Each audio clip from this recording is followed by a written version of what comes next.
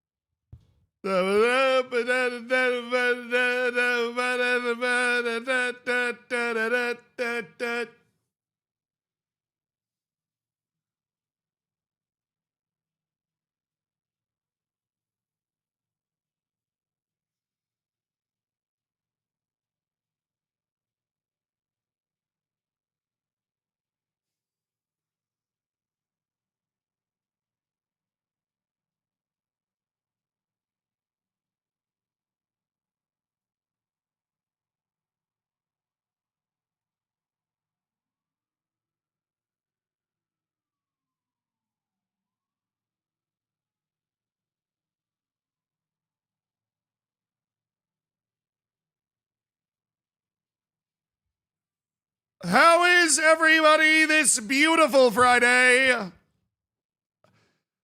Malia till we die. Thank you, Papa Beard, for the 4 years, the 48 months. Oh my, what a first sub of the day. Sterile, thank you for the 63 months. That's an insane number of months. I cannot even count that high. Mike, thank you for the 26 months. I once worked at a calendar factory. I took a couple days off. You're the person that ruined February 29th birthdays for everybody. I see you. I see you.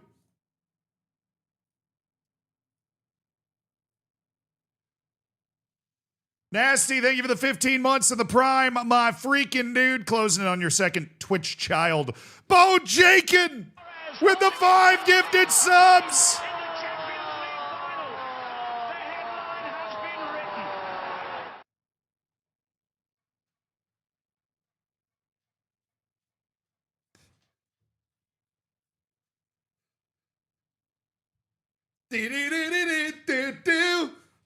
We're jamming out today. I hope you're in a good mood, because if you're not, I'm going to fix it immediately. I don't know how to do that.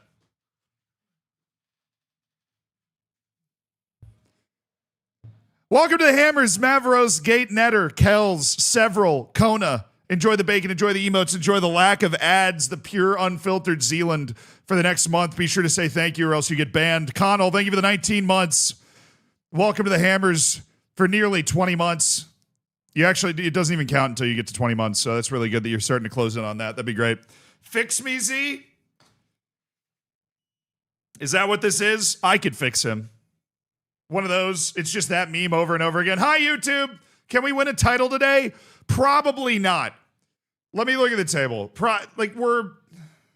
We're 7 points back with 5 to go, and Real Madrid is literally unkillable. But they look mortal this season. Real Madrid's been laying down 100-point seasons like it's their job, but all of a sudden they're at 81 after 33 matches. So, like, maybe. But the maybe is no. I'm a Tottenham fan. Will we be relegated this season? Yes. You will be relegated this season. I hope you're okay with that. I'm ordering a midnight McDonald's. Thoughts? Big Mac. Get a Big Mac. You know what my McDonald's order is? Number 1 large with a Coke, 3 hamburgers. I don't play. If I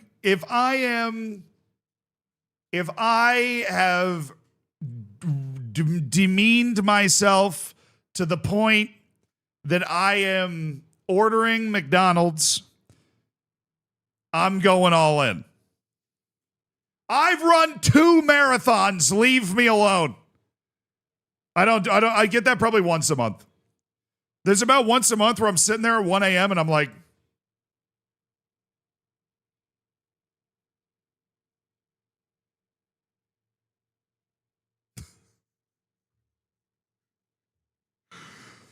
just be sitting there and you're like,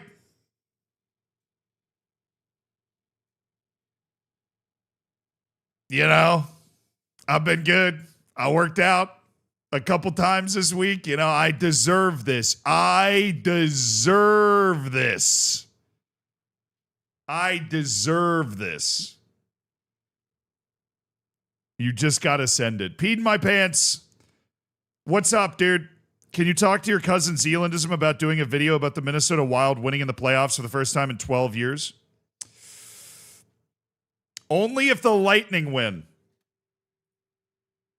Only if the Lightning win. If the Lightning win, then I'll be in a good enough mood about hockey. If the Lightning don't win tonight, then I won't want to think about hockey. G-Chi, thank you so much for the 43 months. Thank you so much for sort of $5 of Jeff Bezos money. Hell yeah, brother. Running Key, thank you for the 2 years. Oh my God. It's been 2 years, Running Key. You've spent a lot of Jeff Bezos' money, and for that, I thank you. Congratulations on your 2 years. Vibing in the Void, thank you for the 4 months. How about those Minnesota Wild? Blah! No, congratulations. Advancing in the hockey playoffs is always an incredibly awesome time. I'm really happy for you. Can we get Zealand to do a Mongolian Premier League video? I don't know why Zealand would do a Mongolian Premier League video. Love for Montreal, fake hockey town, dude. Real hockey towns have their championship parades on jet skis down the river in flip-flops. That's what real hockey towns do. Now, low-key, high-key, the Lightning are playing so poorly. So poorly. Including our all-world goalkeeper who's playing like he's never seen a puck before. And you can't question him because he's like God on roller skates. But I'm going to question him. I don't care if he's going first ballot Hall of Fame. He's playing like garbage. Every goal, it's like, what the hell is he doing? He's just standing there. Thank you for the $10 donation on YouTube. Hook 'em, buddy. I have Academica in fourth in Portugal after 2 successive promotions using your formation with a few adjustments. Can't beat Benfica's 5-2-1-2, though. I love it for you. Conquering Portugal is a journey. I've done it once before with Oriental Dragons back in the day. What a team. That man's been having a terrible year. No, he didn't have a terrible year. I mean, there was one point where we were the best hockey team in the world. We won like 19 straight games. Then the Olympics happened and we came back. And even though Kucherov didn't even go to the Olympics, he's just walking around like, I love Kuch, but he is literally the worst player in the world until he's the best player in the world. There is no in between. There's no sliding scale. He will lose you the game until he wins you the game. And I have been living with that for a long time.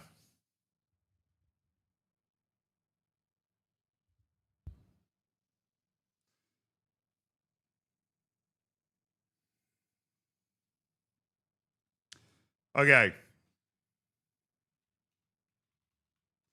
The best player for my Tampa Bay Lightning's name is Nikita Kucherov. Calm down.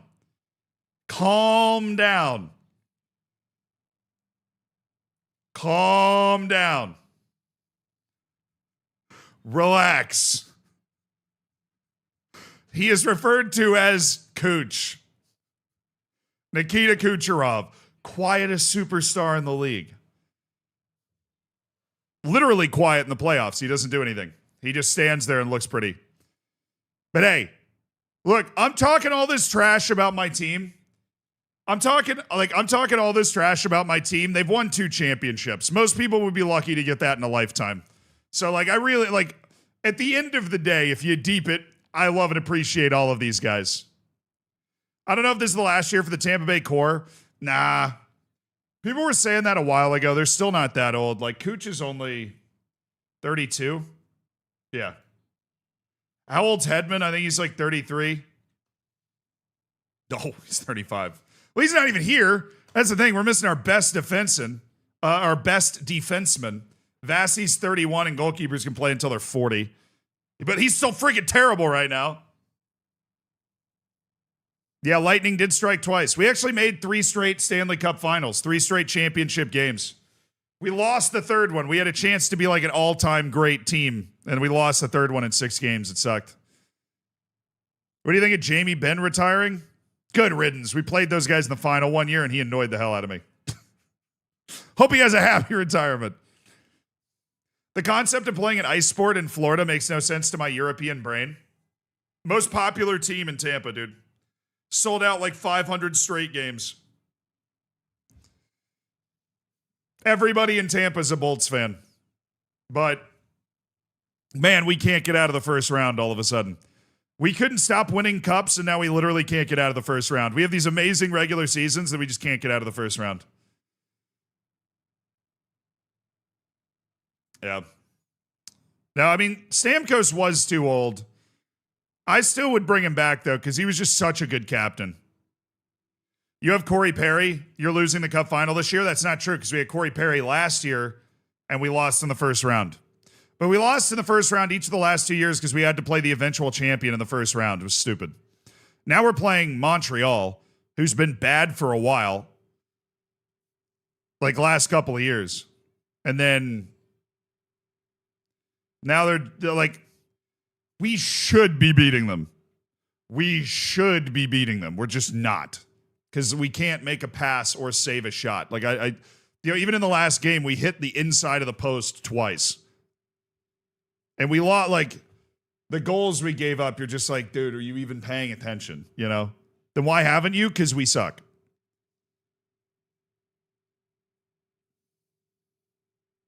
Your goalie is like having current Neuer? No, I don't. It's like having Neuer 5 years ago when he started to get hurt, except he's not getting hurt. He's just getting bad at some point, you know?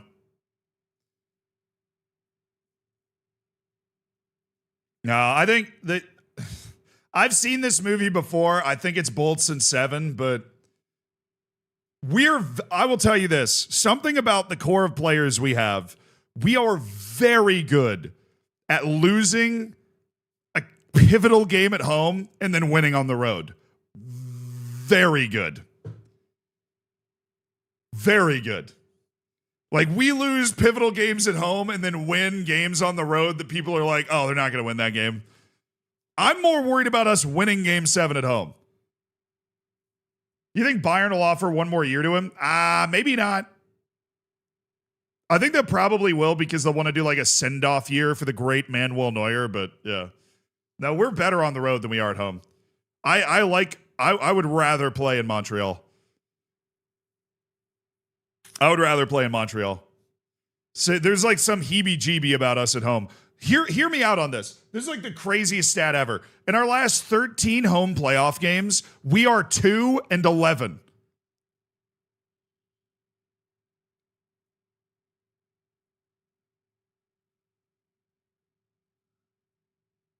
What are we doing? 2-11. How is that possible?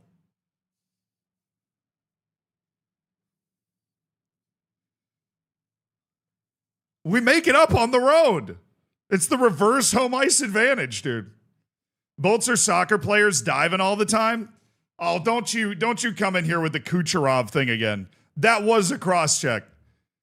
It's a dirty series, and both teams are being dirty towards each other. Also, that high stick was a high stick. He got hit in the face earlier in the highlight, but if you go to the Montreal Twitter sphere, they cut the highlight off so it doesn't show him actually getting hit in the face. It just shows the after he gets hit in the face where the stick doesn't hit him in the face, and he's like, oh, because he already got hit in the face. Did you build on an Indian burial ground? No, we used to be great at home. But now there's like some weird voodoo.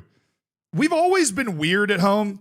Like, I remember there was this series where we lost, the first 2 games we just lost at home, and then we won the next 4 games.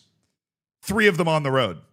Like, we're just, something about the way, especially after Stamkos left, something about the way our team plays is just like where we play doesn't matter at all. Game 4 Slavkovsky hit wasn't called either. That was clean, bro. I'm sorry. That was clean. Didn't leave his skates until after the hit. Slavkovsky was down. That was predominantly to the chest. There was no elbow to the jaw. That was clean. If we can't, come on. We've lost hockey if that's not a clean hit. You got to be able to hit somebody whose head's down, skating laterally over the middle of the ice. You got to be able to, let me show everybody the hit. It was a great hit. It was Crozier, who's like a fourth liner for us, just demolished a guy. That was intentional. That's absolutely nasty. Look at this goal for the Minnesota Wild, dude. If you're into soccer, if you're into football, hockey is the best sport for you to get into. It's such a fantastic sport. It's a pretty international sport too. Like if you didn't get to check out the Olympics, that's an insane play if he's banking that off the skate. He totally is too. That's a crazy shot. But that's not even what I was trying to look up. Crozier. It's probably, oh God, searching on Twitter is always scary. Yeah, look at this hit. Look at this absolute demolition job by Crozier. This is such a, look at this hit.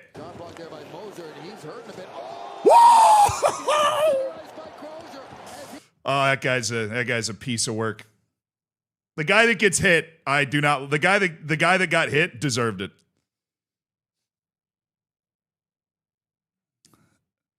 Get off the tracks because the train's coming through.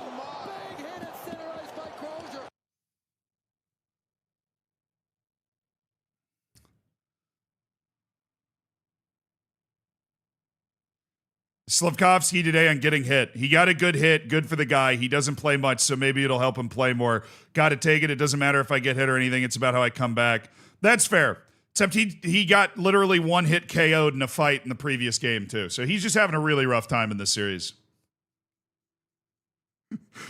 Yeah, I mean, it's true. This was the first game the entire series that Crozier played. It's literally the first game that Crozier played in the entire series. And he came into the game and just took a few brain cells from Slavkovsky. I didn't know you were streaming. Yeah! I know. I'm excited about it, too. I don't know. We'll see. Game 6. Well, Game 6 is tonight. Game 6 is tonight. Hockey's the easiest sport for football fans to learn. Yeah, because it's goal-based. The scoring is the same. You put the ball in the net, and it counts as 1 point.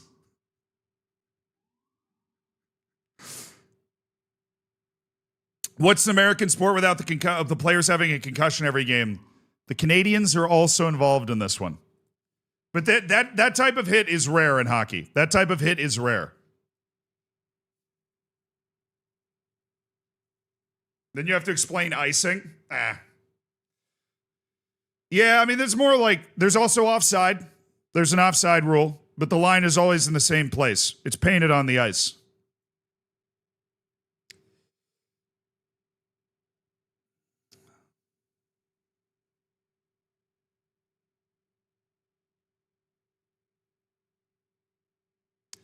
Icing's easy. If the puck crosses multiple lines, it's icing. Yeah, but icing's always it's like a nuanced call, you know?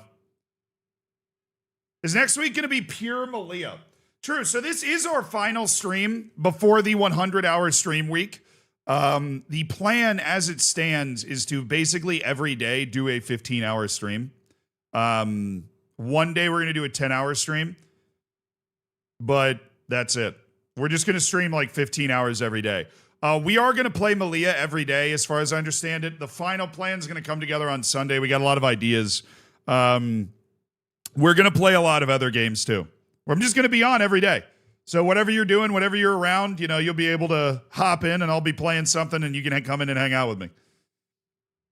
We're not going to be trying fantasy today. Yeah, hockey, dude. Hockey, playoff hockey in particular, is a magnificent sport. Magnificent. Canadians play basically all the same sports that Americans do. They play football. They have a football league, like an American football league, quote unquote. The Canadian baseball team plays at the World Baseball Classic. They're pretty good. The Canadian basketball team is one of the best basketball teams in the world. Can definitely give the U.S. a run for its money. I mean, one of the best basketball players in the world, Shai Gilgeous-Alexander, as much as I freaking hate him, is Canadian. And he's not the only, like, really all-world player that's Canadian. Basil, thank you so much for the 58 months. I recently heard you're a big fan of the Ottomans. I'm also a big fan of that when I am shopping at IKEA. Very Byzantine answer, man. Very Byzantine answer. Tony, thank you so much for the Prime. Welcome to the Hammers. Enjoy the bacon. Enjoy the emotes. Hell yeah, brother. Why do you hate SGA? Why do I hate SGA?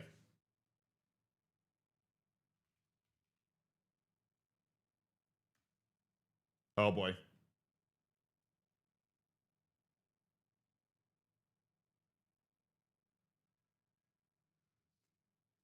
Because he's a flop master, bro. Look at these flops, bro. Look at, what is that? Why are you just falling over, man? This song is so fitting to be on right now. I mean, it's a screen, bro. I can't wait for this flop. Look at this flop. Oh, it just fell over. Oh, it's a foul. Oh, God, I fell over. It's a foul. Oh, God. It's haram. It is haram ball.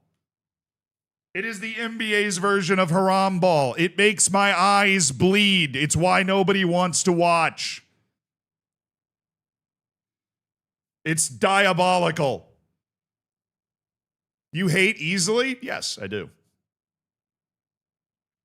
I want to be clear here. I think hating is an ethical exercise. Like, if I met Shai Gilgeous-Alexander, I would dap him up and be like, hey, what's up, man? You know, I wouldn't be one of those people that's like, boo, I hate you.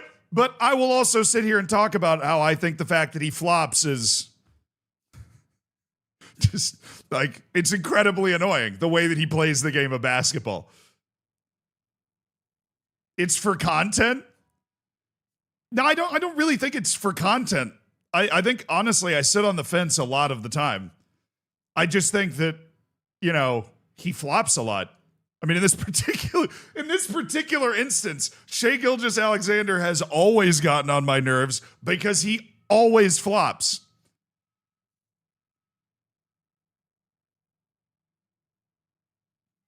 That's it. Bron also flops a lot. He does. LeBron James is also probably the most talented basketball player in the history of the world ever.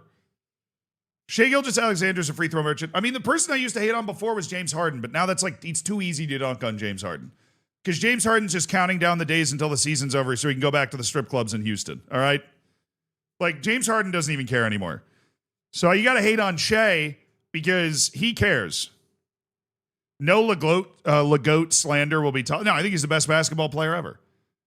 LeBron is. I think LeBron James cares if people like him. Michael Jordan did not. I don't know if that makes you a better basketball player, but it certainly gives you more aura.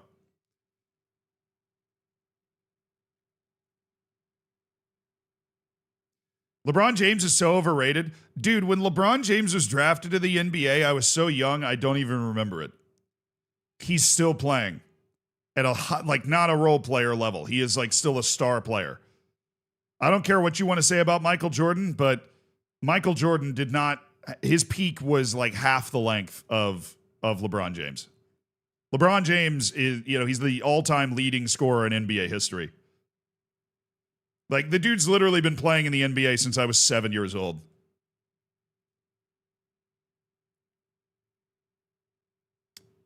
Larry Bird was by far a better player. I mean, I just don't think that's true. I mean, if you watched, like, really prime LeBron, which LeBron hasn't been in his actual prime in a long time, but really prime LeBron James, that guy dragged a rotting corpse to the NBA Finals. He dragged a rotting corpse to the NBA Finals, otherwise known as the Cleveland Cavaliers. Like, it was just...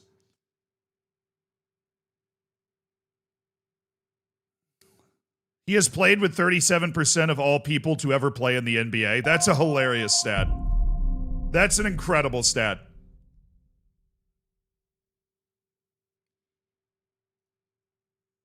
Captain Ginger, thank you for the 56 months. They responded with, sure, how about 8 tomorrow? 8 is a ludicrous number of drinks. I cancelled playing a back 3 tactic and there's no Clubinho to play in it. A travesty. That dad joke was a C+. But the back 3 tactic being canceled because you don't have a Clubinho is particularly brutal, man. That's rough. Hey, Vea Viper, thank you so much for the tier 1. Welcome to an Elite Online Gaming. My Could you dude. look at Atletico's Oh, Waldo. manager in your save? I found you. I was very surprised to see who it was.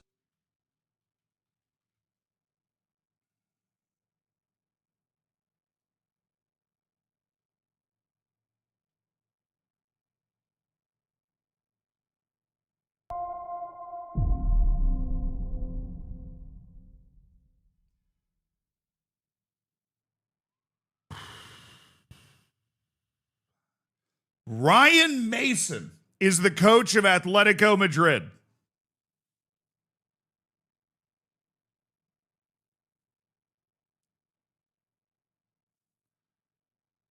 Now, are we finishing second? We could.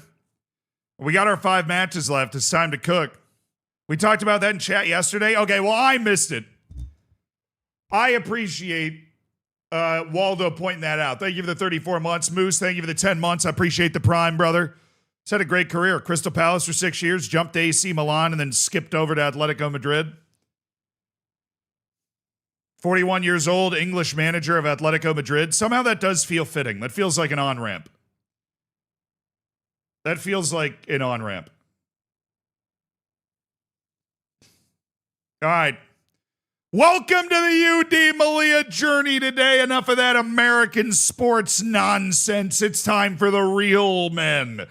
The Flophosaurus Rexes of the soccer world to take the banner and carry it forward. UD Malia's got 5 matches left. We are 7 points off the top of the league. Unfortunately, would be super sick if we were closer than that, but we're not. So, look, I didn't expect us to be that close to the top of the league to begin with.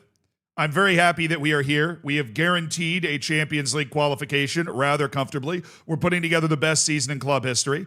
Obviously, it helped a lot that we didn't have the Super Cup and we didn't have whatever the hell we didn't have any European competition this year, and we've taken advantage of that. You know, we've been able to stay healthy and we've been able to play our star players in a lot of the matches, and I think it's made a big difference.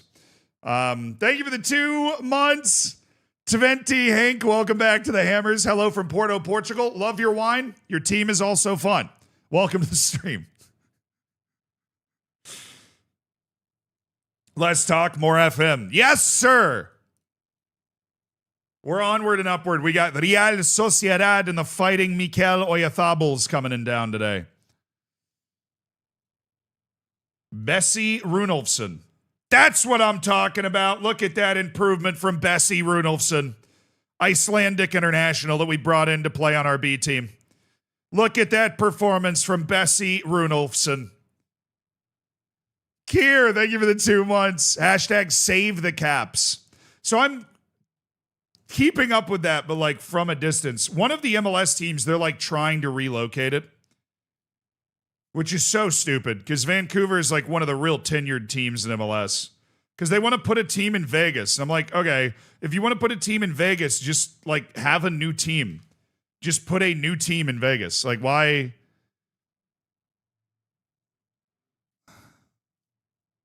Why would we do this? But yeah, look, they're trying to move one of the teams in MLS, and it's really stupid.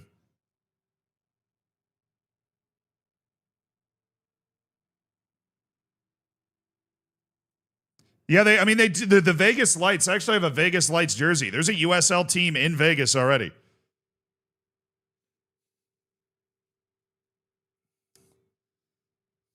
Why does every sport want a team in Vegas? I don't know. The funny thing is that hockey moved there first. Hockey put an expansion team in there, the Vegas Golden Knights. And now the Vegas Golden Knights are like by far the most beloved team in Vegas. Nobody wants the Oakland A's anywhere. And the Raiders are like a forgotten franchise. They left Oakland to go to Vegas, but nobody in Vegas really likes them. Who wants to play football in the desert? I mean, to be fair, the United States has a lot of biomes that you just kind of have to deal with playing in. I love the A's. I mean, that's cool, but I meant like in Vegas, nobody wants the A's. They just want, yeah, like Vegas is a big city. It is growing a lot. It deserves to have a couple of professional sports teams. The Vegas Golden Knights were a great addition. Moving the Raiders there was stupid. And now they're trying to move a baseball team there. And now MLS is trying to move one of its tenured franchises to Vancouver. I don't get it, man.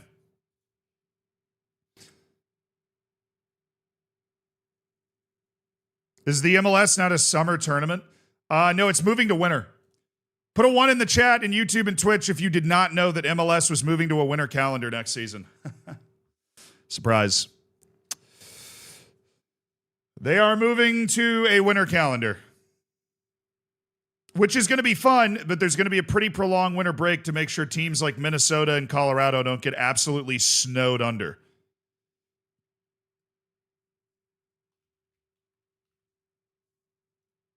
Imagine moving a team. No, moving a team is always stupid. I think moving a team is literally always dumb. No. Well, they drew at Manchester United. That's not a terrible result. But it has dropped them down to 18th because Ipswich went out and won. Bro. It's not a bad result, though. Like, I can't actually be that mad at them. Getting a draw at Manchester United is fine. Urbanic scored. They were actually down 2-0. Yuri Urbanic scored again. Come on, big dog. Up that value, baby. Up that value. All right, Avande.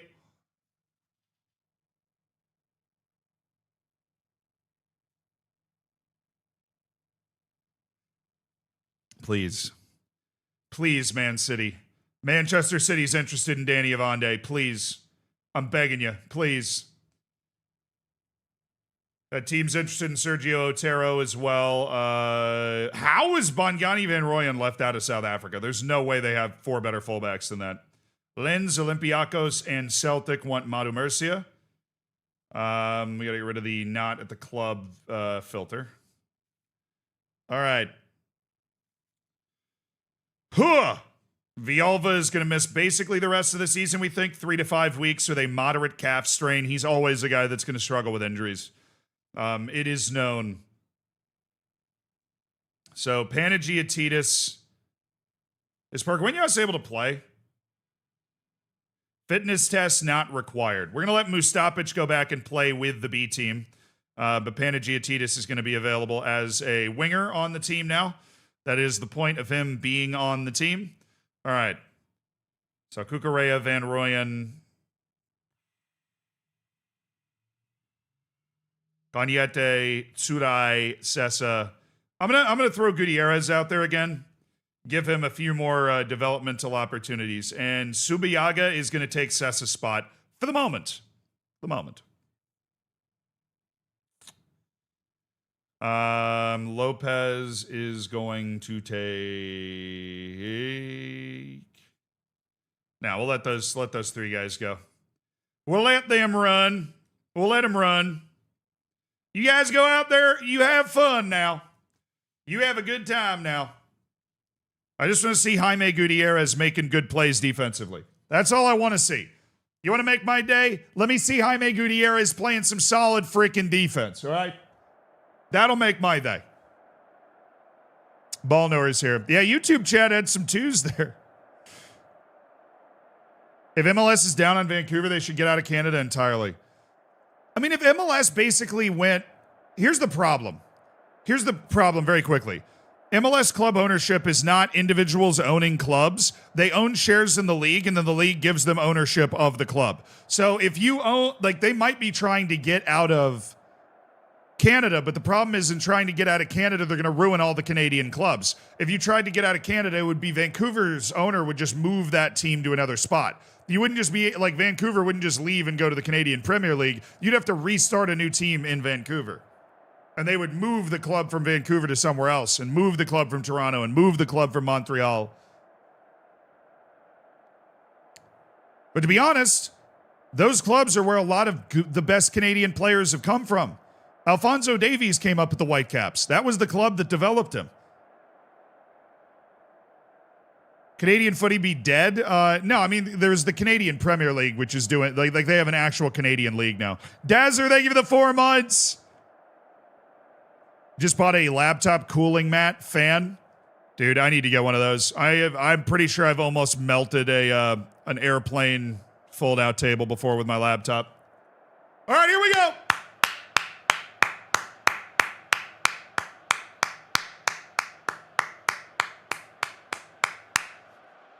Here we go.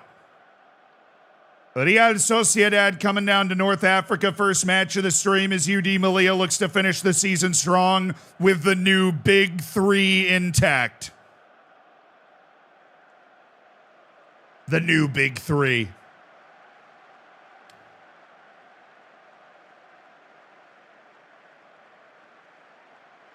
Still possible to be champions? Yeah. I mean, mathematically it is. I don't expect Real Madrid to drop 8 points over the last 5 matches, but theoretically they could. Zealand has repeatedly said he isn't Zealandism, and there's no real reason to doubt that. Similarities in style, setup, and delivery happen all the time in content creation. That said, it's genuinely impressive how two completely different people can have the same voice, room, mannerisms, and timing. Just shows how influential Zealand is. Thank you. I think it really is just a flex for me, to be honest. Is Ryan Gauld still at the Whitecaps? I feel like, yeah, he is. Who are you going to get to replace him, though? I mean, if Danny Avande goes to Manchester City for a bag, there are other center backs that we would be able to go in and get. Right? The issue with Danny Avande is that he's not going to ever get Spanish nationality, right? So using one of our foreign player spots on him is always tough. Even though he's a great center back who plays like every match. Bongani Van Rooyen's going to shoot, isn't he?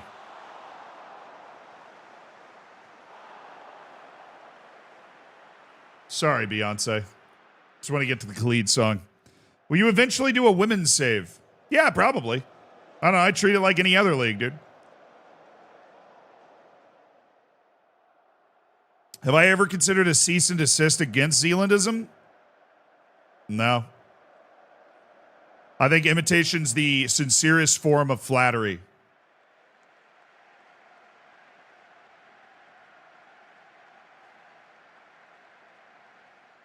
All right, not a lot of highlights going in this one. But we have another set piece, so maybe something. Evande! Oh. Good win on that header.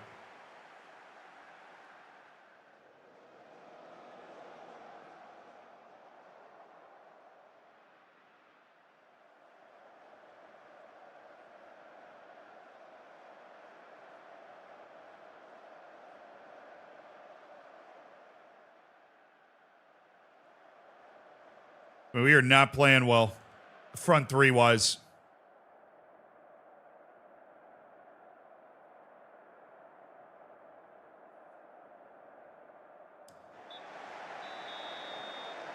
Hey, yell at Ruben Jurado. I yelled at Ruben Jurado. Let's see if he can do it. Let's see if he can handle the heat. If I turn up the heat in the kitchen, oh my goodness, it's the 16-year-old. Enrique Zubillaga has not scored for the club. Zubillaga! Oh! He hits the post! What an effort from Enrique Zubillaga. All right. Solid work for... Oh, that wasn't a... Urban, thank you for the 22 months, my man.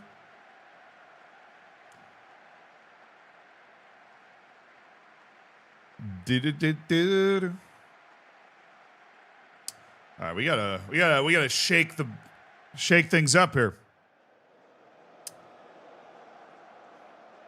See if we can find somebody that wants to score a goal today.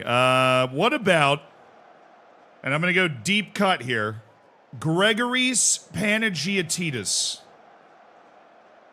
What about Gregoris Panagiotidis? What do you know about Gregoris Panagiotidis? Put in Cucurella, he's going to give us a little more offensively. Putting in Miguel Rubio, he's going to give us some juice. And, Zubillaga's been okay.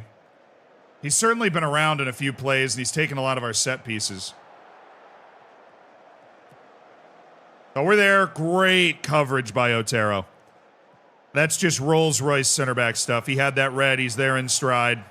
Guy didn't have a chance. The mental ability to read the game and the athleticism to stay. Oh, he's on. He's onside.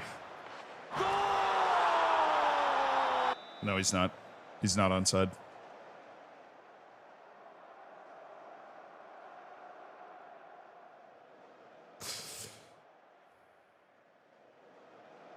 He wasn't. I don't know why you would think he was onside. That's just foolish, guys. What are you talking about?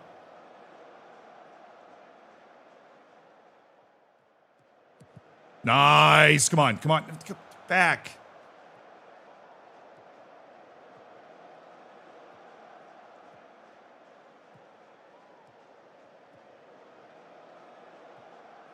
Forward. Oh, boy. Yeah, he was offside. That's what I freaking thought. Yeah, he was off. Good call, ref. All right. Pargueñas and Sessa. Pargueñas and Sessa coming in. Pargueñas has got like tendonitis in his knee, but he can surely give me 18 minutes with knee tendonitis. Come on. That's not even a real injury. It's a fake injury made up by Big Knee to keep the man down. Come on, man. Come on.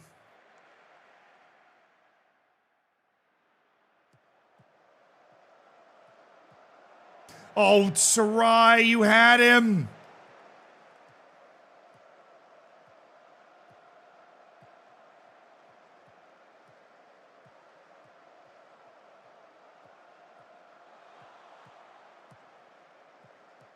He's off again. He's off.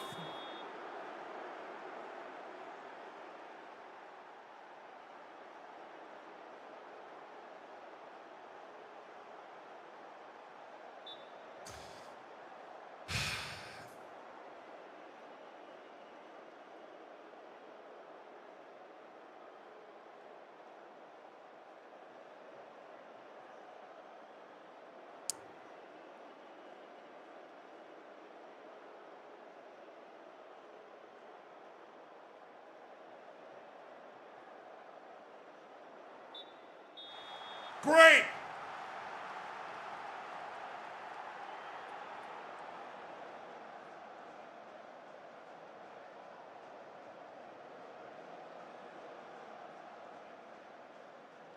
They're just getting outplayed today, dude.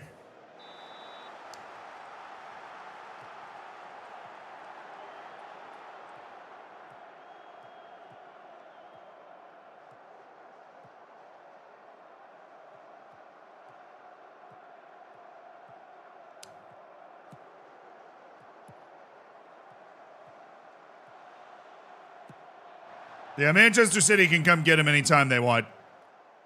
They can come get him anytime they want to. That was dog water right there. That was terrible. All right, man, we created absolutely nothing this entire game. I mean, we really didn't create anything. That was a lifeless performance. I'm just going to yell at the team and go on to the next game. That was completely lifeless. Didn't create anything. Didn't do anything. Didn't, there wasn't a pulse to that game. There was not a pulse to that game. Alejandro Pargueñas is on a pretty significant goal drought, I think, in terms of minutes. Now, he hasn't come off the bench and influenced the game in a while, unfortunately. Who? Oh, my goalkeeper. Nice. My goalkeeper made the team of the week. You know, I didn't see a lot of highlights that made that look that good. Okay? Yeah, I know. Sessa's waiting for that. Sean Gigo needs to go to a language course. Agreed. Mentoring unit has had a nice impact on Enrique Subiaga. We like to hear that. We do like to hear that. Pedro Lopez needs more match time if he's going to realize his full potential. Is he not at his full potential?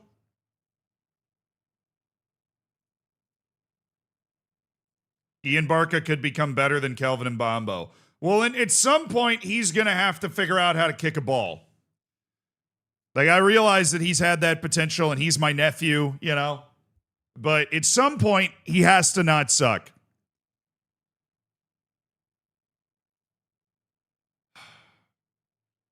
Yeah, we're 10 points back with 4 to go. I mean, mathematically, we're right there, chat.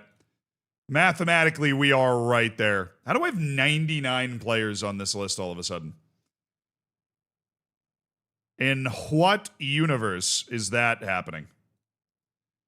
Claudio Farias.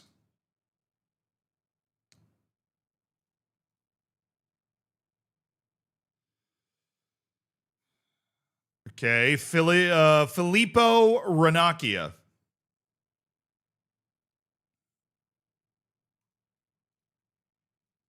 Alessandro Cersanti. These are all the guys that are just on my maybe list. It's good to have that stuff prepped, but how do I have a 99 person? I don't even know. John Rodriguez at River Plate. Jean Benguera. I still like this guy. I mean, my staff doesn't like him. I still think he's good. I still think he's good and fun.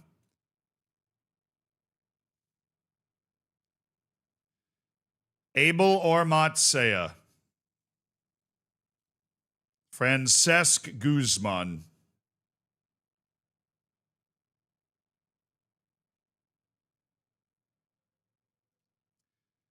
No. There's just too many massive gaps in his game that you just know he's never going to be able to patch up as long as he lives. No. Mohamed Samara, the Jordanian striker at Rubin Kazan in Russia. Look, I love everything about that, but I see very few opportunities for that guy to actually become a member of my first team. Very few. Jose Daniel Marquez, Deportivo Guadalajara. I'm going to put him on the BS list. David Galarza. Oh, he's only 750,000? Yeah, then we're looking at it. We're looking at it pretty heavily. Henrik Stave. Every time we get one of these center backs coming across our desk, we gotta take a nice, long, hard look at him. Oh, he's a model citizen too? Oh, speak to me. Likes a big match. Whisper sweet nothings in my ear. That guy's pretty good. Now, Boja Militic. Emil Todorov. He's pretty good. I mean, I know he's 22 and that potential, like, he's not really ever going to become a great player, but Emil Todorov is pretty good. Yudi Merito. Colombian playing at Monaco.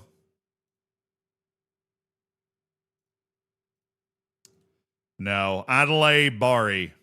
Couple of Guinea-Bissau guys on our short list, which is always fun. Very tall winger. Obviously, we've found some success with very tall wingers recently, so I don't think I'm going to just let that guy go. I don't think I'm just going to let that guy go off my short list. Michael Kuzma has 38 U21 caps for Slovakia.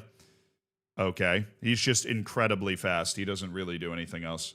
I don't think we need to keep an eye on him. Because they're already going to be charging, like, the money that they should be charging for him. This guy goes into the BES list. Be a great signing for the B team. Then his value increases a little bit, and we go, ooh. Lazen Lozada is a B team yes list guy. Erickson Rosario is a no. And I think we can just safely say no all the way. We can just discard that scouting report entirely.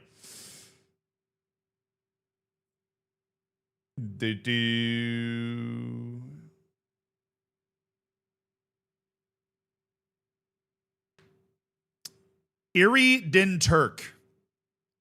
Resolute.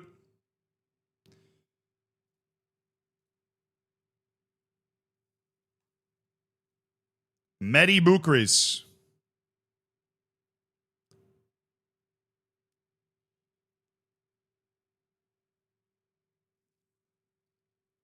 I don't know, man. He's unsporting. I like, I like a really I like a sportsman type player. Somebody with the sportsmanship necessary. Youssef Labyad. Rob Goosens Thiessen. Wonder where he's from, man.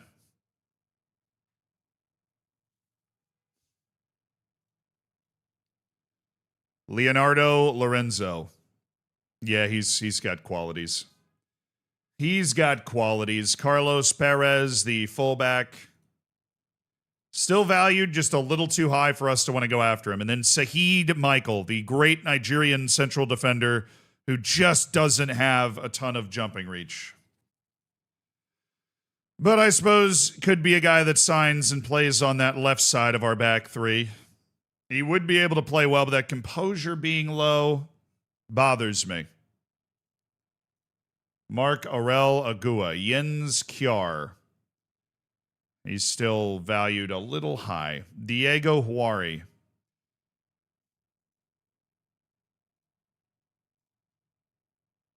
Maybe put him on B team, yes. Raul Briones.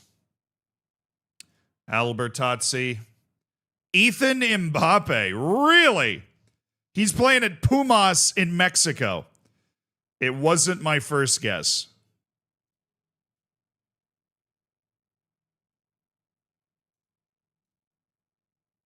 I just don't think we ever end up making that move. Kevin Zeroli.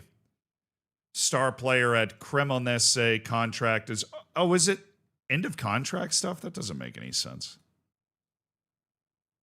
At this point in the season, that doesn't make any sense at all. Angel Fonseca, an 18-year-old attacking midfielder from Ecuador. His future is bright. I just signed up for my company's 401k. I'm kind of nervous though. I've never run that far.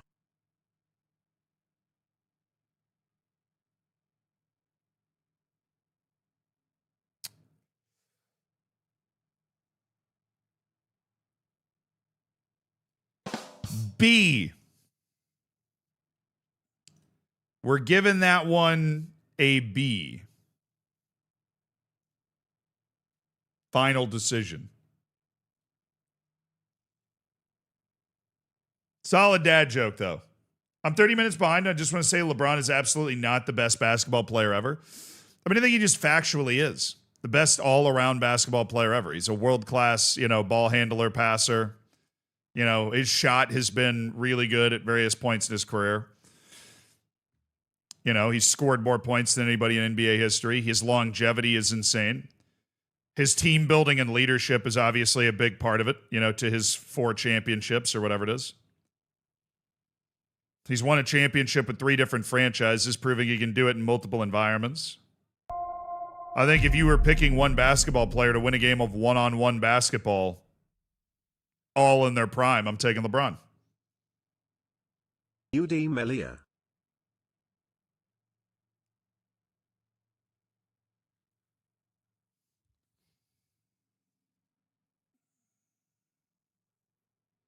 I'm taking Wemby though. I think prime LeBron. I think prime LeBron beats Wemby in one-on-one.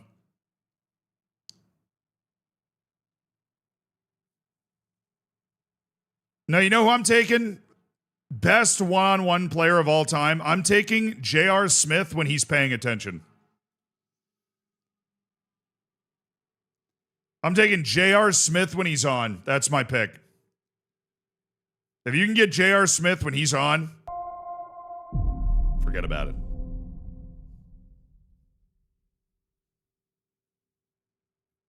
Patty, thank you for the 55 months. It'll be a sad day when LeBron retires. I think it's going to be pretty annoying. I think LeBron's going to have a pretty annoying... Oh, here's one of the guys.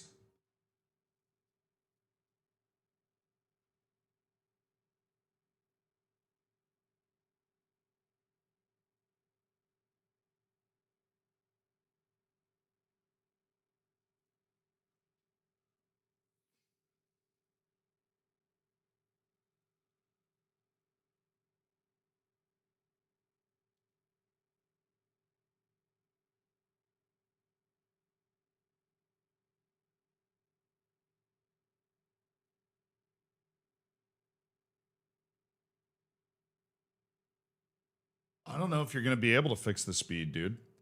I don't know if you're going to be able to fix the speed. I mean, his off the ball adds a lot, but like, I don't know. I don't know if you're going to be able to fix the speed.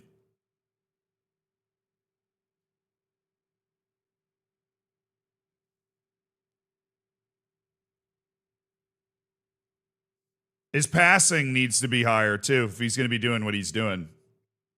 What a weird player. What a strange player Joao Aguiar is.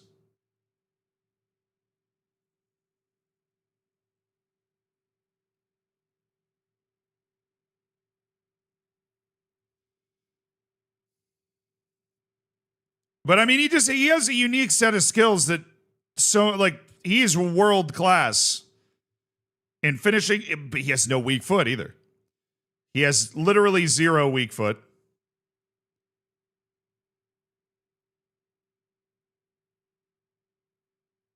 Maybe Thomas Muller energy. Yeah, maybe he's just kind of like that. I mean, it's all just his movement and his understanding and flow of the game, and his touch and technique, with the ball is just otherworldly.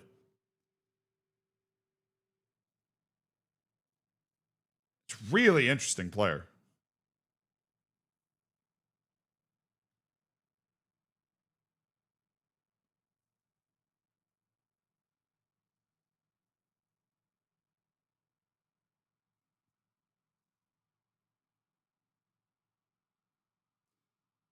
All right, well, that's curious.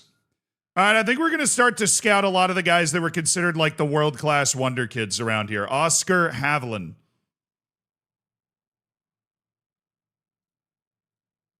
Pachequinho from Palmeiras, Brazilian youth national team player valued at $13 million. Nikolai Poulsen. I kind of like 19. I think he's kind of nuts. If he had 5-star potential, I think I'd be all over it. I'm still going to put him on the S list. Mateu Wirtz. Where's the potential, man? Where is the potential?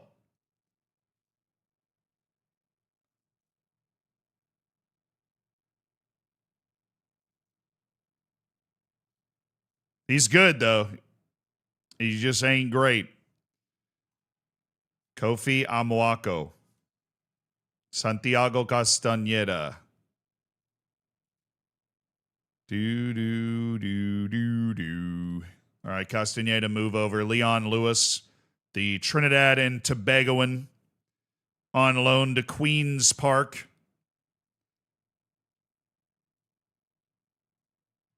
Rostislav Ponkiv. No.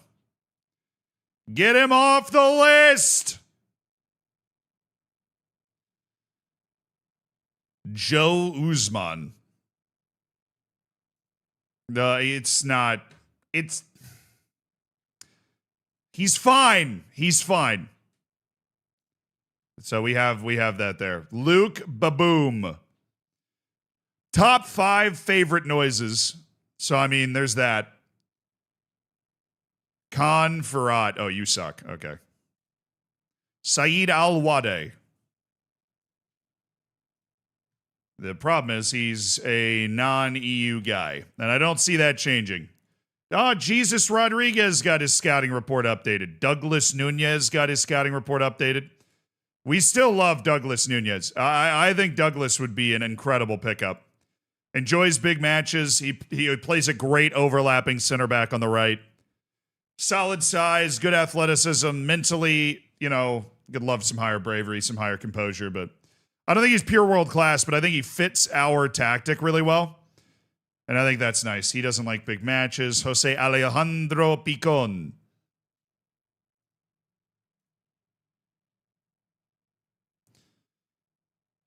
Okay. We'll keep him on that list. Pavel Lucas. This is one of the center backs that we upgraded to the yes list. Joe Jae-woon, a left wing back who's got crazy dribbling and crossing. 23 years old, very regular in the South Korean team. Yeah, worth keeping an eye on. Caesar Salad Sanchez, my boy. Jaakko Forsström, 21 years old with 18 Finland caps. You know, we love Finland. Already have one great Finn player. We can move this guy to the BS list. His crawl, Credence Frembach. Best name in the game. I'm going to miss having him on the list. Sinna Haidari. Doesn't move well. Obviously, technique is going to be a bit of an issue, and we're not projecting him to be able to develop that much. And he still counts as a foreign player as well. I think we're going to go ahead and drop Sinna Haidari completely. We're not even going to consider Sinna Haidari now. Dariusz Raklovsky. How do you pronounce that L with the line through it, chat? How do you pronounce the L with the line through it?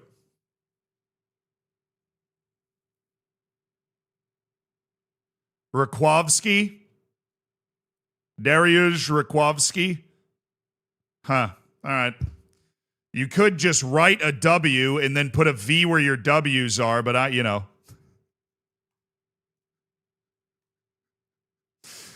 Yassine El Gamarti. He's got a well-rounded skill set that fits kind of what we're looking for in our central defenders, so we appreciate that. Bertan Zeilmans. Oh, that's big boy. Bertan Zeilmans is big boy. Dries Rajoni. How do you pronounce the W? V.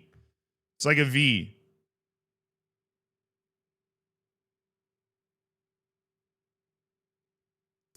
Not only did the Wild win, they beat the team that abandoned Minnesota.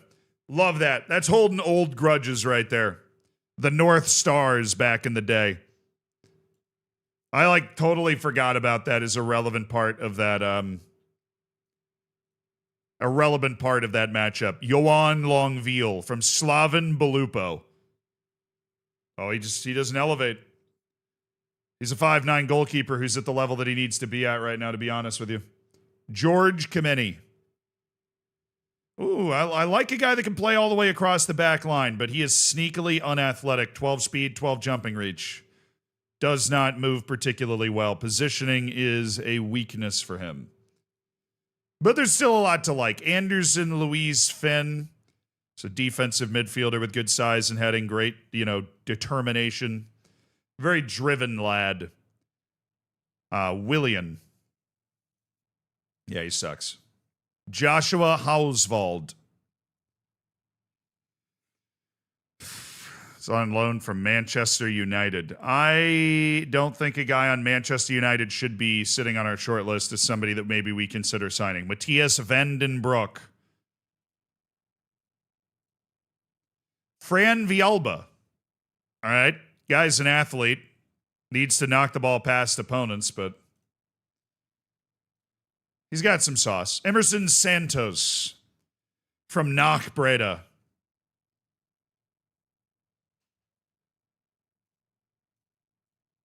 Abdulrahman Saber. No. Pablo Sepulveda. The value he has just keeps going up, man. I don't know. We almost had the opportunity to sign him a long time ago, but David Toledo. I don't think we're going to be able to get that guy any. Oh, Delman Villamil. We already signed this guy. He's literally joining us when the window opens. 19-year-old Kasper Karlsson from Copenhagen. Plays a solid right back, but his brain sucks. And he certainly doesn't have the qualities to be able to play as an attacking midfielder. I don't know.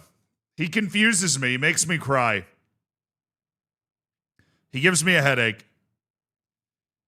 Emmanuel Almeida. I don't see it. Masaharu Ichimori. I don't see it. Hossein Rahimi. I don't see it. He doesn't have near enough tools for the level that we play at. Nikolai Dahl Sorensen. Julio Campos.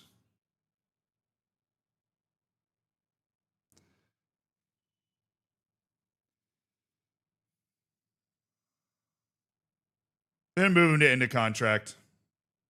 I'm not giving up on that guy. I actually like his attributes. Elson Gomes. Why is his value so low? I feel like Sporting normally isn't undervaluing their players. If anything, they are overvaluing their players. Bertrand Keita. Tomas Kozak. Okay, last couple of guys here. Tomas Kozak gets...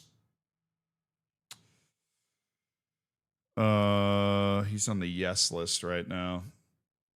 He doesn't have the boom potential that perhaps we're looking for. I think I'm going to move him to the BS. Hamidou Makalu. He's a fun defensive midfielder. Way too expensive right now. Way too expensive right now. Diogo Aquino. Well, he moves well. I think we go ahead and toss him on the Wonder Kid list. All right. Scouting report handled. Thank you very much. Yeah, that striker is weird, dude. That's that Portuguese striker playing in Switzerland. 21st touch, 18 finishing. Like, what do I... But he doesn't move well. What do I do with that guy? Have him drop in? Have the other guys fly around him, I guess?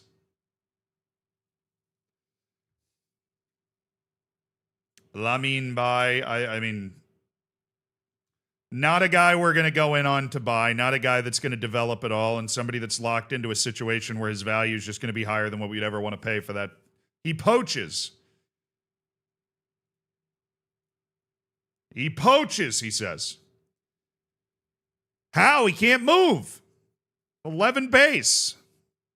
How are we ever going to have a world-class striker with 11 pace? It just feels wrong.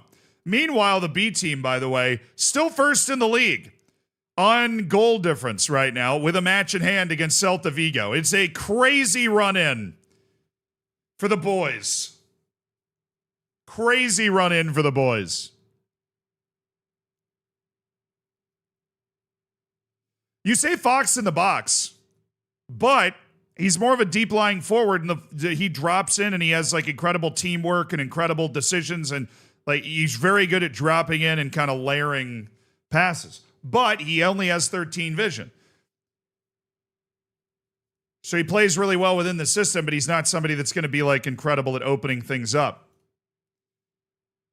Oh, Atletico Madrid beat Barca in the final. We lost in the round of 16 to Sevilla, so it was not our year in the Copa del Rey. We got to the semifinals 2 years ago. That was our first deep run. Sevilla got us in the round of 16. Our bogey team, Sevilla, got us in the round of 16. He seems more like a Klose than a Muller. I mean, in the sense that he can't play anywhere else but pure center forward, then yes. Maybe he is like a Klose. Maybe we shouldn't give up on that archetype of player. Maybe we should believe.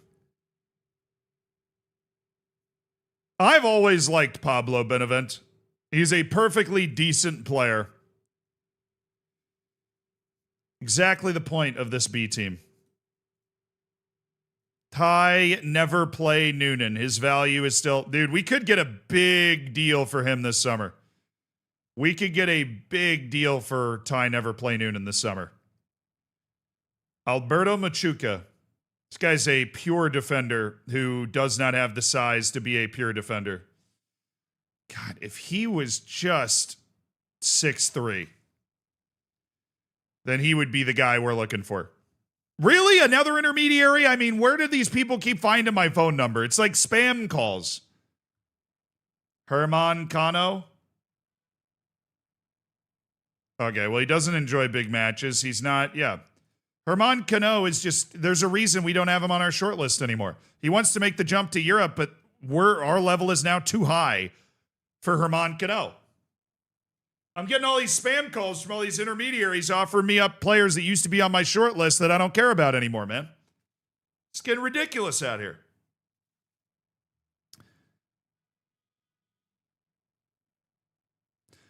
I want to hear your take on people going to the Mercedes-Benz Stadium on foot in Atlanta. That should be fine. That stadium's like in the middle of downtown. Are they trying to stop everybody from going to the games on foot in every city? Because I know they're trying to stop it in New York. The war on walking continues.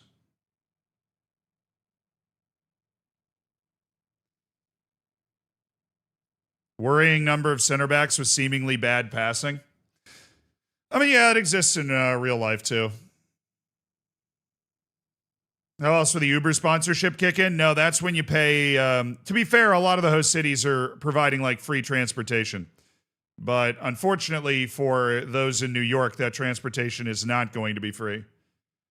I'm going to send this guy to injury rehab, Gianmarco Villalba. Unavailable for today's game.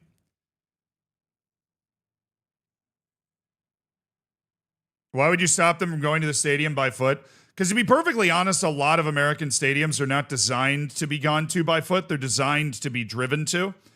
And so if people start walking, the thought process here is that it is not safe because the way the stadiums are designed, there's a lot of like big roads and lots of traffic and whatever. And it's like, you're going to cause huge traffic jams and people are going to get hit by cars, basically. That's the thought process behind trying to prevent people from walking to the stadiums. It's not just like 100% purely some sort of money grab. There is like at least a logical defense behind it. I'm sure the money the money grabbing aspect does not hurt, right? But it is that's the thought process. All right, Danny Avande is his determination's going up. Sergio Otero, little up, little down. All right. America's a silly place. America is a driving first country, and that is obviously foreign to a lot of people. I prefer walking, personally. I live in one of the very few walkable cities in the United States, if you hadn't noticed. But the United States in general is designed to be driven. Everybody gets their license at 15 or 16, and everybody drives. And now, if you're like a driving company or whatever, you're able to lobby to make sure that that stays the case. You know what I mean? You're able to lobby to make sure that that stays the case. So it's pretty easy to keep it, walking. America's big. And so they're, after, I don't know, it's an interesting, I love history. So basically, after World War II, there was this explosion of suburbia where the idea of living in the inner city was like cliche and for poor people. And if you were rich and cool and like successful in life, you lived in suburbia and had more space. But all those people in suburbia needed to work in the city. And so they would work, you would live in suburbia and you would drive into downtown.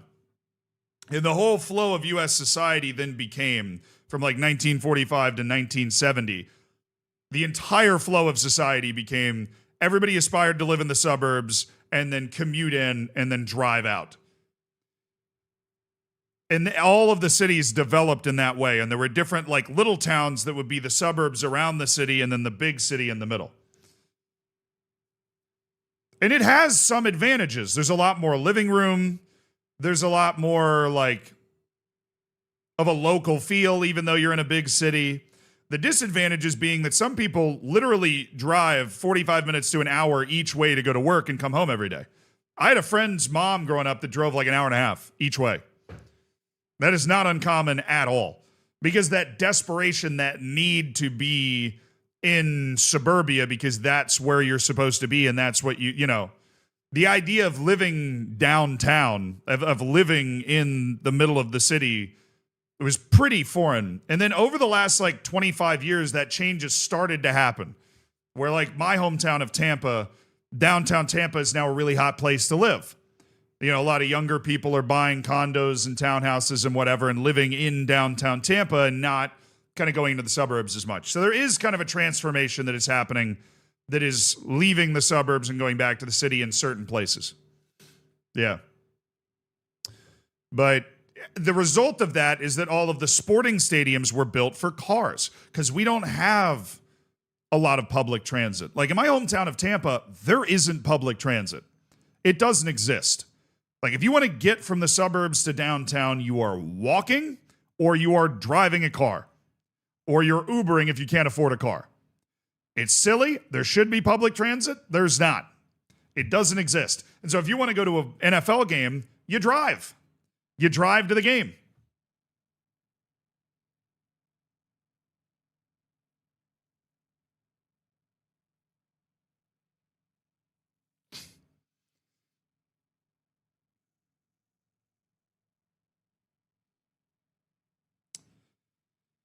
All right, Rubio, go. Go get Van Royen. We're going to do Mbambo, Lopez, Gerardo. I like the way Salvatore is playing, and I want to get Gerardo back at that striker spot, and I want to get Lopez a start. I mean, it does exist. Well, there's like a trolley downtown. And there are buses, but I don't even know where they go. There's not a lot of them. Yeah, my drive to high school was like 20 minutes each way. Like we'd wake up in the morning, get ready. I'd put my cereal in a cup so I could eat it at stoplights. And then we would drive like 20 minutes to school and then, you know, park, go to school and then drive 20 minutes back.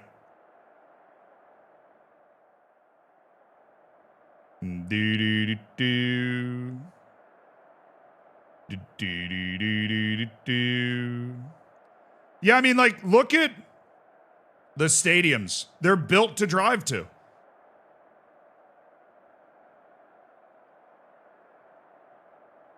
This is MetLife Stadium. This is where the World Cup final is going to be played. And it's built to drive to.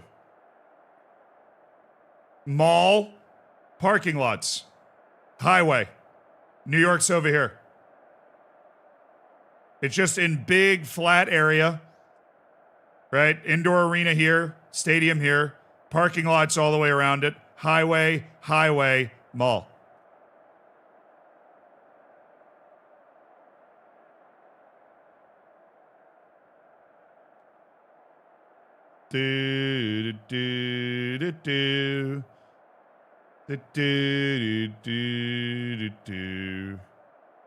That's where the World Cup final's being played. Cannot wait for people to have to navigate that. I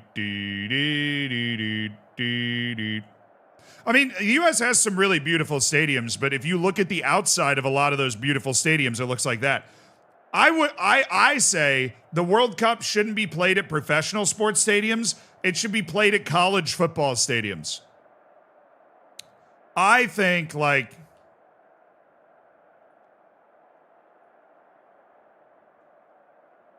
playing the World Cup in the college football stadiums would have been better.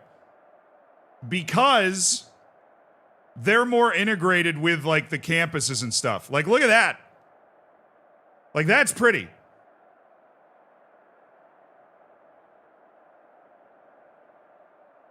Like, the college sports stadiums are usually way more integrated. The professional sports stadiums are usually more like a little out of town with this, like with the parking lots and stuff.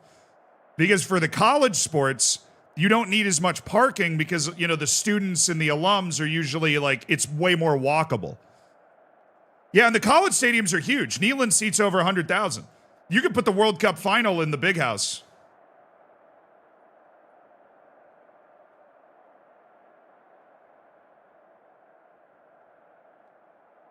The Big House seats like 110,000.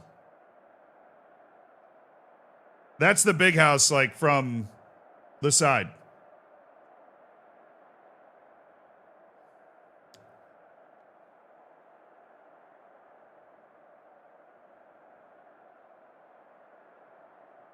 The environmental impact on the campus would be so bad. In what way? I think it would be super cool.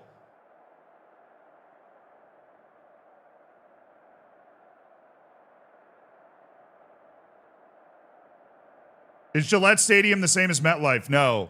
Gillette Stadium is where the Patriots play. That's outside Boston. Oh, meaning not walkable. Probably, dude. Foxborough's like 40 miles from Boston, so everybody's going to be getting hotels in Boston.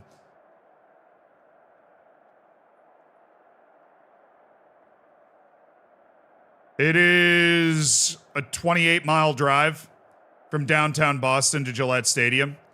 I mean, it's like, it's pretty far outside of it. It's closer to Connecticut than downtown Boston. They do have trains running, so we'll see how that goes.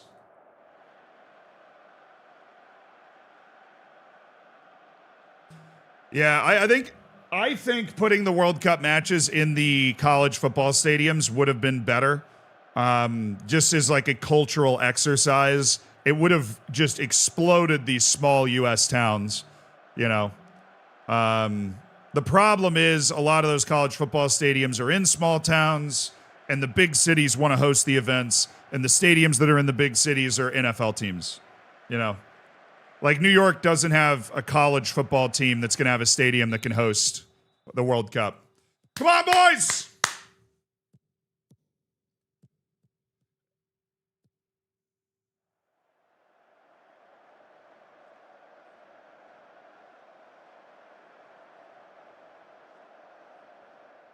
Also, the students that are still in school, it's summer break, dude. The World Cup's over the summer. There would be some people there doing summer classes, but you honestly probably be able to turn the dorms into hotel rooms if you really wanted to deep it like that.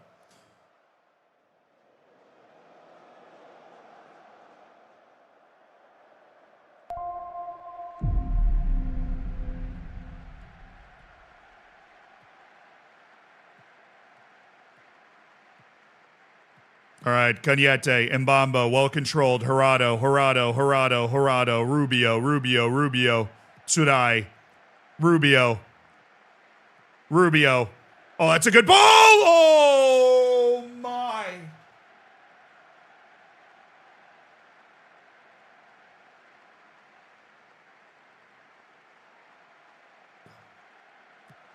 Could FIFA have given them certification to work with... Dude, you wouldn't need to do major work on college stadiums to be able to host World Cup matches. Like, at all. Those stadiums host massive sporting events.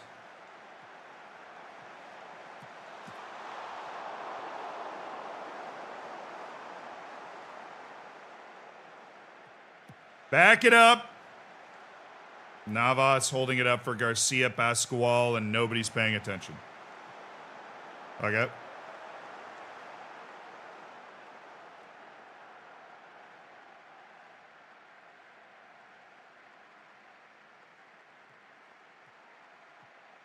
I think we just tight mark both those guys. We have 3 center backs. They got 2 strikers. We should be able to lock down on that pretty hard. Come on, Pedro! Come on, Pedro! Lock in, man. Lock in. Just standing there until they take the ball away from you. Lock in. Aaron, thank you so much for the 16 months.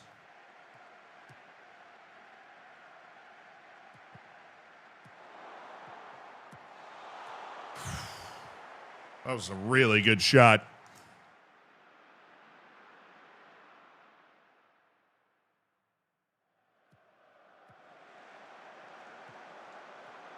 We can handle multiple World Cups at the same time? Yeah, probably. The United States has more stadiums. I would be absolutely stunned if any country came in close to the U.S. in number of stadiums.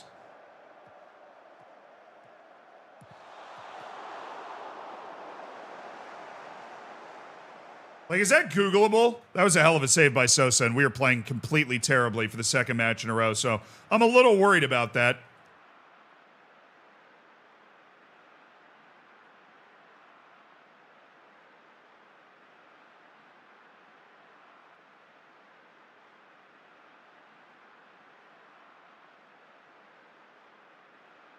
Over 100 NCAA Division I FBS football stadiums alone seat more than 20,000.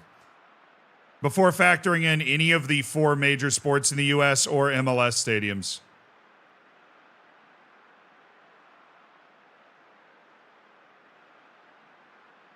There are nearly 100 stadiums that seat at least 50,000 people. There are 296 stadiums in the United States that seat at least 15,000 people. And there are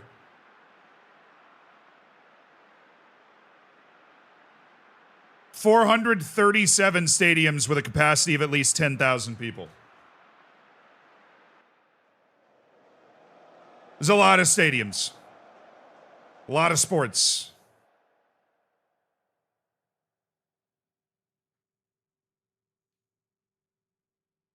Why? I mean, they're all used. They're all for a team.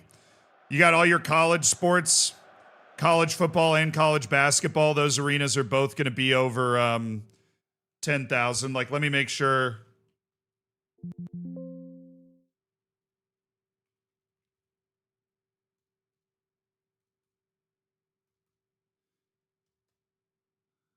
I don't even think this is right, dude. William Dick Price Stadium for Norfolk. Williams, Bridgeforth, City Stadium, Kornblau, Zabel. I don't even know that one. The Diamond, Harbor Park. This doesn't even count indoor arenas, dude.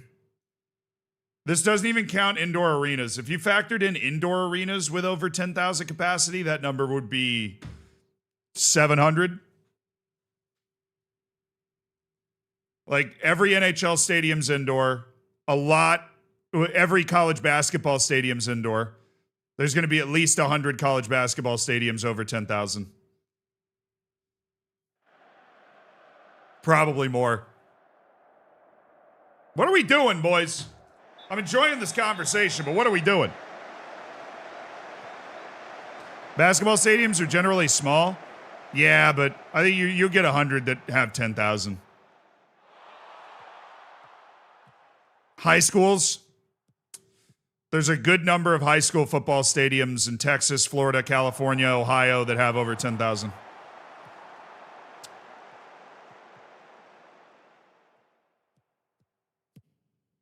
Bring it down. Yes. Come on, let's go. Give me the song. Give me the freaking song. Give me the song. Come on, it's Kelvin and Bombo.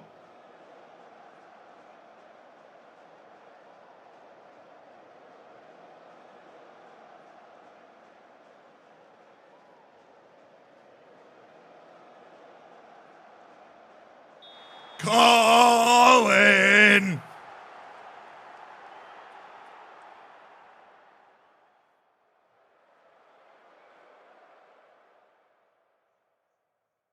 And Bombo. And Bombo. And Bombo. Thank you, Captain Kelvin and Bombo, once again. Oh, nice save by Ruben Sosa. Attaboy.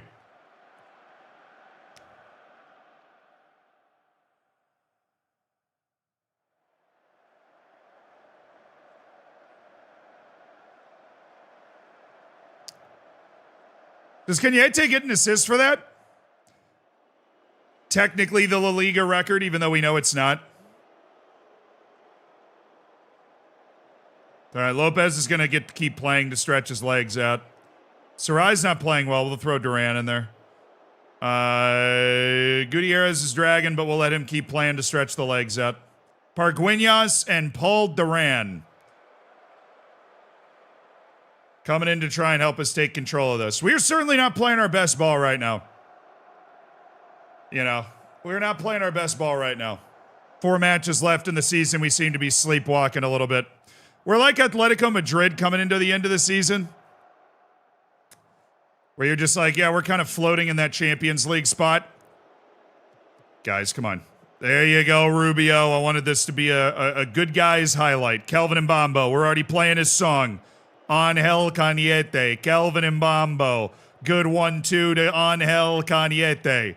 Cañete back for Mbambo. Cañete into the middle. It's Lopez! Pedro Lopez! Oh, I'm happy for the homegrown boy. Pedro Lopez finishes it off. That's assist number 21 for Angel Cañete.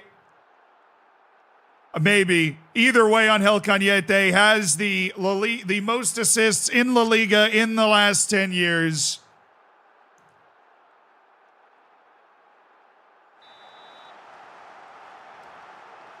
Picking out Pedro Lopez. First goal of 2033 for Pedro Lopez. Due to the lack of injuries, he's struggled to get consistent minutes as a guy that just is one cut below the wingers that we normally play. But good performance from Mbambo. Good performance from Cañete. Pedro Lopez getting a goal.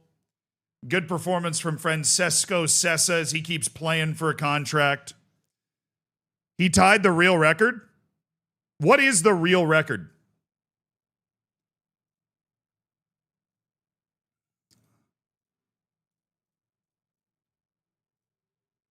'21 by Messi. Oh, damn. Suddenly? Are we going to get a pop-up then? A little inbox message about a beautiful record for Angel Cañete. How big is Gutierrez's pay increase? Annual fee paid to Torins.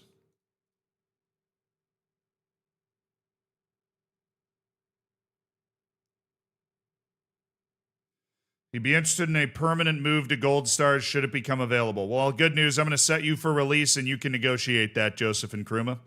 You can negotiate that.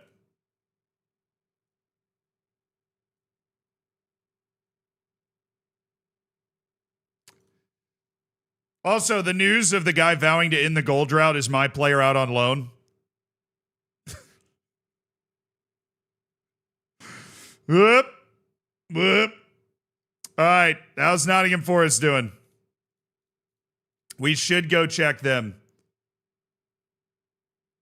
All right, Subiaga has become more loyal. His temperamentalness has gone down, and his sportsmanship has increased. We love to hear that. All right, Nottingham Forest. All right, Nottingham Forest. Oh my God, they're in 19th.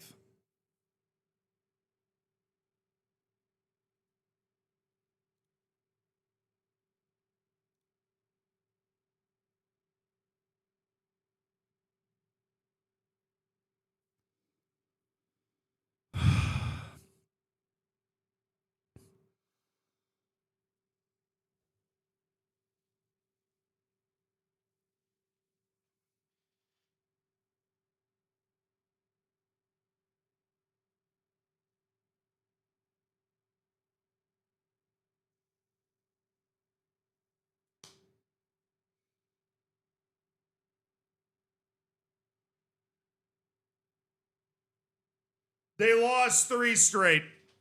They literally lost 3 straight matches. And they were not playing particularly good teams, dude. You got to get one win here. You got to get one win down the back end of this season. They got to win one of those 3 games. They got to win one of those 3 games, man. They have to. Gonzalez Gutierrez with an eye-catching performance. Well, not eye-catching development. So, $150,000 for reaching 10 league goals in a season for Kelvin Mbambo. The payouts are hitting. Why are we watching the Prem table? If Nottingham Forest managed to stay up, we get $50 million.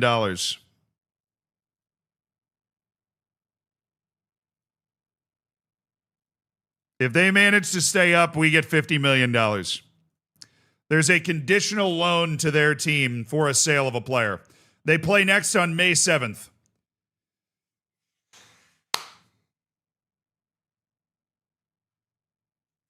Come on. Come on.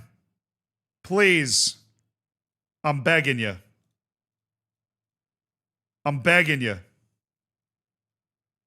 All right, the relegations are starting to hit. Getafe has officially gone down. Cadiz is a matter of time. The team we were just playing at, and we did not dominate them at all. But we did end up getting the win to help sink them. And then it's Espanyol, Real Betis, Osasuna, and Almeria dancing around that last spot. What the hell happened to Real Betis? They were in European spots last year. All right, Ozir Silva's enjoying his loan down to the 3rd division because he's finally found his level again. But my guy, you are 23 years old. You got to figure something out.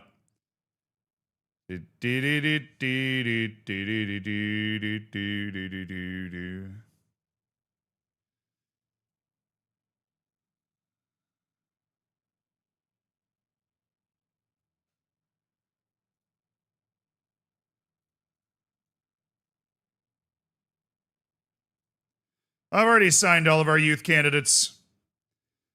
We're happy with them. Their training is set, we believe. All right, May 7th. It's before our match. Nottingham Forest needs to put 3 points up on the board. They need to put 3 points up on the board.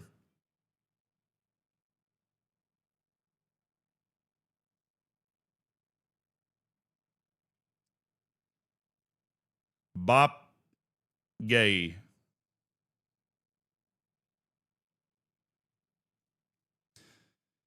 Yeah, I don't think that one's worth our time. Okay. Onward and upward for Sergio Otero as he keeps adding to his game.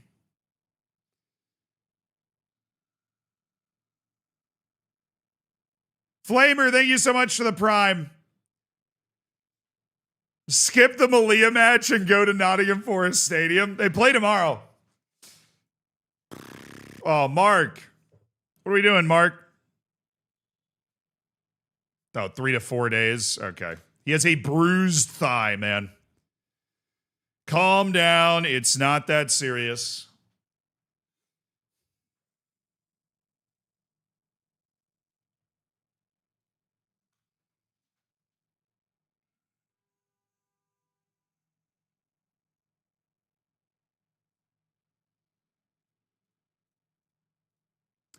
Alrighty, kids, it's match day. Alexi Gallardo's adding to his bag of tricks. He'll be a great addition to the B team next year.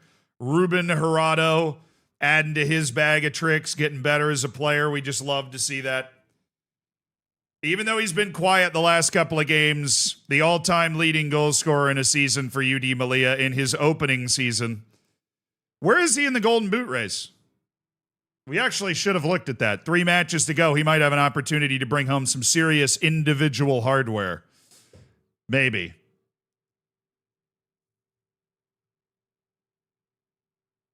Yeah, Cadiz have officially been relegated in the final duel for the... Oh. The match has been played. The match has been played. All right, Golden Boot race check very quickly. It's close. It's close. He's second. He's literally 1 goal behind Omar Marmoush from Atletico Madrid.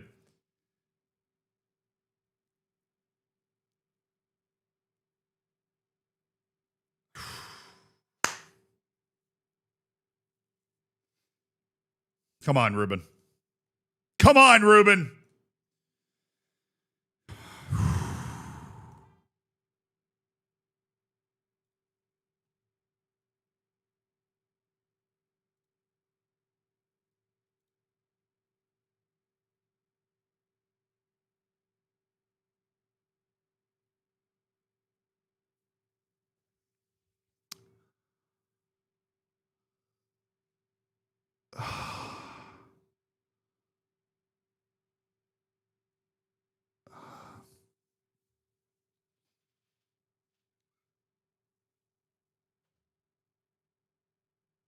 I mean, 20th wasn't even close. Stokes on an absolute tear, dude. They have friggin' 8 points in their last 4. We have 0.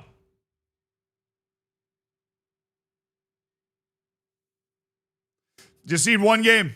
Just need 1 game. Literally 1 win. We'll pull them out. 1 win. 2 matches to go. They need 1 win. It is still totally possible, chat. It is still totally and entirely possible. If you don't think so, then you are clearly just a hater. It is absolutely within the realm of possibility. Some might even go so far as to say that it will happen.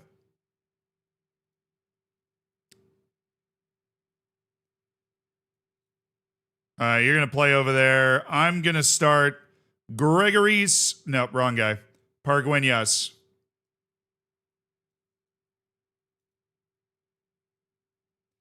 All right, Ivan de Otero Gutierrez, Rubio, Cañete.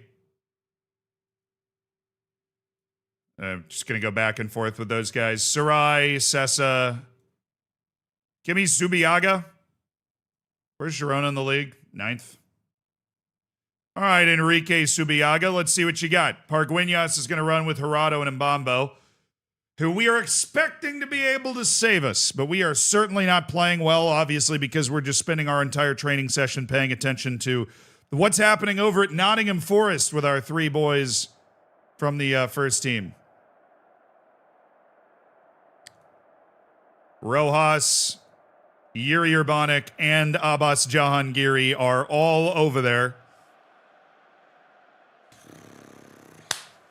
Hoot, thank you so much for the prime.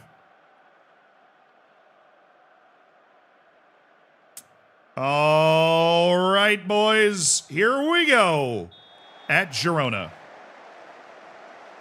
They're playing to stay alive for a European spot, so they got a whole lot to play for here.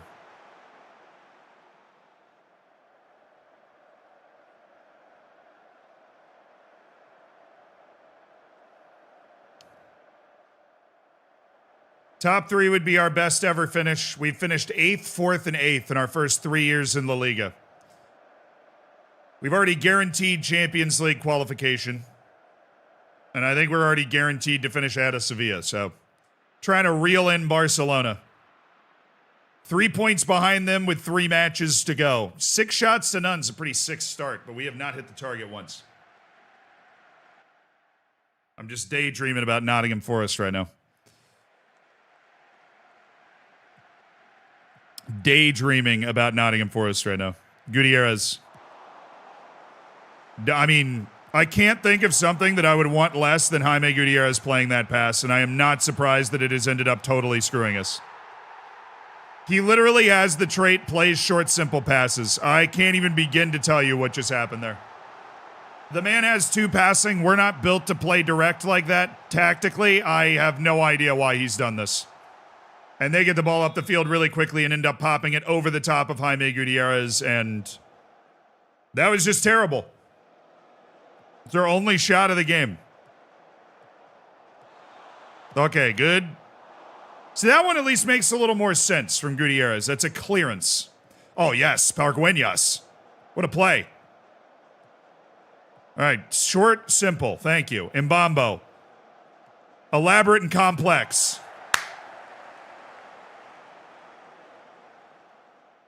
Don't mind that.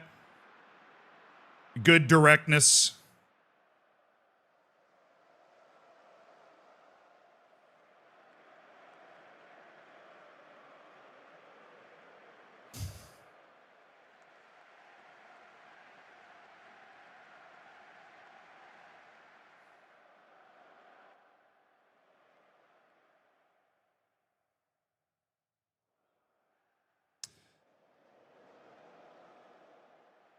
They're just plagued by the same illness here. We're just not creating a lot of chances. Where's Cañete? Where's Gerardo? Come on. Cañete. There you go. Pargueñas. All right, I don't hate it. Van Rooyen. Setting the width. Mbambo, Subiaga, Sarai. Van Rooyen again. Inside. Mbambo! That's brilliant. That's a brilliant goal by Kelvin Mbambo. Play the song. What a finish.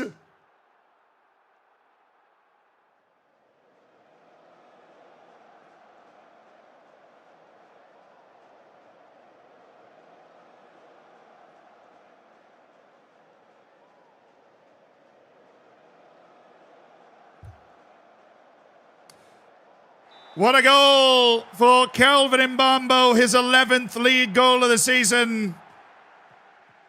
Gerardo Van Rooyen. Oh, that's a good ball. Cañete. Gutierrez, good, keeping it short and simple. Cañete, oh my goodness.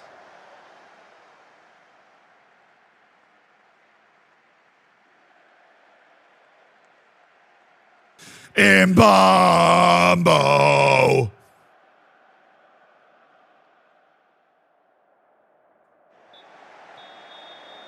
Come on, boys. Keep it up. Keep it up.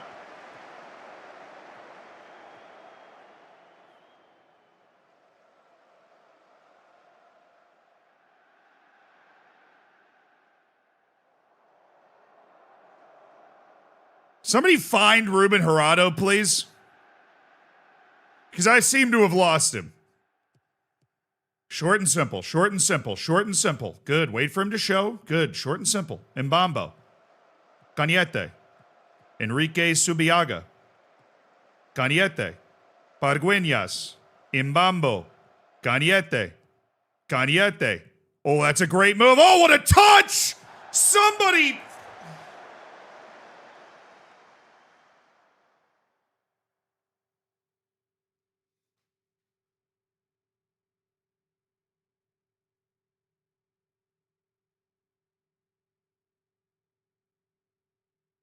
BVR cannot shoot to save his life. He cannot.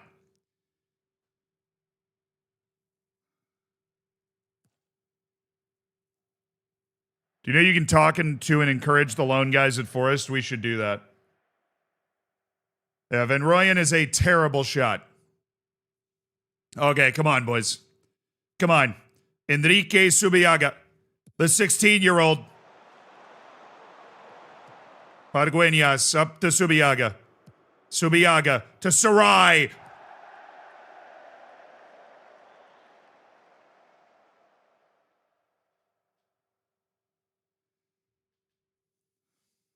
Sub! Aguirre, get out there. Let me get one of these yellow-carded defenders off. Madu Murcia, go get Avande. Give me two other center backs, please. Gerardo's also been really terrible. Give me Salvatore Ramon. All right, come on, guys. We're going to swap out that defense. Be a little more, imposing. Madu Murcia is better with the ball than Avande, so that'll help there, too. Meet that. Attaboy Gutierrez.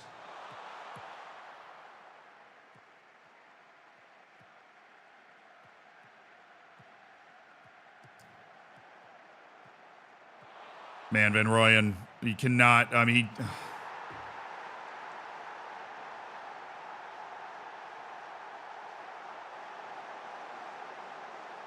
The subs waiting on the side. With the substitutions waiting on the side, man. They're literally waiting on the side to sub out the guy that just got beat to that ball. Come on, brother. All right, Van Rooyen. Oh, nice Meg. Murcia, good pass. What is that touch? Subiaga. Salvatore. Sarai, that's such a bad shot considering where we were. What the hell are we doing?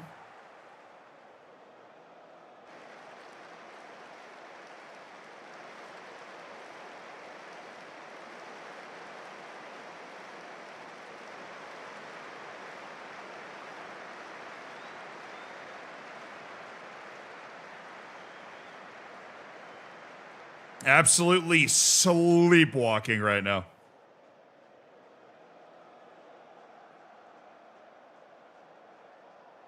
Cucurella, go.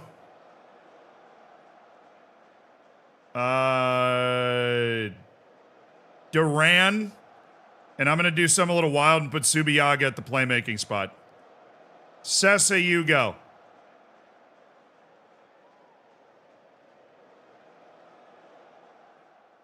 Sarai's been whiffing.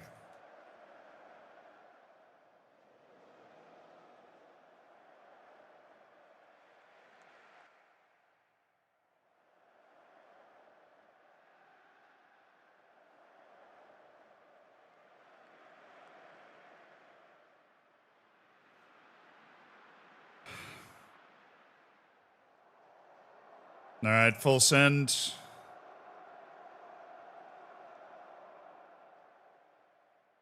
Come on.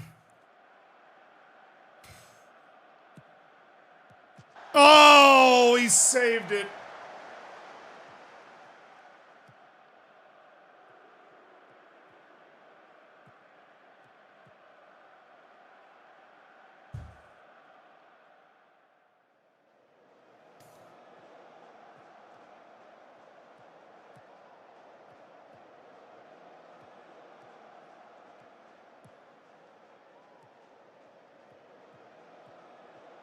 All right, Mbambo, great 1-2 with Cañete.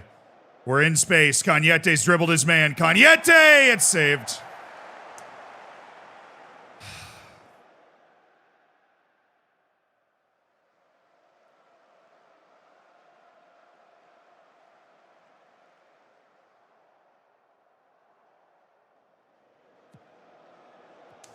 Absolutely limp performance here, once again. At least we've created more than the last two matches, but we have not taken it.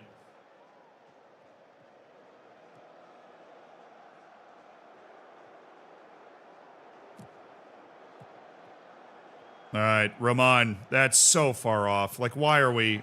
Of course he just laser beam finishes that.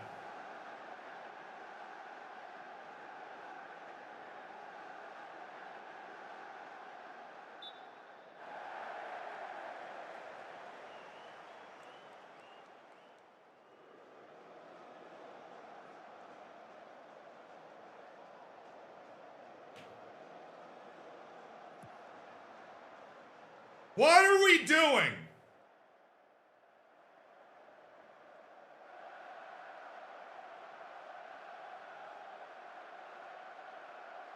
We can't score we can't score more than one goal in a match. Seemed demotivated. Sarai Gutierrez. Gutierrez's mental side of the game is just not that great. That's a big takeaway for me. Gutierrez, like, between the ears, you know? I'm not liking what I'm seeing. I'm not liking what I'm seeing between the ears. Not great.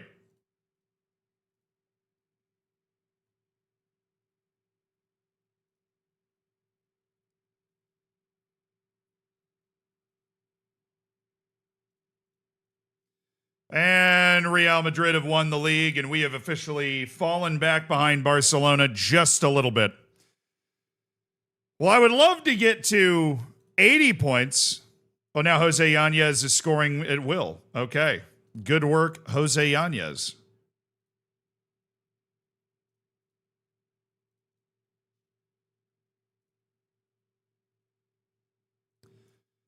Good work, good work. Jaime Gutierrez now gets a salary raise to $400,000. That's completely fine.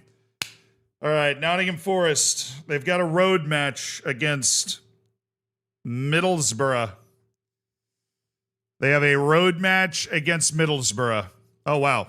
Barcelona just got plastered by Mallorca.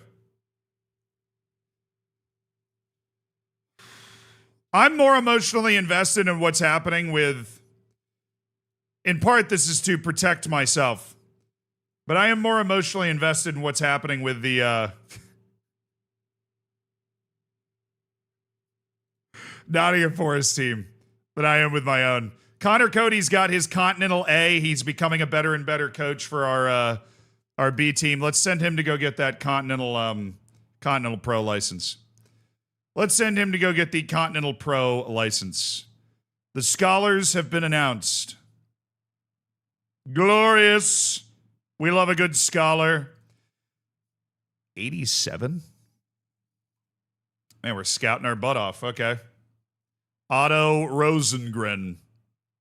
Hold on. For my own brain, when do they play? They play on May 15th.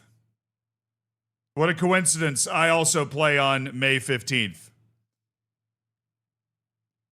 And they play Middlesbrough after their 4 consecutive defeats have sent them to dead last in the league with 2 matches to go. But have no fear, chat. Have no fear. They can still find their way out. Javeno Zenhagel. Carlos Santa Cruz. Konrad Belinsky. I think this guy used to be on a Wonder Kid list somewhere. I have fond memories of Konrad Bielinski's name. Matthias Mar Seeger Yarderson.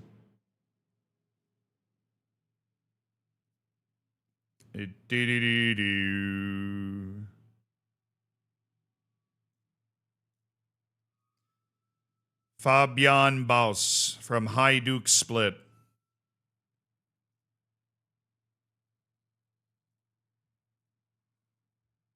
Alexander Davydenko. Continue to keep an eye on him. Jan Vandenberg.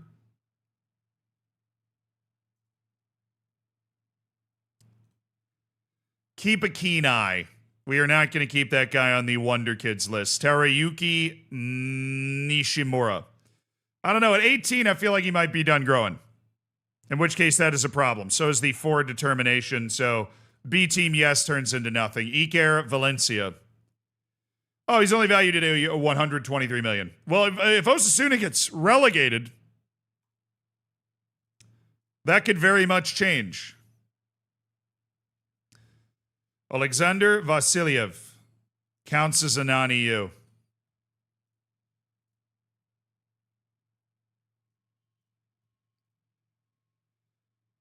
Well, that's going to hurt his ability to be... I mean, it's kind of impressive, though. It literally goes on the Wonder Kid list, though, because of that potential. Luis Miguel Navas.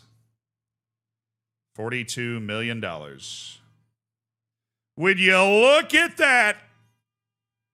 Juan Manuel Gabin. 22-year-old, solid center back option. I hate this, but we're going to throw him on the yes list. You know, no adaptability concerns whatsoever. Can play at the level we need him to play at. This guy just doesn't have the intensity. He didn't go after the ball. Bravery, aggression, hard things to train.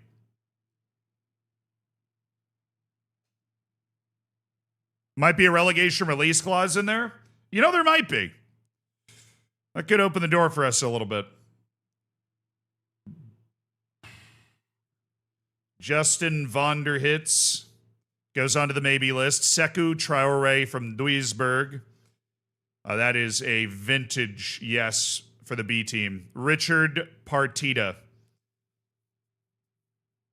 I mean, yeah, I'm still just like, the moment this guy turns 18 in September, I think we just swoop in and sign him and let him try to develop. His only nationality is American, though, so there isn't a long-term option for him to be a part of the first team unless he becomes like a pure world-class player. Which, if he has really explosive potential, is possible, but I don't think he does. At least what we've seen so far. Sanchi Hansen of Curaçao. You need a body. Francisco de la Cruz. Nicolo Venezia.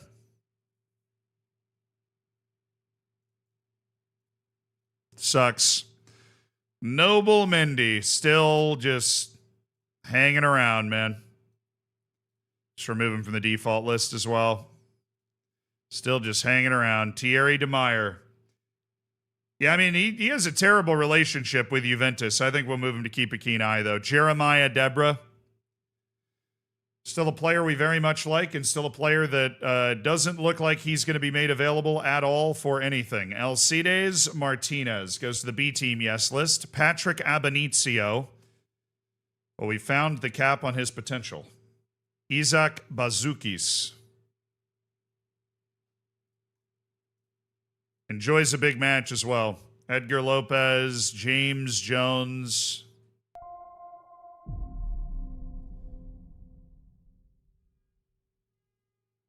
Yo, Theo!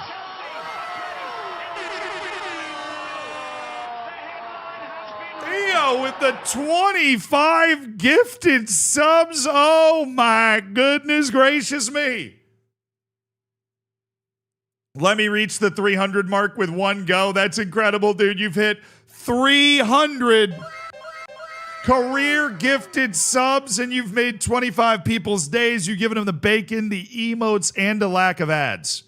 And remember, if you don't say thank you for your gifted sub, you are banned. I will find you. 25 people that don't have ads for a month and are part of an elite online gaming courtesy of Theo. I'll ban you myself. 300 gifted subs and boom, ban power. Wouldn't be surprised. Whoa. It's just a preset thing in the in Twitch. They don't even have any control over it. This guy's pretty good with the ball. Mauricio Gonzalez. He's not a tough, rapscallion, rough and tumble center back, but he's balanced literally and figuratively. Good positional player. Marking's good. And he has got, good passing and first touch. He's a guy we wouldn't mind finding his way further up the field to be able to play. I think he's one of our primary targets in this transfer window. Especially if we lose Danny Avande as a guy that could come in and short-term replace Danny Avande's position. Gerson Valbuena is an anchorman midfielder. Whoa. Antonio Guinderos. Jorge Freifeld. Oh, there are so many Mexican players on my list. Andres Cantu. The next Memo Ochoa. Mark Sissoko.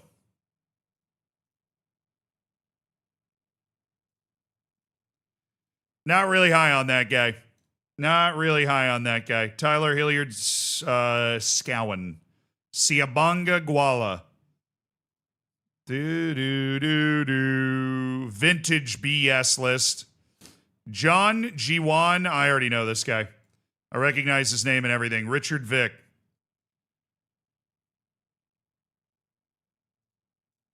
Jaden Guashi. Isn't he foreign? No. Okay. Ooh, wait just a second. Some really nice athleticism on display from Jaden Guashi. He's got 2 England caps.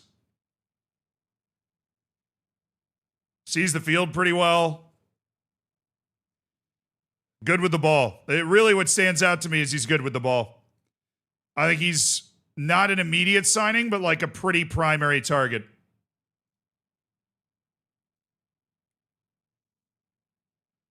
Oh, no. Mateo Verts is definitely yes list. Enzo Dindar. Scouting finished, and scouting will stay there. Hugo Spehar. I don't know. He's got some work to do. He could do that work, but he's got some work to do. Dunga. Robinho. 19-year-old attacking midfielder from Palmeiras. Great athleticism, determined, driven personality. Guy's gung-ho. Absolutely gung-ho. He just technically doesn't really have a lot to offer, which is a little emotionally confusing for me when I see the Brazilian nationality, because I'm just not going to believe that. I'm just going to assume that he's going to have more technique than he actually does. Albert Bragamian. Personal favorite of mine. And then Gil Fernandez, who I feel like they're going to let go of next year. I can't prove it, but I feel like they are. Arthur Van Steenbergen. Okay. I get it.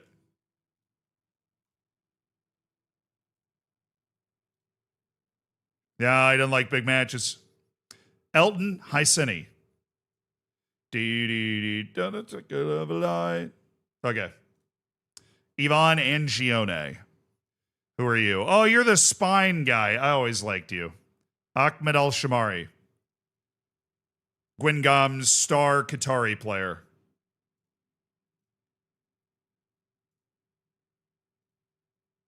The model citizen who loves big matches. I think he'd be a weird pickup for the B team that would actually work. Mikal Shanda.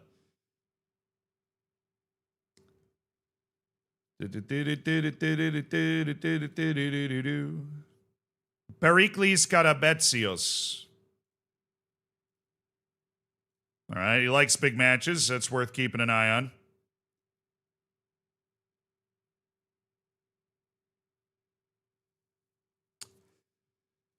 I don't see it on Dylan Keogh. I think we can drop him from our short list. Roman Kalei playing at Kashiwa Reysol over in Japan.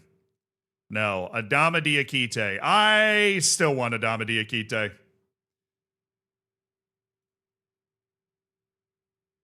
Tajikistan's Nelson Jalo. Guy handles pressure well. We look for players that handle pressure situations well. Jose Luis Espinoza.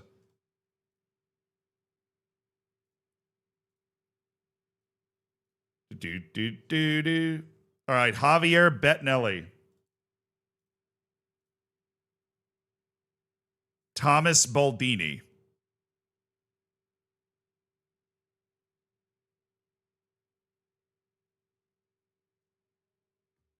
He's fine.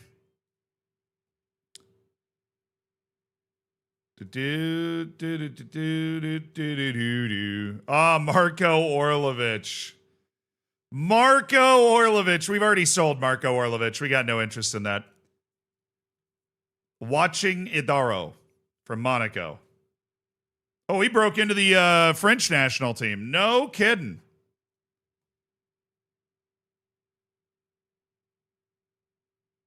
Altin Almuca. They're charging a pretty ridiculous amount of money to potentially sign him. Don't know how we feel about that. Olisandol Nazim El Kadim.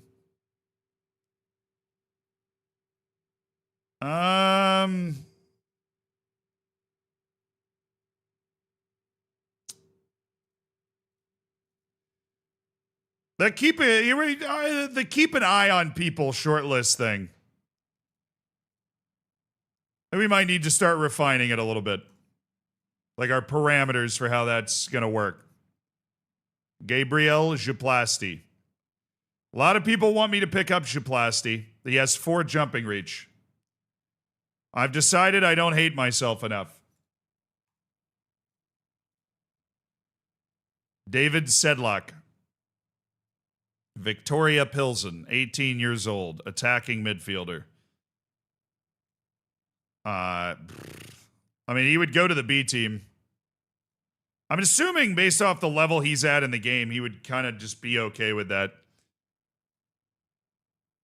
Jordan Gerber, baby.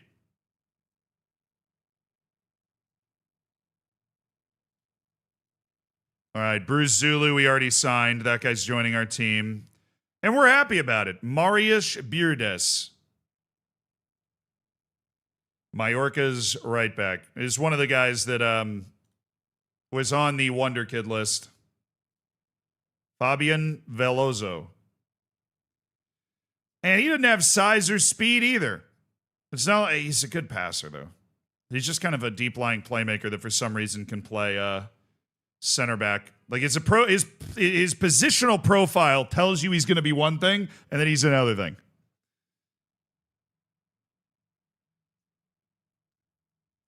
Karlsruhe's Nicholas Franke. That's a B team, yes, if I've ever seen one. Facundo Carrizo.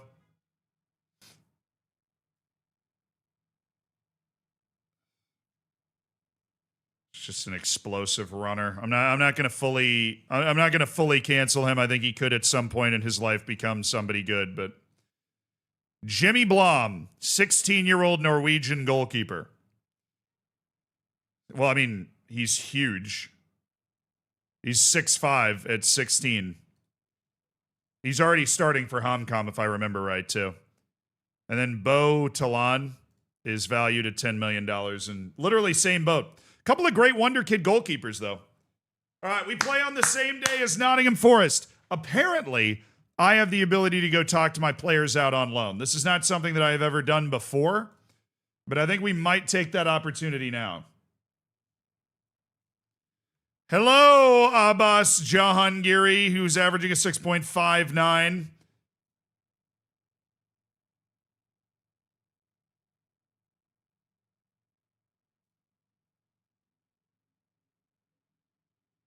He's not playing well. Let me see if I can yell at him.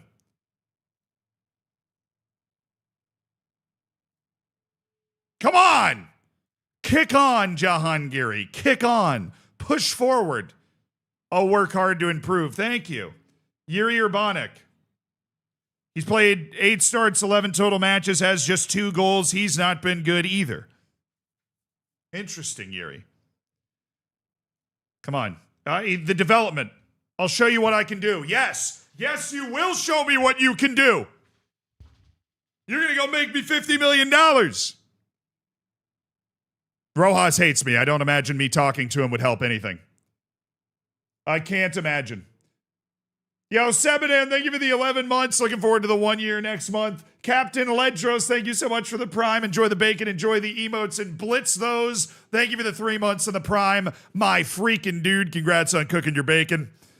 Hell yeah. Ruben Sosa making positive developments. Hell yeah. Hell yeah.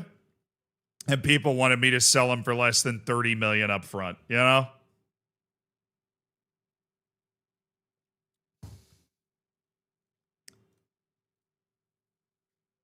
Daniel Okechukwu faces an uncertain future at Villarreal as he seeks a move valued at over $50 million. Well, that's interesting. Enrique Subiaga. He's got a bright future, man. He's got a bright future. We absolutely poached that guy, and that's what we're doing. We're poaching players. We win with our eye for talent. That's where we win. Shelton the Crom, 20-year-old Arsenal, not valued super highly by Arsenal, and I think we add him to the keep a keen eye list. Arsenal doesn't value him, but I see value within him. I see value within him. You stay cold up to the Spain U20s. Alejandro Yuste for the French Youth Invitational, which is a great tournament. Hold on. We go straight to the squad to scout a bunch of people.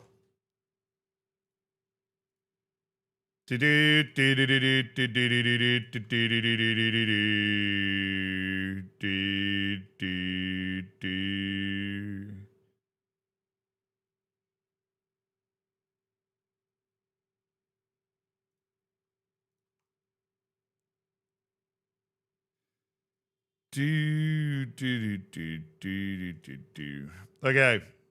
We're just going to throw a ton of scouts at this. Mali.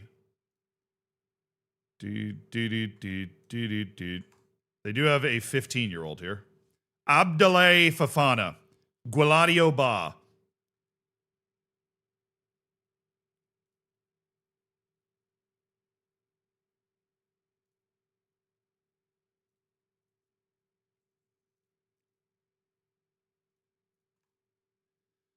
I need to check that on these other teams. Cole Cass. You never know. You never know who's going to come flying available, and we just found him because we had our head on a swivel, you know? Because we had our head on a swivel. Saudi Arabia's U20s. That's a tough place for us to operate. A lot of non-EU activity here. It would have to be an unbelievable deal for us to just cannonball in and sign somebody. Maybe for developmental purposes, you know?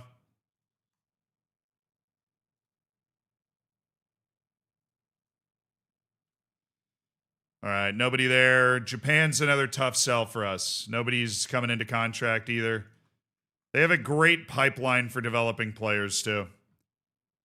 All right, Mexico has been unbelievable in this save. The quality the Mexican team's been able to produce. Arturo Ledesma is in the LAFC Academy.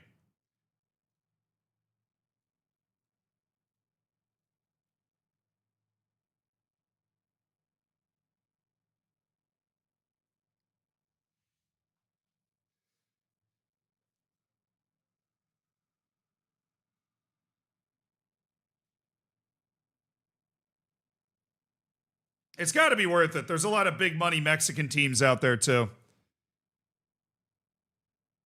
His ranges, he looks pretty steady everywhere. He's also a left-footed center back.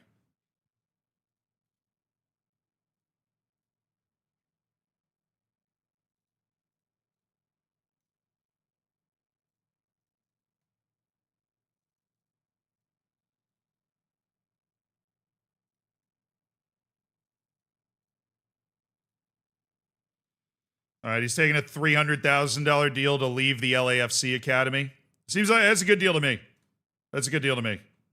Surprised I don't know these guys. Fortunately, it's not that big of a tournament, so we can just throw our report at it. And obviously, we're here because we have Alejandro Yuste's been called up to the team. We're just making sure that we are aware of all these guys. Somebody's contract's expiring. Oh, Javier. Guess who already signed him?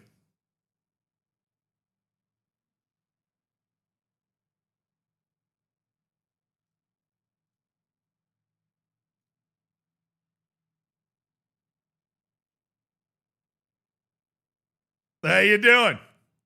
Yep. Yep. Already got him.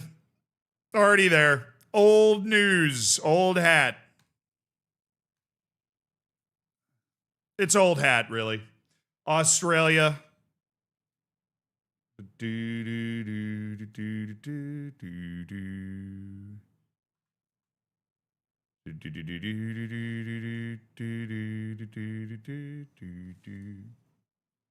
All right, there you go. And then this guy, Nathan Owen. All right, that guy's into contract. And then Nathan Owen. Where the hell's Nathan? He's at the Earthquakes Academy. He's another center back. He's 18 years old, so we could actually give him a year in the U19s to adjust. Australian and American doesn't really help, though. Well, that's not a youngster contract, dog.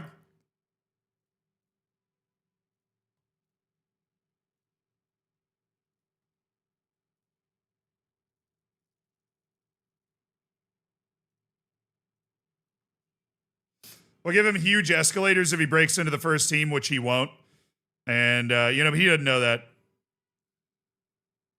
Okay, I think I've flown away from... No! What are we doing? What are we doing? Why? Why?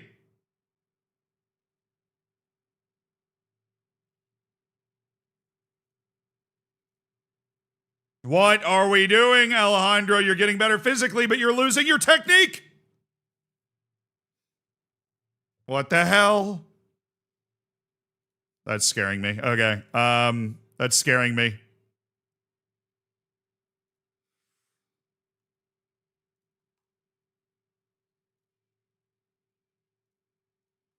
All right, Belgium obviously has got some real quality youth players, so we're going to go ahead and give them a scout everywhere. Ooh, boy, this team's young. Oh, my. Didier Yoro from the Ivorian Academy. That dude's really bad. Okay, and then the Jamaican national team, man. They are all playing academy ball right now. All of them. So in order to find out which ones are good and which ones aren't, we're going to go ahead and scout. And then this guy, Lewis Ellisden, goes on the end of contract list as well. But I'm pretty sure most of these academy kids are just not going to be that good. Orville Warren for West Virginia United in the USL. Yeah, we'll see. We'll see.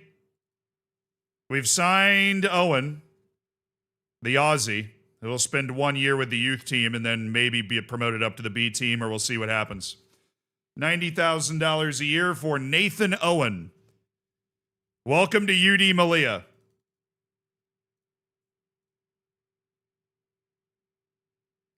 Bro, how are you 6'2" with 8 jumping reach? That's like fool's gold. I didn't even think I had to worry about the jumping reach when I saw that he was 6'2". How in the world Are you 6'2" with, I mean, you bending your knees downward? Mocked, bro. Yeah, I scouted Spain. But we have a pretty good idea of those guys already. Theodore Pizarro, after his ACL tear, has resumed full first team training. Welcome back, Theodore Pizarro. He has missed basically the entire year with his ACL injury.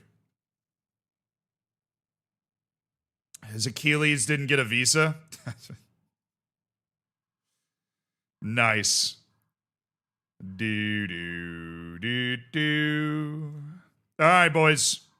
Villalba's still out for 2 days. He will return for the final match of the season. Otero is suspended. Putting Cucurella back in the lineup with Aguirre and Avande. Van Rooyen's been kind of angering me, so we're going to go back to Miguel Rubio, who for once in his life is not just only a few upward arrows. He's got a few downward arrows as well. All right, Sessa, Sarai, Jurado, Mbambo, and Salvatore Roman. This is the organization of the team that we like the most. Right here. Obviously without Otero. And Van Rooyen in form would be preferred over Miguel Rubio in form, but other than that, it's the setup we like the most.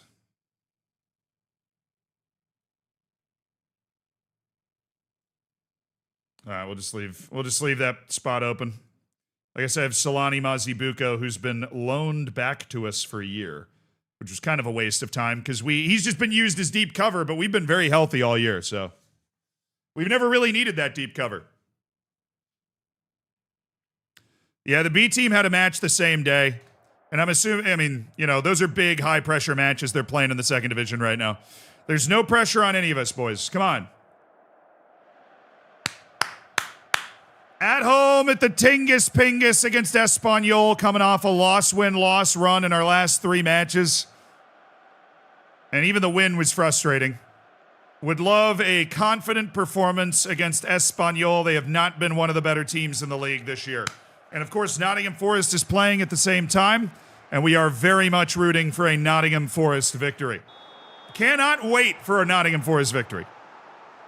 3 points for Nottingham Forest on the road against Middlesbrough. Easy, put the fries in the bag. 3 points, put it in the bag. Salvatore Roman has gotten hurt in seconds. Pargueñas will come in. We don't want to make the injury any worse than it needs to be. Alejandro Pargueñas is going to take striker. Okay. All roads eventually lead back to Alejandro Pargueñas. Oh, take him. This guy can't run with you. He can't run with you. Oh, so.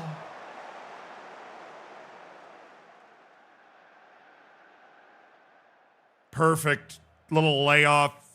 He's able to run into that full speed, full steam ahead.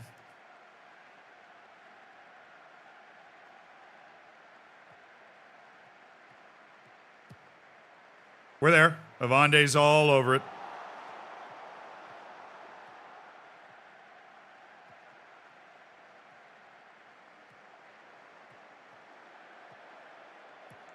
Good life from Cucurella today. Sarai. Jurado. Ooh, yes. Wing to wing. Oh, Cañete! Wasting absolutely no time at all. The assist to Ruben Jurado. Just precision. Great chip ball into space by Jurado. Cañete corrals it, gets his defender off balance, and just rips it by the goalkeeper off the fingertips of Fortunio. An early goal, that's what we wanted. We wanted our best players to be able to connect, put an early goal on the board. We could feel good about ourselves. You know, we haven't been looking in the mirror and feeling good about ourselves in the last couple of matches. We've been a little stagnant.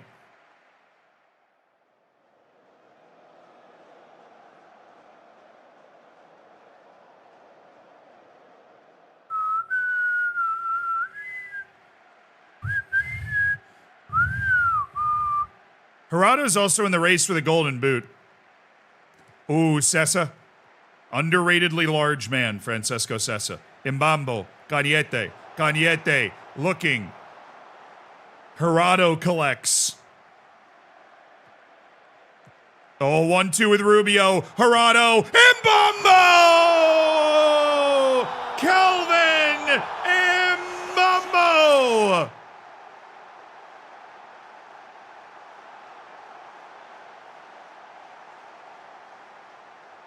He's back again! They're playing Mo Bamba in the stadium. Kelvin Mbambo with an easier goal than most he scored this season. Ruben Gerardo sets him up in a great bit of movement on the far side.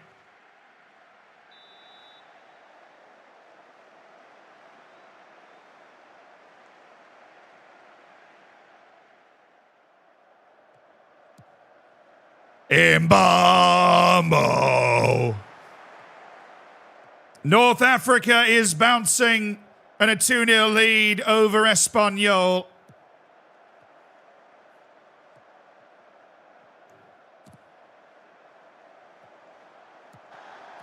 Good save by Ruben Sosa. Why we're giving that up, but good save anyways.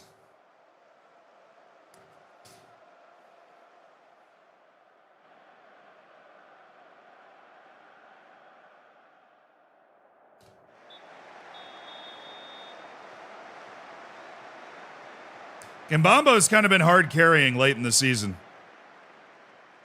That's 3 straight matches with a goal for Kelvin Mbambo. 2 assists for Ruben Gerardo as well. Who cares about the Golden Boot race? Ruben Gerardo's he's picking his target. He's pinging the ball around.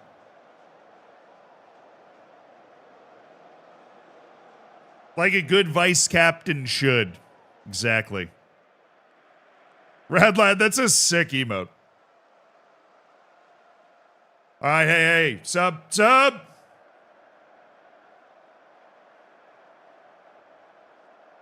Gutierrez, go get Cucurella.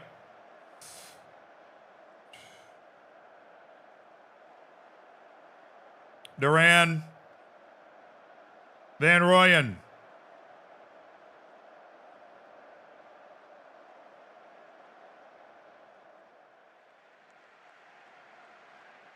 One sub left.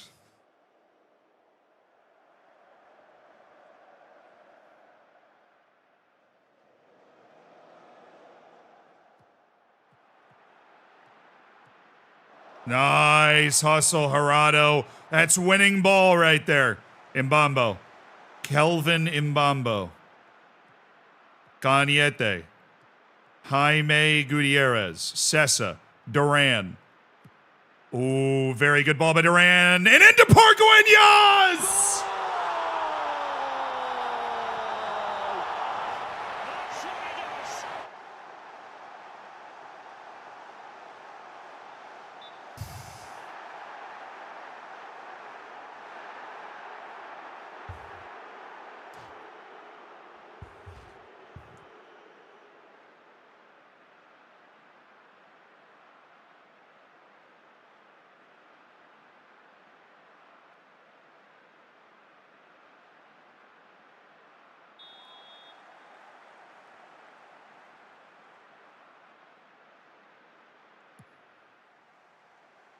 I couldn't even see that guy. He blended into the ad board.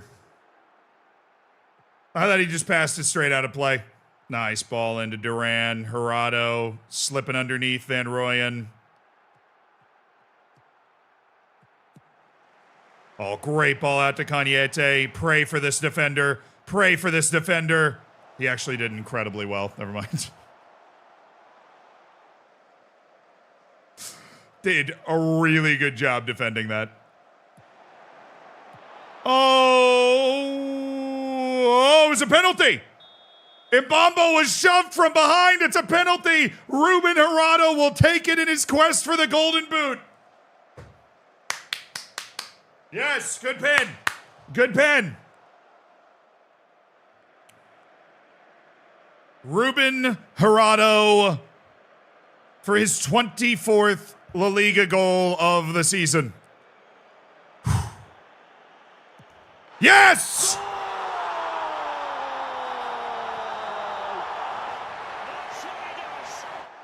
2 assists and a goal for Ruben Jurado. He has returned from his very brief slump in predictable style, and his perfect penalty record is maintained. 3-0 to UD Malia, returning to glory at the Tingus Pingus.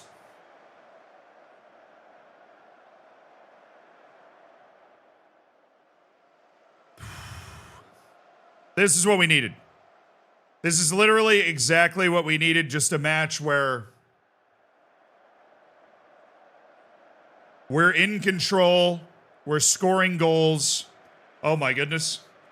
A dreamlike free kick chance for Kelvin Mbambo!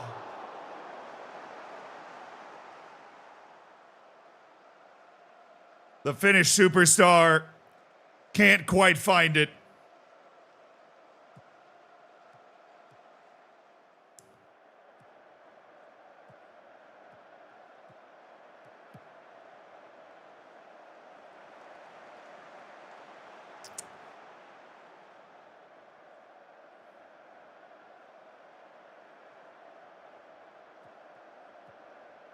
Jurado missed his first spin. Yeah, I blacked out. I see no wrong from him. Oh, Pargueñas is in!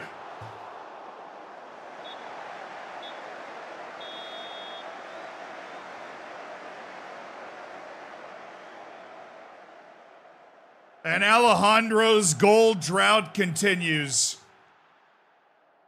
Alejandro Pargueñas' goal drought continues within a brutal miss on what was almost a sublime bit of finishing.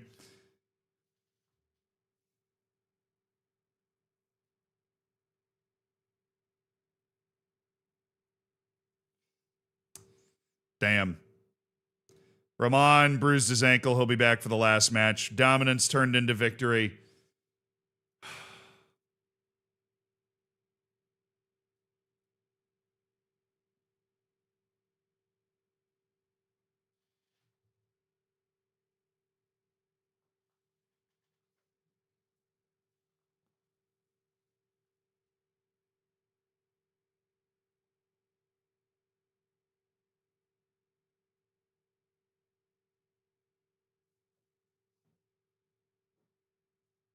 Dude, Stoke can't stop winning.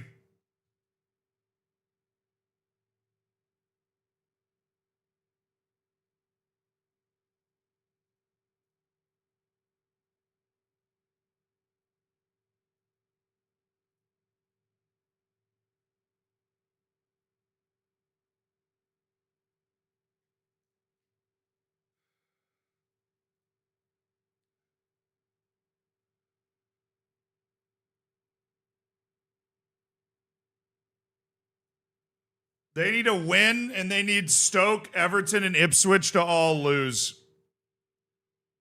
If Ipswich wins their next match, they're officially relegated. They drew against Middlesbrough.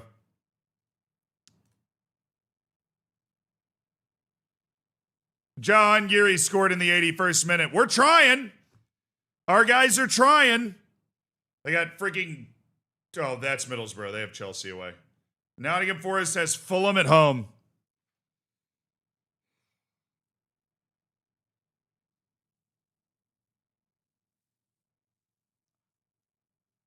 Dude, Stoke was on 21 points when they were on 28, and Stoke has now pulled itself out of the relegation zone entirely. It's an unbelievable great escape from them. It's an unbelievable great escape that has doomed my Nottingham Forest.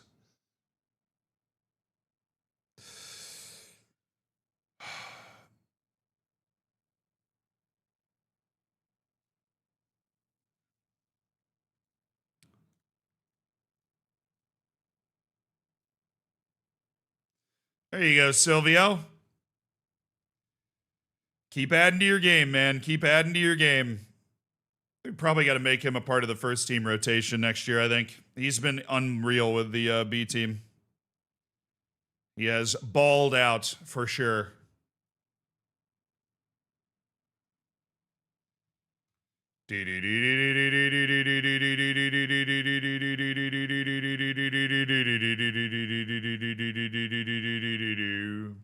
All right, Mexican center back Arturo Ledesma. If you have 9 jumping reach, I am going to do something.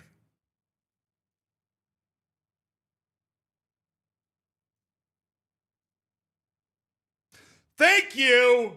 That's what that's supposed to look like. He's 6'2" and has 14 jumping reach. Thank you very much. Give this guy a couple of years. Youth team, B team, and he'll not only get Spanish nationality, but I think, age of 22, 23, he could come good and be around the first team. Especially being able to sign a guy like that for free. This guy just came back from a torn ACL. He's been out for 8 months with a torn ACL, and now he twists his ankle and won't be on the bench for the last game. Lower back stress fracture for Enrique Subiaga, our 16-year-old starlet midfielder. Send him to a specialist 100%. Send him to a specialist 100%. So they're saying Jaime Gutierrez is evolving his game as a great all-around defensive player. He needs to keep getting taller. Keep adding to that jumping reach. Needs to get that 11, 12. Right? He's not tall and he's not good with the ball. He's a glue guy, He's a glue guy.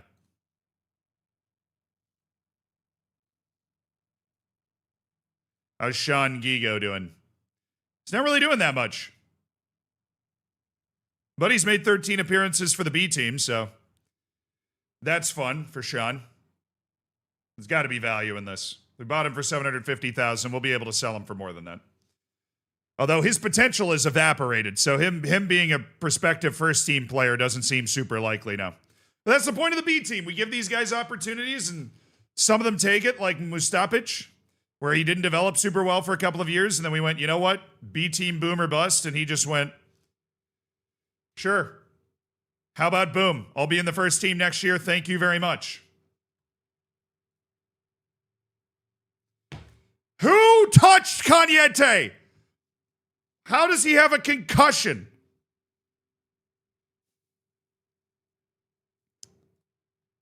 All right, he's just going to miss the last match of the year. That's fine. Fortunately, it's not a match that has really anything on the line. Just trying to set a new mark for most points ever in a season. We're at 80 points right now as a club. Our best ever finish in Spain in the Spanish league system, a third place finish. We could have 26 wins from 38 matches. Would be a very impressive season. Would be a very impressive season. All right. Nottingham Forest, please win your game.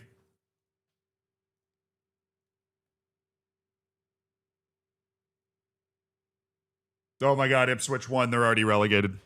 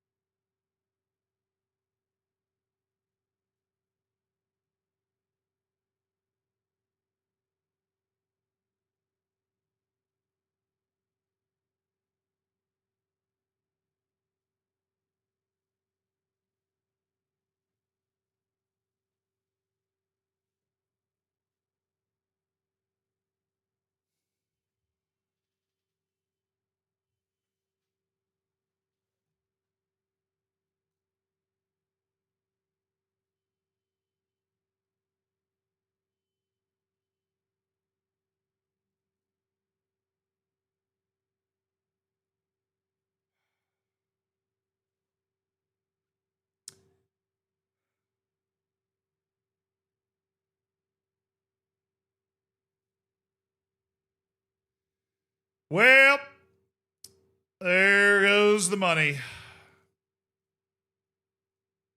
50 million. $50 million.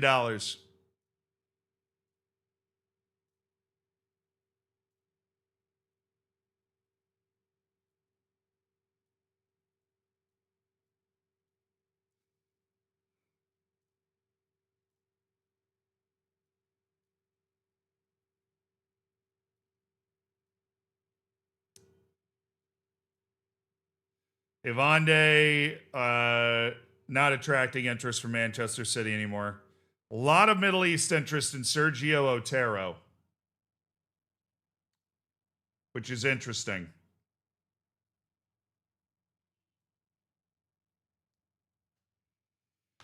Gutierrez is rewarding us for all the playing time that he is getting. Sambasar, I gotta play Sambasar more. I need more from him. I need more.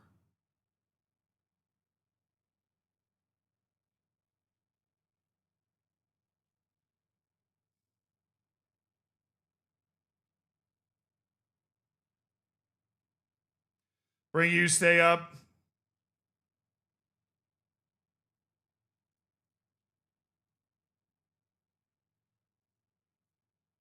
Yeah, I'll bring him up. I'm gonna friggin' start him, dude. The guys that we've been playing at striker so far have not been they have not been great.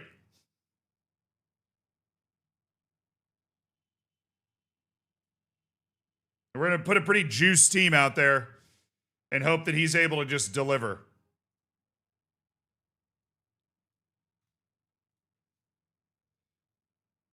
We're throwing you stay in.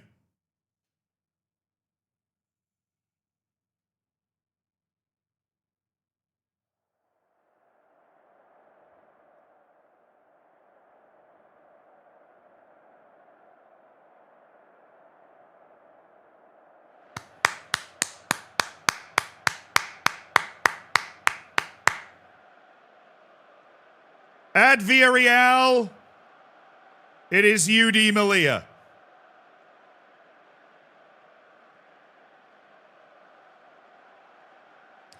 And the final game of the season, Cañete's out with a concussion. Subiaga is out with a stress fracture in his back. Send him to a specialist. He'll be ready for preseason next year. But not a fun injury to be going through, I am sure. Sounds wildly unpleasant. Nottingham Forest have been relegated with one match to spare, which is ridiculous. So we're going to have a big offseason when it comes to unloading players. We've got Jahangiri. We've got Ty Never Play Noonan. We got Rojas. We've got a lot of guys that need to be unloaded. Hashemi, Jahangiri. I think it's going to be a very big selling offseason, and we'll see. Obviously, that's going to really change the financial situation of our club. We'll see. Oh, get it back. Boom, Yuste! Alejandro Yuste with his first La Liga goal from Ruben Jurado. Looking like he should have been in this first team all season. Raul Sarai to Ruben Jurado to Alejandro Yuste.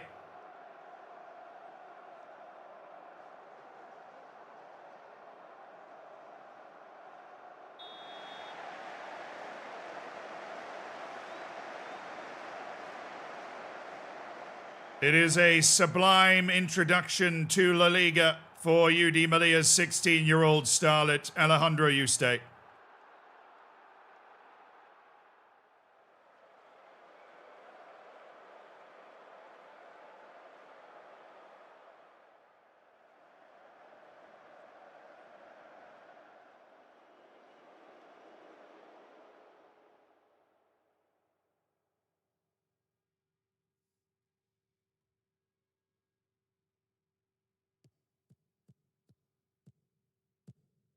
Jurado, Mbambo!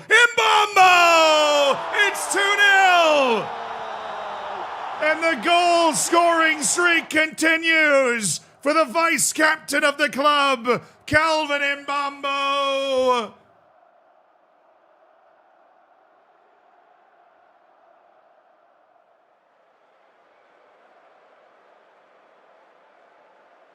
He's scoring them in all sorts of ways, the big man from Finland.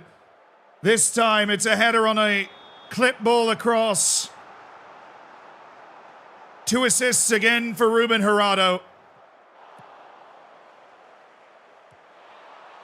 Oh, yikes. Nice, Sessa.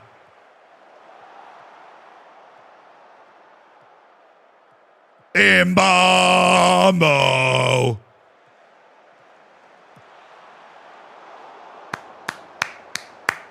Good defense there. Good defense there.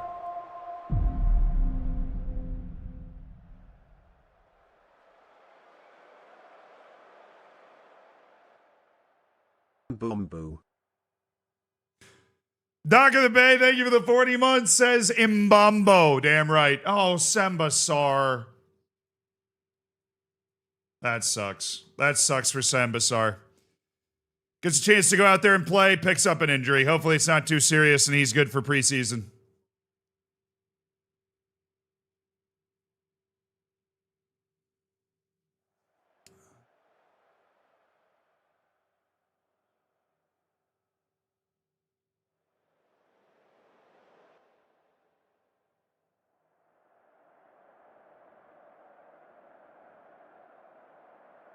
Yeah, honestly, you're doing brilliantly. Let's keep going. You're doing fantastically well. Keep it up.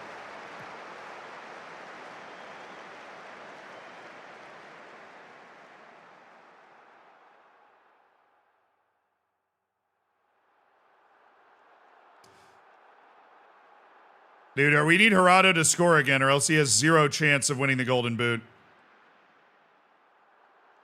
If I may be greedy for just a moment, counselor, dude, what is wrong with my center backs? Otero's been on the left and Gutierrez has been on the middle the entire time, and it hasn't mattered at all. Okay.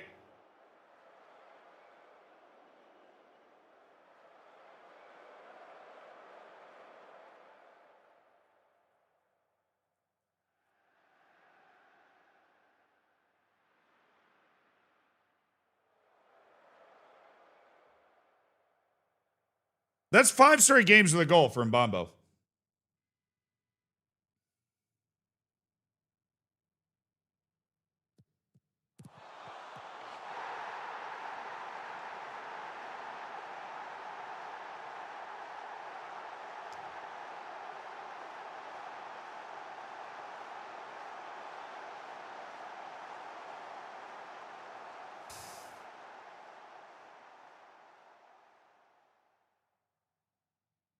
Hey, Jinx, thanks for raiding in, dude. I hope you had a good stream.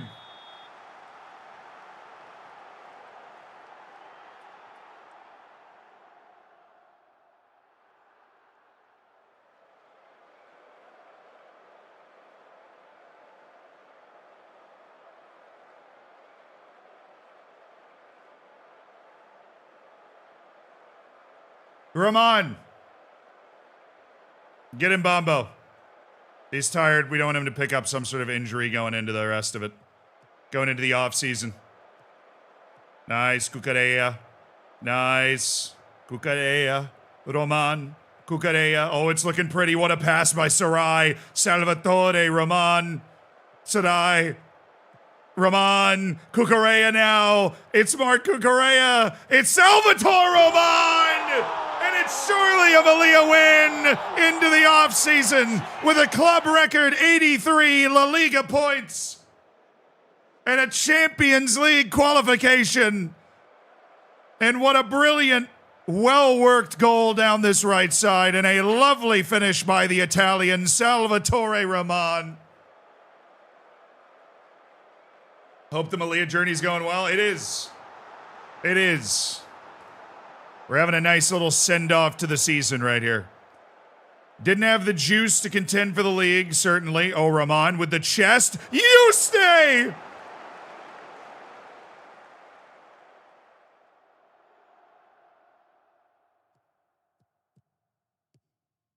Damn. That would have been sick. A brace. Cucurella. A running ball for Sarai. Raul Sarai, that is a weird deflection. Gutierrez is there. Cucurella, what a ball. Just smacked that son of a gun. Ruben Gerardo. Ramon! A hat trick of assists for Ruben Gerardo. What a delivery! And Salvatore Roman has scored his second. Ruben Arado with a spectacular cross, and what a header by Roman. And UD Malia looked like they might win this going away. Just roll it to the right. Thank you. It's wide open. Oh my goodness, Rubio. He's played terribly since he came into this game today.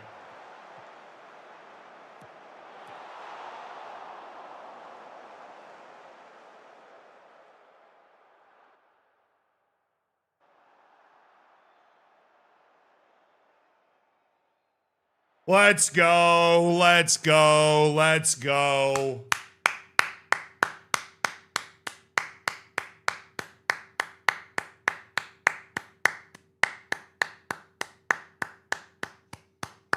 Tremendous work, boys. Absolutely sensational, tremendous work. 83 points. I mean, we finished 8th last year. Sprained ankle, he'll be fine. Everybody else is fit and ready to go for the offseason. We have no players that are going to have lingering injuries that affect their preseason development this next year. Our Champions League ticket is in hand. We have finished 3rd behind Real Madrid and Barcelona, just 10 points off the top of the league. I mean, 83 points is a hell of a performance. We won 26 of our 38 matches. We've got Europe to contend with next year, obviously, but, you know, it's a very, very good performance from the team. I mean, beyond what we would have expected, of course they won. Of course you won!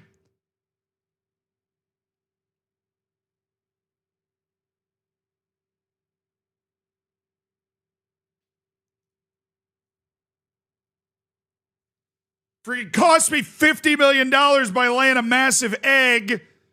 The only 2 players that scored for them were my players, Jahangiri and Urbanic.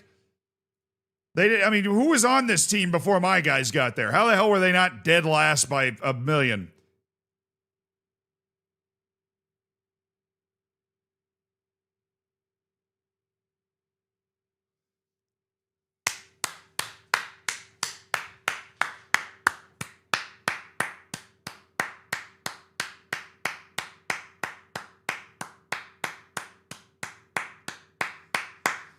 Spanish League Player of the Year goes to Lamine Yamal, who I'm assuming played an absolutely ridiculous season. But Ruben Arado, numerically, I mean, he was spectacular.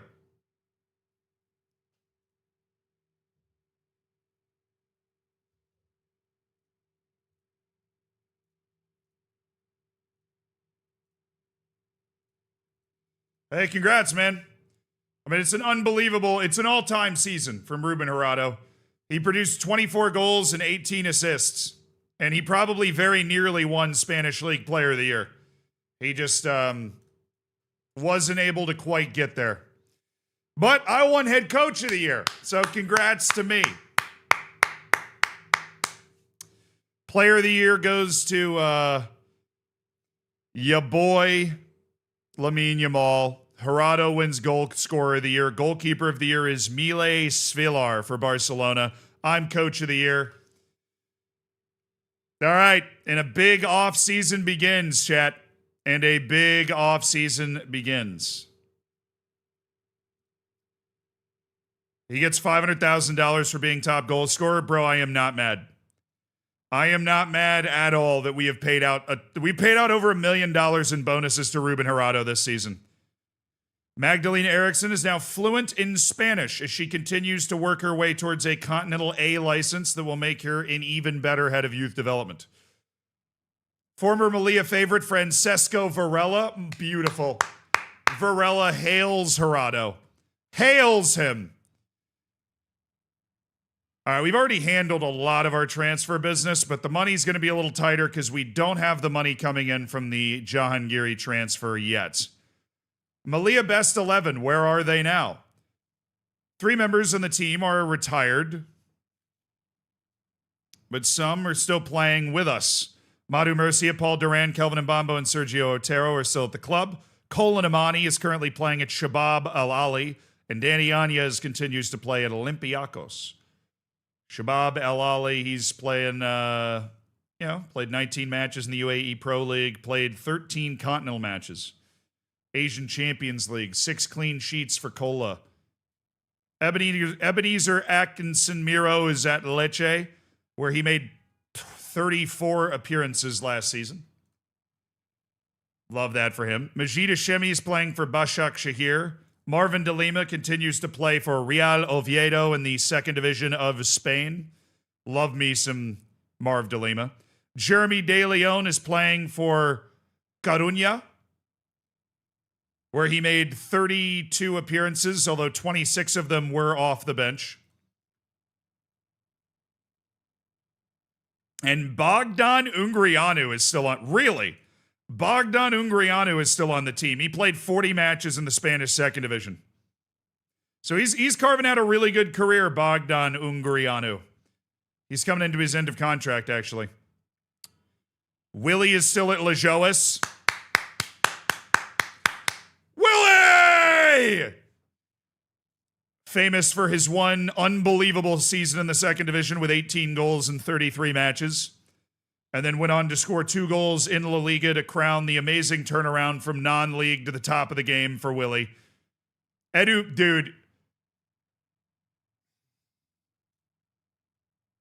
Frias is not...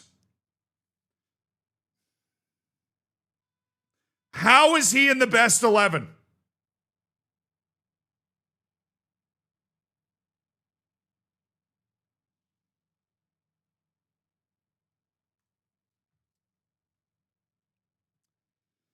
Other players to feature were Eder, Ernest Ohameng,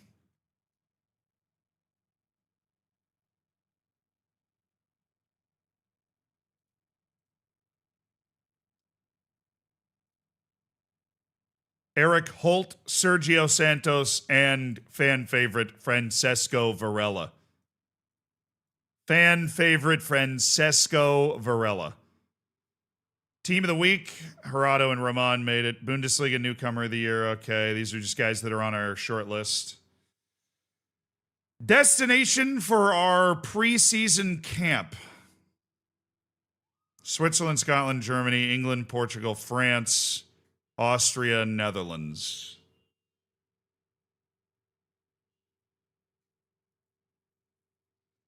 Then we've done... What have we done? We've done a few of these already. Done a few of these spots already. I think I want to go to Germany. I don't think we've gone to Germany yet. We're going to go there. And we're going to run our preseason 4 weeks.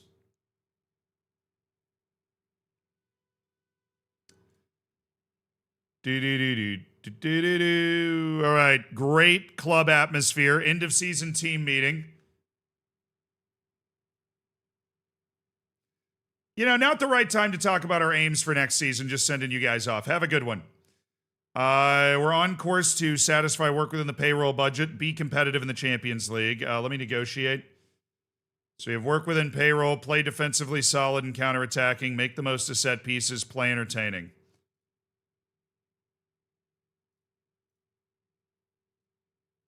Wow, I actually didn't expect them to accept that. They never do. I don't even know why I was doing that. I thought I was wasting my time. Thank you so much. They removed the play entertaining requirement. We'll make the most of set pieces always. We have such a huge team, but the entertaining requirement can be a little fickle, so not a bad thing to get that removed. Mallorca is headed to the Champions League, by the way. Final tally is Mallorca. Oh, dude, Osasuna got relegated. Osasuna got relegated. Where is he?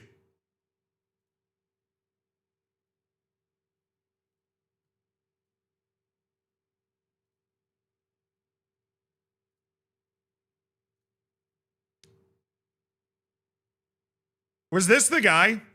Juan Camilo Martinez?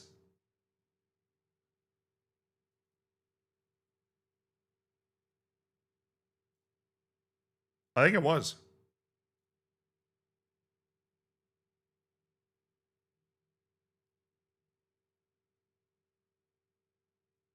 Oh, you're right. Did it go down to 64?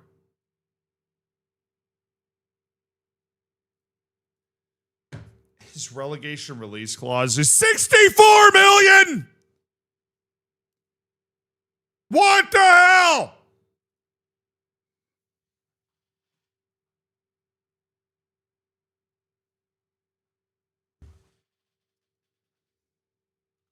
Alrighty, that's awesome. Love that.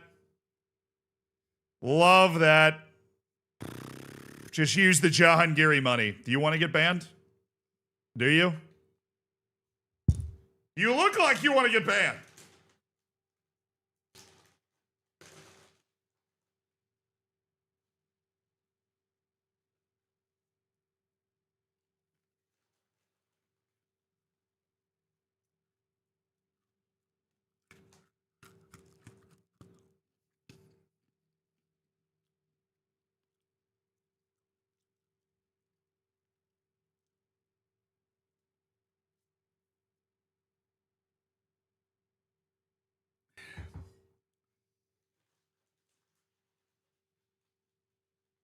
Yeah, what do you want?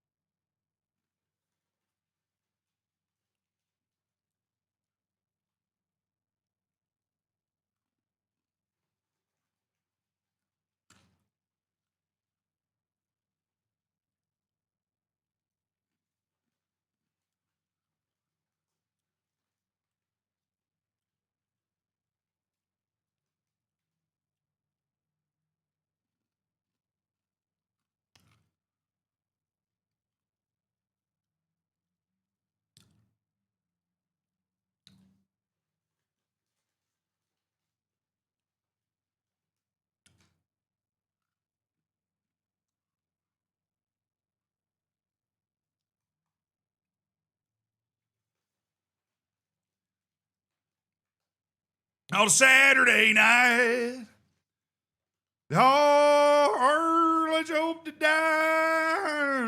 Drinking dark whiskey, that white lies. Hey, and tell them white lies. Little World Cup qualifying for the boys from North America.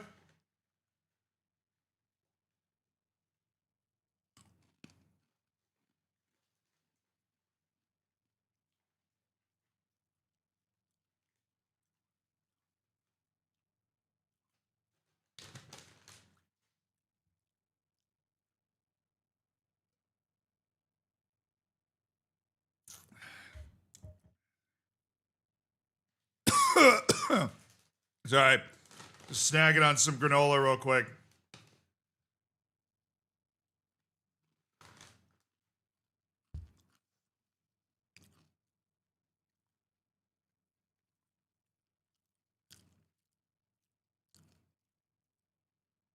Slide wage budget? Nah, it feels gimmicky to me, dude. We're just going to leave it where it is. I'm certainly not going to shove it all in transfer budget, but I'm going to leave it where it is.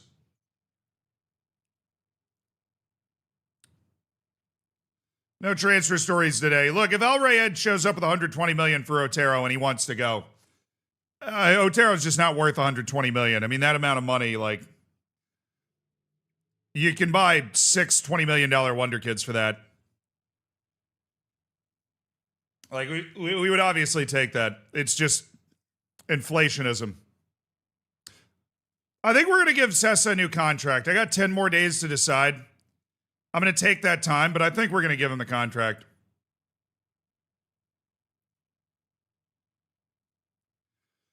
All right, who got called up? Monier Sigurd Anderson for the Norwegian U18s, Gallardo and Araujo for the Spanish U19s, Runolfsson for Iceland, Mbambo for Finland, Urbanic for Czechia, Van Rooyen and Nkomo for South Africa, Cañete for Germany, and Giancarlo Farfan for Peru. That is depressing for Peru. That is depressing for Peru.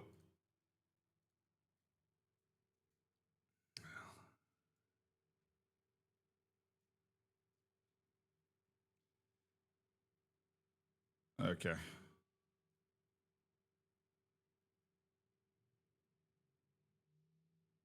Okay, where's his name? I can't.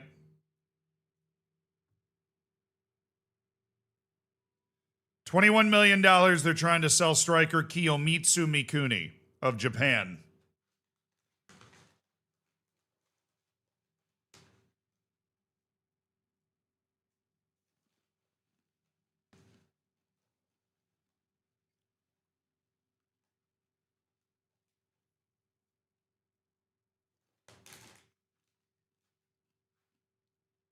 Nope.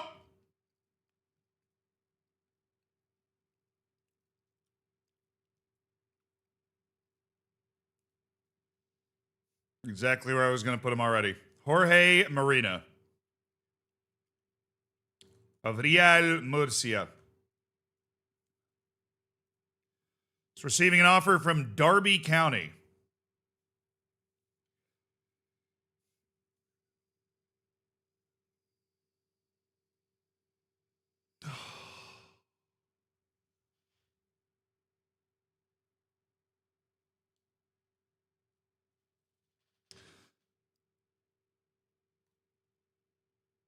Napoli's making an offer.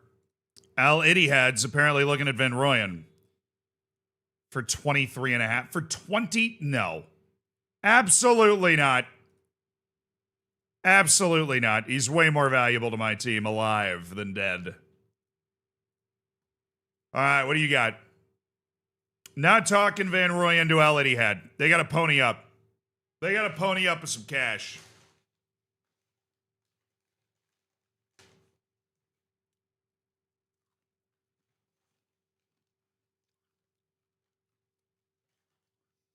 Arteta getting sacked is crazy. In 2033.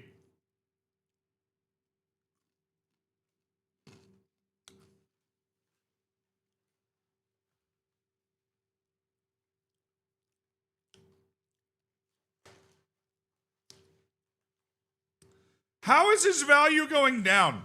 He just played 33 La Liga matches for a team that didn't get relegated.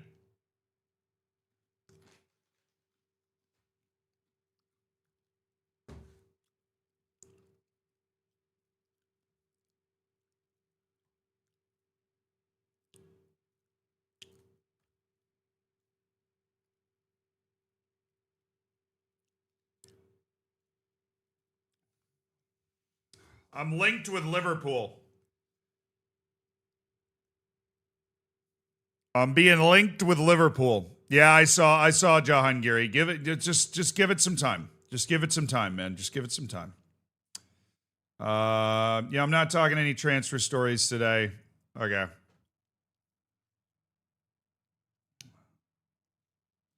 Do do do do do do do do do do do. All right, what do you want?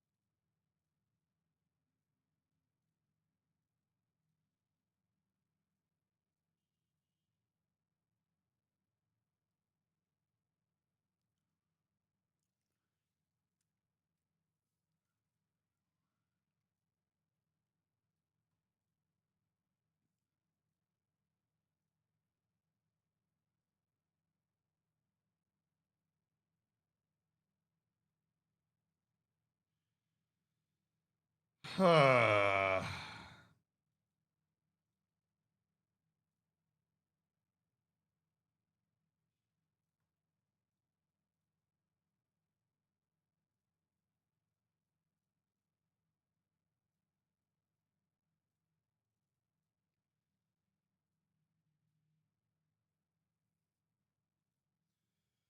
right, Sessa at $2 million a year, 5-year contract, feels safe. All right, we just got our first offer already. What are these questions about? Danny Avande is a transfer target of Fiorentina. I'm not commenting on any improvements to the squad. Nkrumah's been set for release. There's no saga. 31 million with installments and then 10 games and percent profit for from sale. Okay.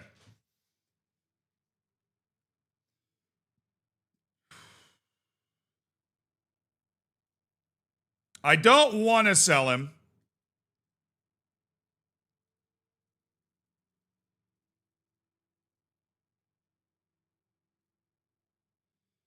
They didn't say no. That's like a huge thing that they did not say no.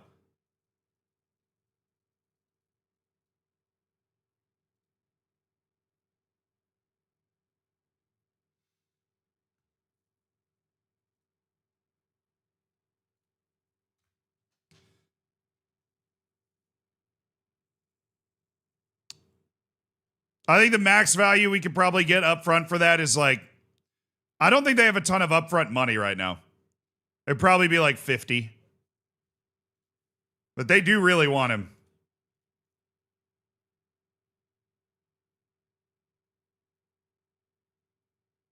We made a profit of 141 million. That'll do. That will do. Your scouting budget's huge. Our sponsorship money is just sailing up. Our jersey sponsorship deal went from 2 million to 5 million. We're raising a lot more money through our sponsorships. That's good. That's very good. We're putting ourselves in a really good position. We avoided taxes. Now we're a true Spanish team. Alyosha Kemlin. All right. Danilo. I don't want to waste my time. I really don't think he's that good. Abubakar Seti Kente. Oh, this dude's like an FM wonder kid. Abubakar Seti Kente is an FM wonder kid. I'm going to put him on my end of contract list. We're just going to keep an eye. We're not going to scout him or anything. We're just going to keep an eye on him. Matt O'Reilly. These are all guys who are like set for transfers and stuff. Looks like a quality player. Baltazar Bilajic Fumic. Who's naming their kid Baltazar in this day and age, you know? Don't get a lot of Baltazars out there. Vladimir Fedorov. Very, very low chance that guy becomes anything. Josue Agro. Okay, we're getting into our Wonder Kid scouting now. We scouted the Youth Invitational. We're starting to actually see those guys come through. Hugo Moreno. He's an anchorman. Oh, this is the perfect Atletico Madrid player, dude. Technical and mental beast. All defense. Azier Bonel. Set for release notification. I think we're finally just done with him. Marcelo Fugazzola. We also have some into contract guys coming in. I thought it was going to be more of our Wonder Kid guys. Matteo Genduzzi has been set for release. Lambert Levens. Nicholas Saddleberger. Yep, he's Austrian. We do not need to check the papers on that guy.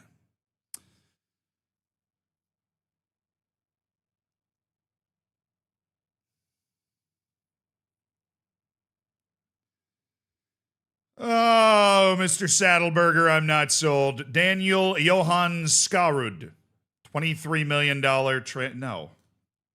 John Ander Gamboa. Whoa. Whoa.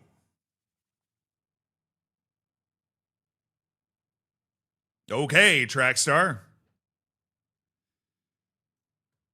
Yeah, he might not know how to play, but like, how important is that really? You know? How important is it really to know how to play? Juan Camilo Martinez, new recommendation. Well, he's already. What do you call two monkeys that share an Amazon account? Primates. B minus Scofier. Thank you for the 57 months. I almost misspoke there for a second. I would have dramatically undersold you. Thank you. Tomoyuki Shigahiro. Oh boy, this guy's like special. He's in Japan. I mean, look at that potential, dude. I don't care if he's a foreign player. This guy has a chance to be like really special. I think we bring him over right when he turns 18. It's in this transfer window in the summer. And just have him spend a year with our U19s and just see what he does. The jumping reach? Nah, I don't care. He's a winger. Jaco Forstrom. If you can play, you can play. So, I ain't judging. Zielmans. Naotaka Kondo. No. Shinji Moriyasu. Tomoya Nozue. All right, we obviously scouted the Japanese team. We want to bring somebody over with him. Sarah Iwata. Seems fine. Mario Petkovic. Rock Crawl. What the hell? Excuse me, what? Can you repeat that? Can you repeat that for me? It was Rock Crawl?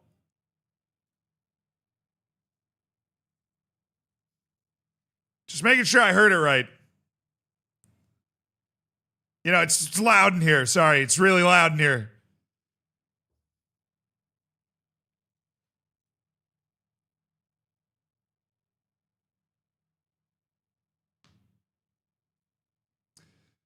Set for release, Ornurop Shakiroglu. No. Set for release, Imre Unuvar.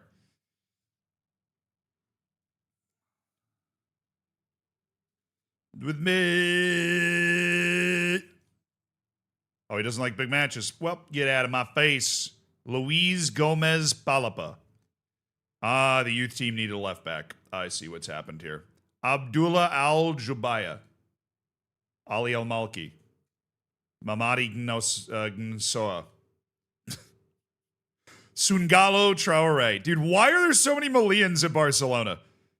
Madu Murcia, who is one of the Malians at Barcelona that I have ended up with, I'm happy he exists, but like, why are there so many Malians at Barcelona? I don't understand.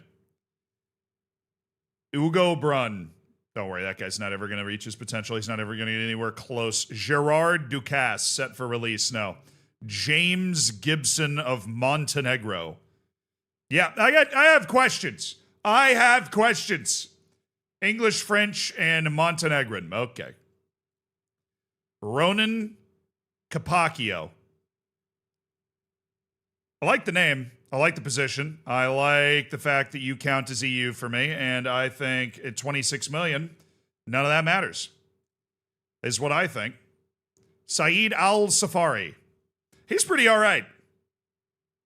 But he plays for Al Ahly, and they're paying him a ton of money and charging a ton of money, and so I think he's just going to keep playing at Al Ahly, and his life will be good. Sadat Traore, Gwaladio Ba, Sami Kusk.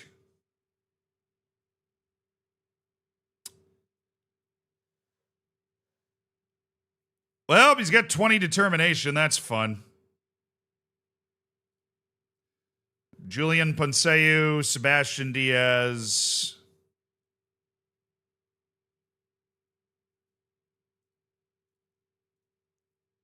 Fabio Balde. Why do we have a guy from Manchester United on our short list?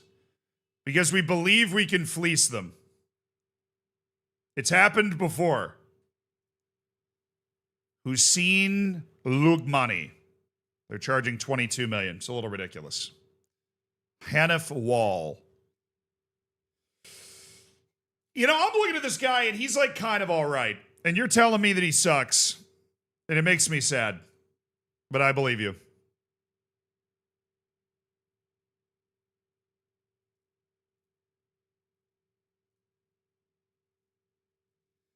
Azim Quayle. Okay, you're saying he has no more room to grow? He looks like he's got room to grow. I was hoping this guy was like somehow in the academy. Arnaldo Villalba. Go, he can't play defense, bro. He can't play defense. Redwan Bufia. Algeria's great hope at Monaco. Jordan Gerber. Strasbourg player who's like way too high valued. Takudo Suzuki. No. Chris Conley. No. Christian Dolnoski, 18 years old, Romanian. He can boogie. Put him on the Wonder Kid list. He's not overvalued. All right, I'm looking forward to more of those. More of those reports. Those would be nice. Bufia was only 19 million. Oh, we're getting more offers now.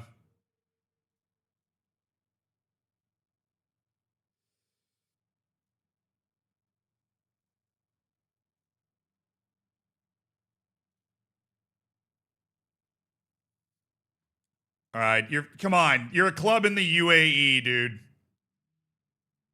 You're a club in the UAE. I know you got some money stashed back there somewhere.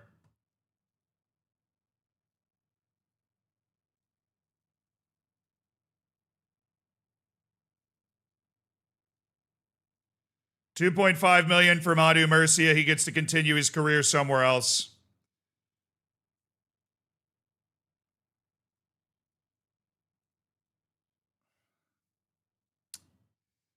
I think it's just time for him to move. We've got too many center backs coming up that we're going to want to give time to, like Salvador and whatever. I just think it's time for Madu Murcia to kind of get out of our pipeline. But he's had such a solid career with us, dude. He's had such a solid career with us. He's been with us since the 3rd division. 6 full seasons in the Malia first team. After burning out at La Masia. And we're getting good value on that transfer as well. And, you know, we do owe him a lot of money, so that'll get us out of having to pay him, $1.2 million a year over the next couple of years as well. Yeah, he's just a solid player. But I think those minutes, we have so many young center backs coming up that we're going to want to involve those guys a little more in the first team. And, yeah, I think Salvador's got a chance to make the first team this next year. And we don't want to have Madu Murcia kind of just sitting there as a guy that has to be around the team. It's just tough for us to work around.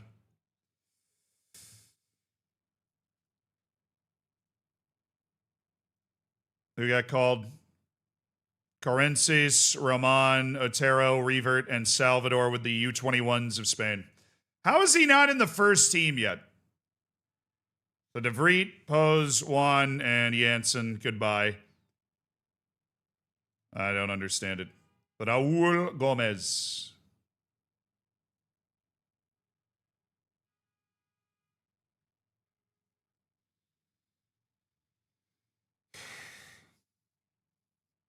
Oh, yeah. Did our B team win the league? No!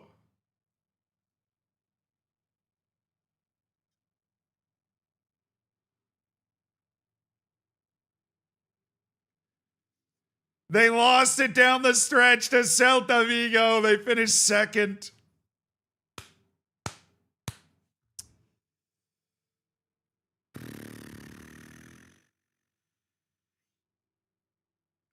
And Kenny Gonzalez had the highest average rating.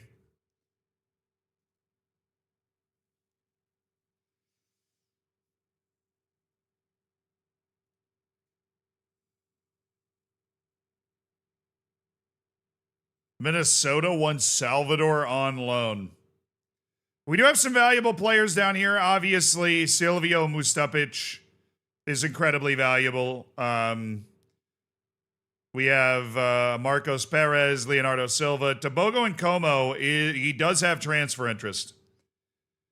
There are people that want to sign Tobogo and Como, and I would be intrigued by the idea of selling him. And maybe Chilean international Jose Yanez, because he's a solid La Liga player, and I think there's money in that. I think there's money in that. Francis Abubakar. He played 8 matches off the bench for the team. It's time. Francis Abubakar set for a transfer. We're going to try and sell him for a couple of million after we have not been able to find anything for him. Anything.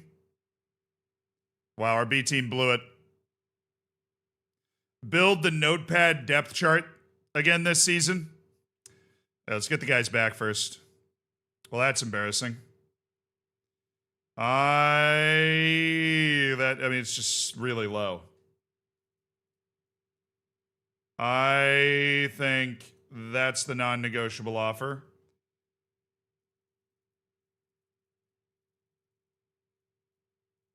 They're not going to take this, but...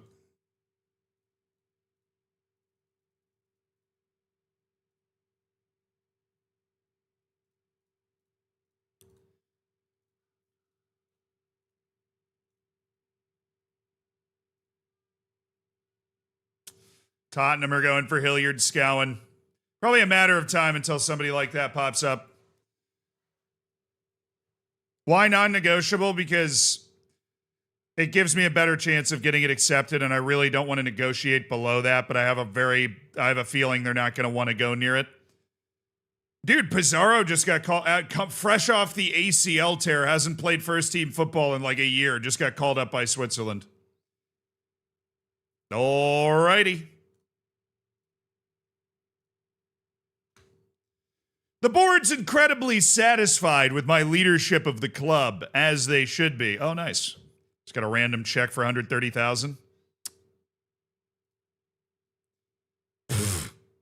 Come on, man.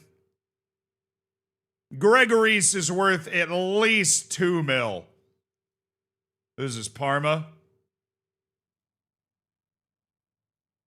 Look, I don't need percent profit of next sale, okay? I need 1.8 million. Thank you. You can have Gregory's Panagiotidis if I get my 1.8 million. All right? What? Really? You wanted to move to Al Ittihad that bad?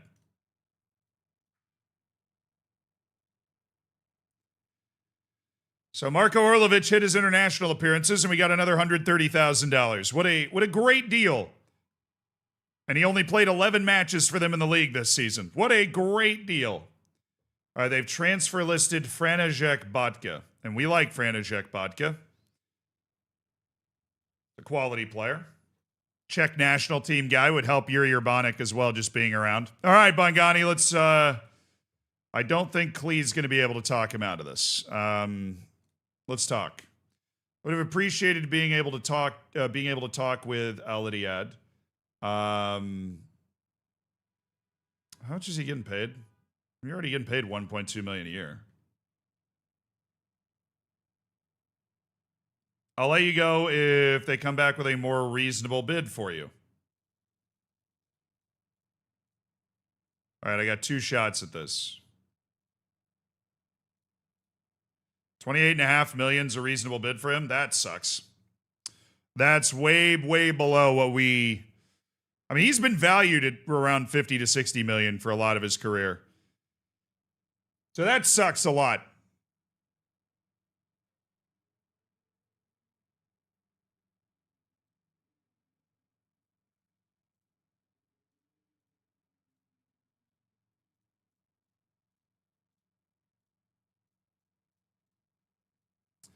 I mean, really, I just want to keep him on my team.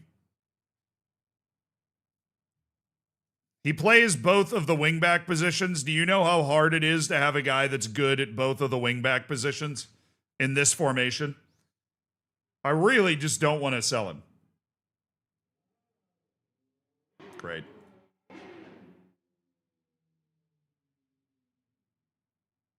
This isn't over it, though. Like in the upfront value of the deal, it's just not. It's 27 and a half. It's below it. We settled on 20. Yeah, no. He's not gonna get mad if I reject this.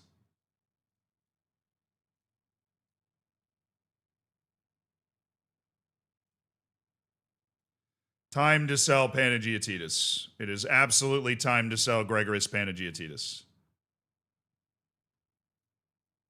I'm honestly curious. It's 27 and a half up front, but it's got escalators like international appearances and league, after league appearances stuff.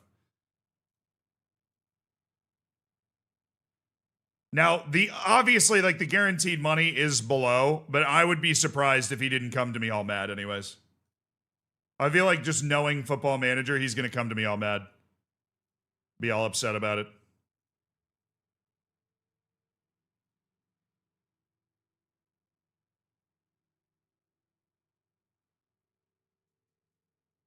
No? Yeah. The value is literally below. I think we might be able to hang on to him.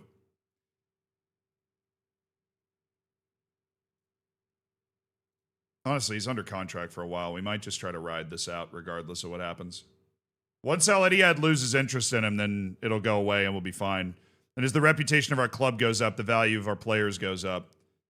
So, you don't necessarily want to make any sales before the reputation goes up. Hey, Kenneth scored for his country. Let's go, Kenneth. Let's go, Kenneth.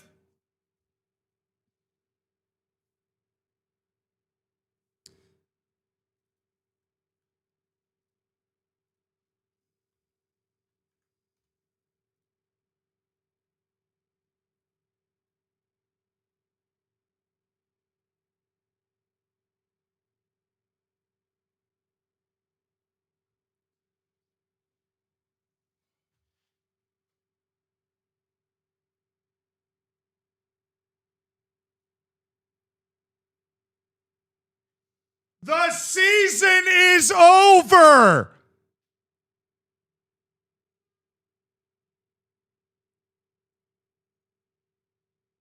I said I'd renew his contract after the season, and now I'm going to get just absolutely cucked by the fact that we can't renew his contract because it would push my registered player's salary total over the ridiculous salary limit that we've been given for this year, which is below the salary limit, by the way, that I was given for my first season in this league somehow. Season ain't over until June. Thank goodness it's June 5th, dude. Thank goodness!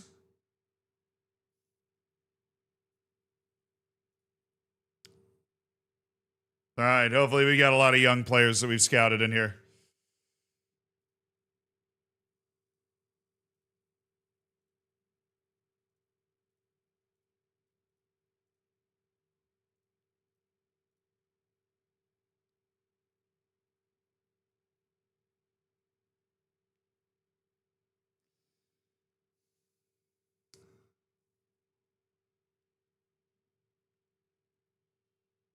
John Karakaburu.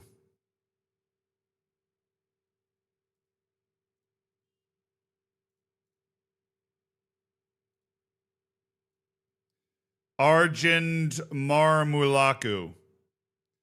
Seems a little weird that a guy with that kind of quality would end up on the end of contract list, but I think we just put him on the BS list as a guy we would sign and bring in and have him play on our B team. Jan Milnar Folden Fuglu. I mean, that's just what is that? What is that? Really? Carl Etta Young. We'll scout him. I'm not optimistic you're going to give any sort of reasonable price at all. Yeah, you're not getting anywhere near that value. Apparently you might. Not for me. Not for me. Rory Bolton. Nahum Pena. All right, Eldiri Artamendia, Jose Miguel Basildua, Tomonori Shibamura. Tomonori Shibamura. So easy to say. I don't know why I was struggling with it. Futoshi Simba. Ah, you're just fast. I see. Takahiro Baba. Masahiro Shibuya. Bernard Schormel. I see, Bernard. I see. Nick Floridan. No. Abdullah Al Kulaif. No. Saud Al Dosari. No. Suleiman Mazrai. Abdulaziz Al Saleh. Abdullah Al Abadalmanam. Damn. Trying to do them all in one hit. That one got me. Maxime Da Costa. From Alger. Mikel Tacida. Aymeric Aquilon. Lucas Jarno.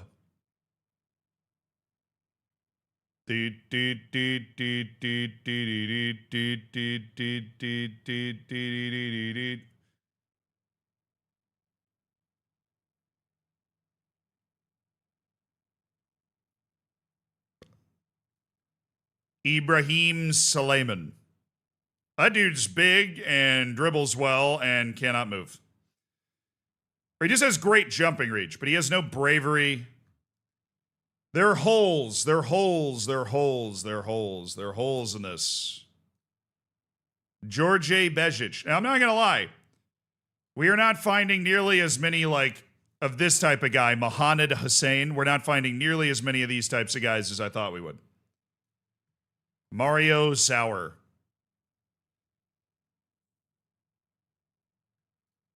James Gomez, Stuttgart. 6 to 8 million.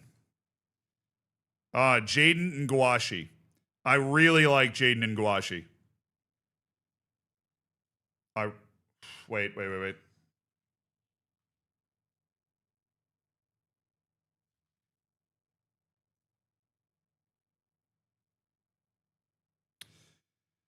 And I am not the only one that really likes Jaden Ngwashi.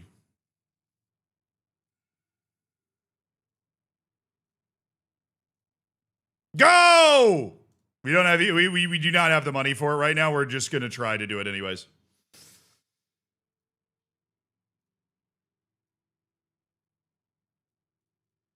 I assume we're gonna be able to stick a transfer in the next couple of weeks. It's gonna be able to pay for that if we win it. If we win the sweepstakes there. All right. Hello, Jacob Wright. You would be a foreign player, so you better be good. Toby, you suck. All right. I'm expecting most of the Jamaicans to suck. This guy does not. Martin Frank. All right. Michel Martino.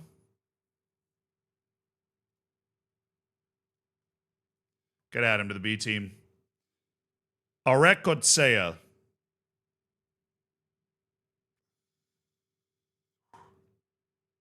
Well, I guess. Nah, not really. He is an into contract guy, though. We could try to play off that. Sign him, loan him. There's some sale value in there. Hernan Fernandez, this dude's just never going to be good. Louis LaRue.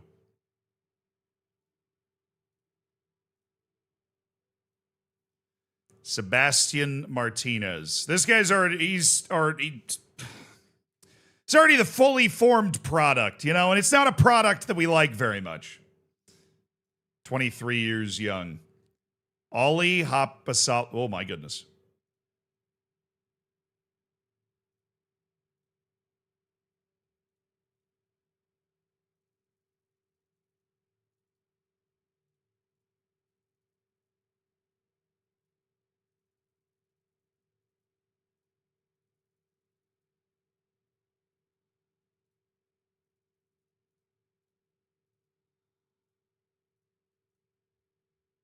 I mean, this dude's potential is just absolutely insane. The fact that he would be available for free. I mean, we just have him play with the B team for 2 years. You know, by the time he's 25, 26 years old, we've got a couple of years of development left in there.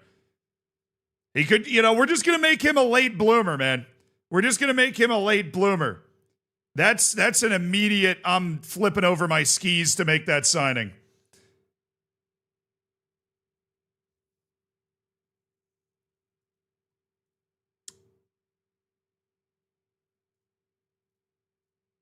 Do, do, do, do, do. 23, he'll never reach that potential. Like, I'm telling you. You can grow later in this game. Let him go. There's even late bloomers. There's even late developers in this game. Eduardo Bastillero.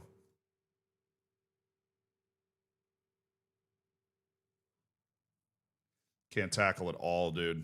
Literally can't tackle at all. Once called us as Vilmer Murillo.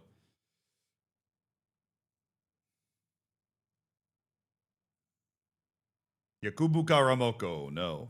Miguel Gomez.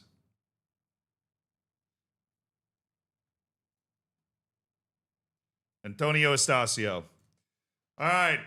Guashi. I don't know what we're going to be able to do with this contract. I think he's going to ask for too much money.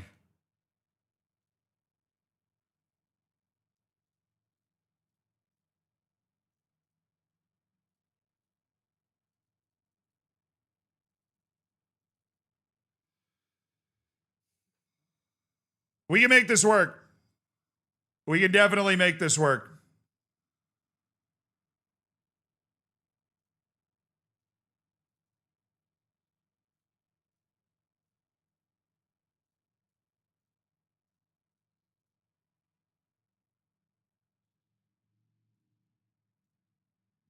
Nice low relegation release clause.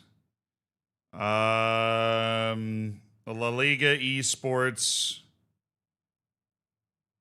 Qualifying for the Conference League, I'll pay out $150,000.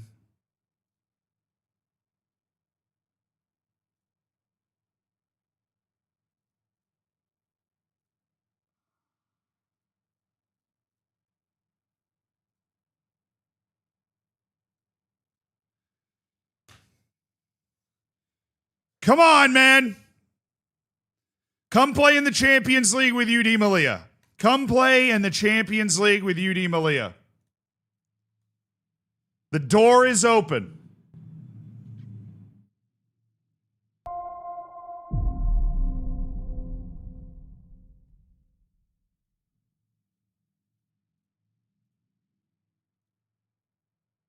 I like Oliver Antman.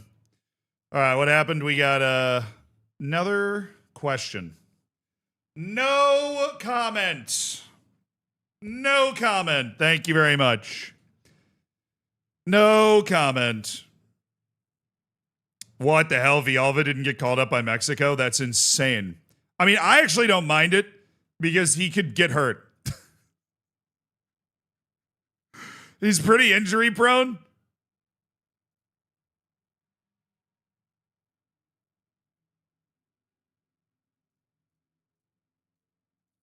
Oh, yeah, it's the weird Club World Cup window that we're in right now.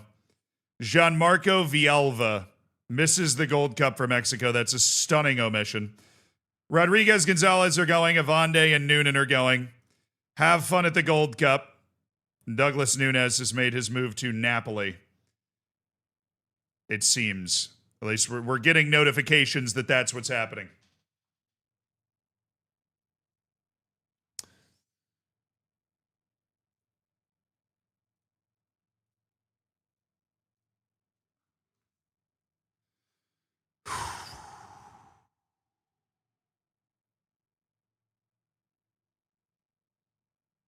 Thank you for the €5 donation, Ozil. Today, I won a match 2-1 with one total shot and an own goal. I hope Arteta is proud of my squad. That's pretty sick, dude. I'm happy for you. Fleetwood make an offer for Alexi Olmedo. Nice, Olmedo. Nice. Sekou Traore. Could be on the move. He is on the move. He's signed, unfortunately, for Hamburg. This is like the Club World Cup deadline day right here.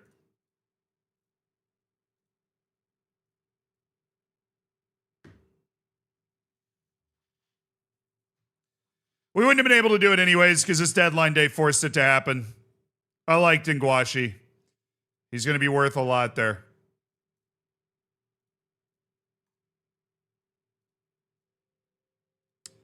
It's going to be worth a lot there. Now, they only value him at 18 to 24 million. I think we'll keep him on the yes list just as an option further down the road. He's a hell of a player.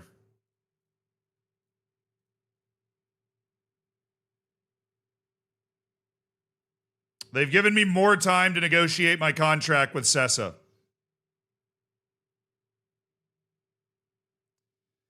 Thanks, dog.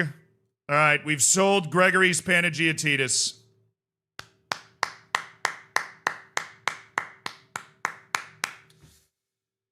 This guy just never got the eyes that I feel like he deserved. You know, he played really well in the B team. And we didn't, I mean, he kind of needed people to get hurt this year for him to get sustained runs in the first team. We end up selling him for the exact value that we bought him for. He was a guy that we had way bigger hopes for, but I just don't think we need to give him another contract. I think it's time for us to move on from Panagiotidis. He had one season that was like unbelievable in the B team to get us promoted from the third division. This is a sad one.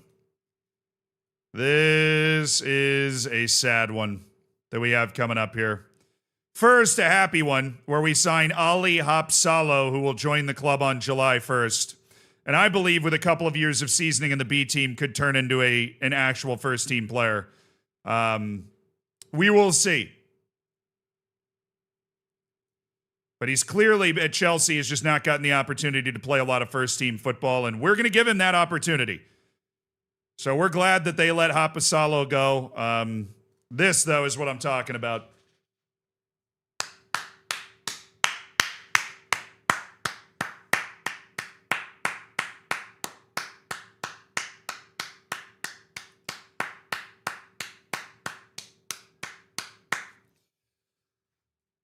Madu Murcia, when he signed for this club, we were entering our third season as a manager.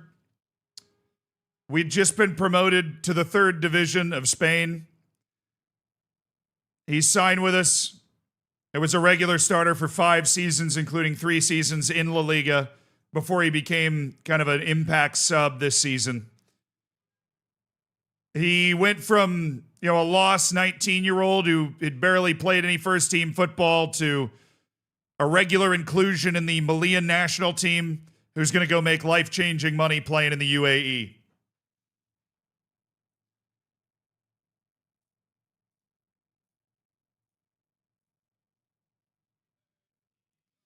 An absolute stalwart. 187 matches in the shirt.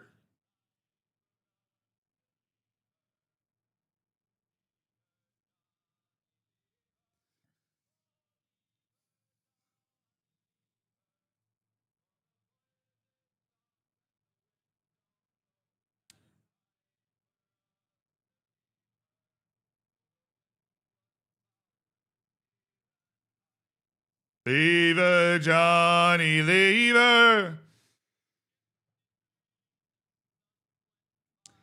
It's time for us to leave her. Leave her, Johnny, leave her. Oh, leave her, Johnny, leave her.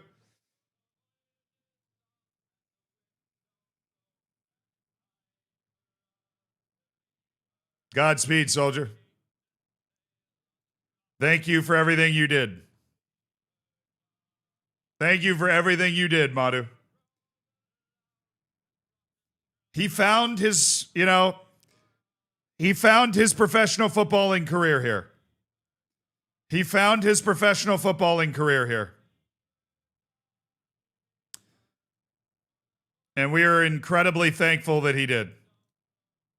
Time for us to leave her. Leave her, Johnny, leave her. Oh, my goodness. Aston Villa is going to sign Diakite at long last. They're trying to. I don't know if they'll be able to.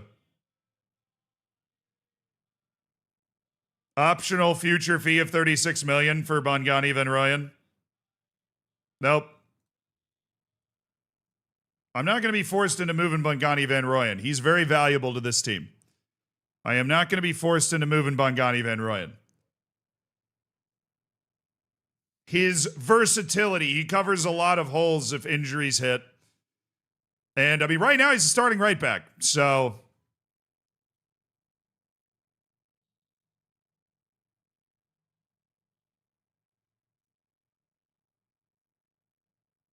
he has no interest in joining Eintracht Frankfurt.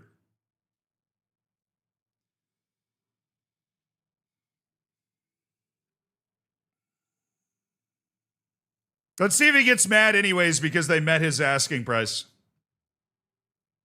I don't think he will, but I'm not sure.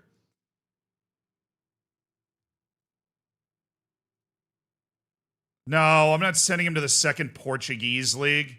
Dude, this Club World Cup deadline day is crazy.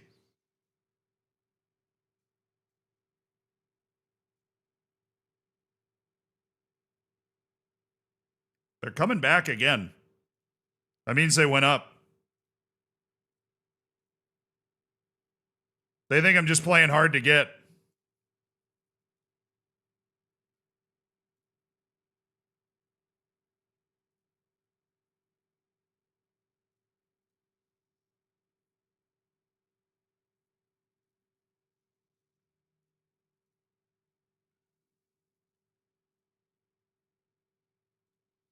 We keep managing that. Joseph Ons made his move.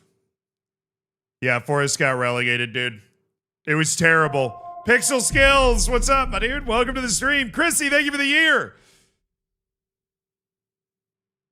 Even the Portuguese top league. I would want to loan. Mafra won the tile. He would play top league Portuguese football. I thought about that when I was rejecting it. Like if they'd gotten promoted and they were looking.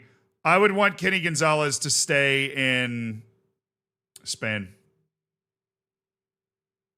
There's a La Liga team that would take Kenny Gonzalez. That's the same offer. So it's the exact same offer. Why is Bongani Van Rooyen all of a sudden like the belle of the ball today?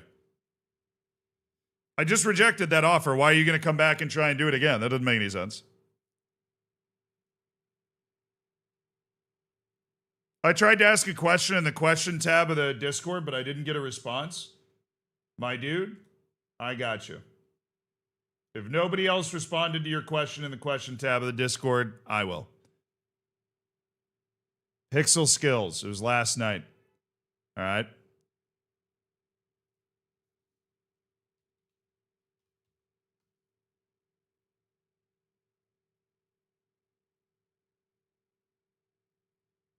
there a way to search by username or are we just vibing? Pickle Skills. Okay.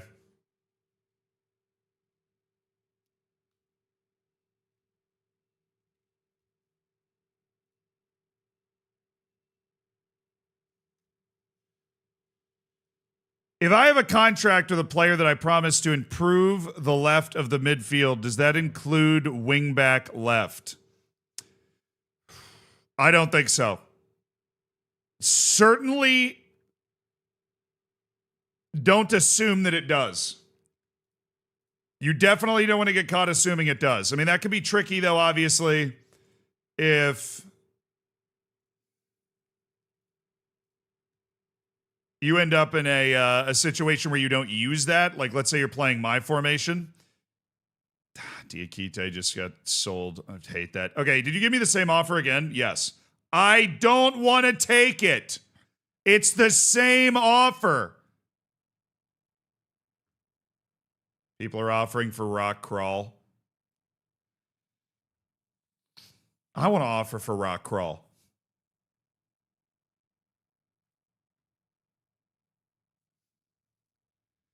He's got an absolute, he's got a maniacal personality and some potential. You know what? Screw it. Rock, get over here. We're talking. We're talking, Rock. I'm not selling Van Rooyen for that amount. Oh, well, never mind.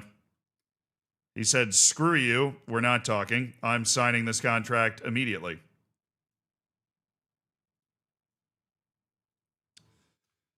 All right, Rock, never mind, man. I was excited about you, but this whole June 7th deadline day is really hamstringing me because we're not getting the reputation boost. I don't have the freedom that I thought, we'd be able to have.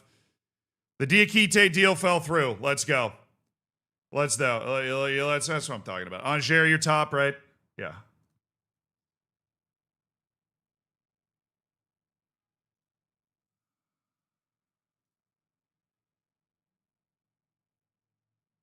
We'll just loan him out later in the window. He's going to be Malia homegrown in 20 days.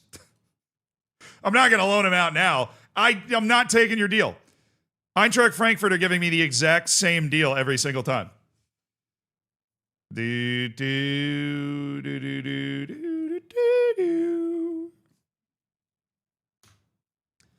All right, World Cup or Club World Cup deadline day has passed. Eintracht Frankfurt identify Van Rooyen as a target. Really? No kidding.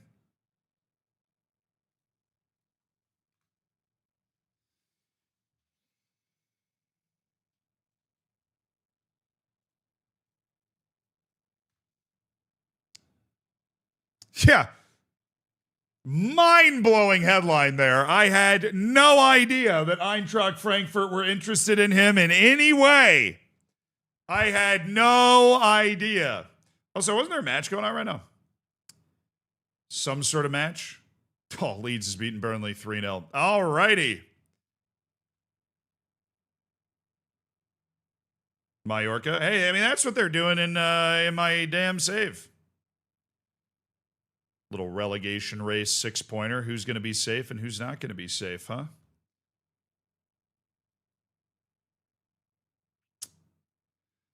Serie A is really good at producing one or two teams that are just way worse than every other team in the league. Magdalena Eriksson has her Continental A. She has gotten so much better as a coach, and it's going to keep getting better because we get to send her on the Continental Pro course next. Magdalena Eriksson. Let her freaking cook. She got so much better once she got that Continental A license. She's now very good here. Oh, man. An incredible head of youth development with a professional mentality. I mean, it's just, it's the stuff of dreams here. Magdalena Eriksson's going to be bringing in wonder kid after wonder kid for us. The groups need attention. Well, I think Madu Murcio is in one of them. Yeah. Well, it doesn't really do a good job of showing me who's there. It shows me little pictures of their faces, and that's the only... Okay. This one... Yeah,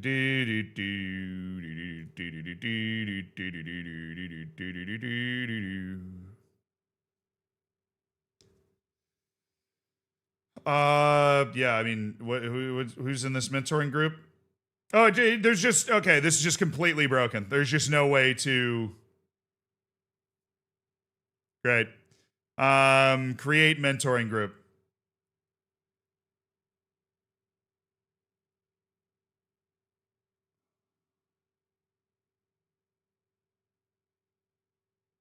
Yeah, I don't think we can make another one. Because Madu Murcio is the guy that was teaching the other two people. But it was time for him to move on. And so he went and moved on. And now he gone. Didn't I redeem? Yeah, we have a lot of staff redemptions. We have probably like 10 staff redemptions that have not been done. But I'm not going to lie, Regicide. I might have you pick something else. I kind of like having like a famous female player as my head of youth development, so I might lock the name. Like, it has to stay Magdalena Eriksson. Just because it's like such an interesting storyline that we have like a female head of youth development who's also an outstanding head of youth development. And it is also possible to refund, yeah, if you're like, I don't want to be any other part of the coaching team.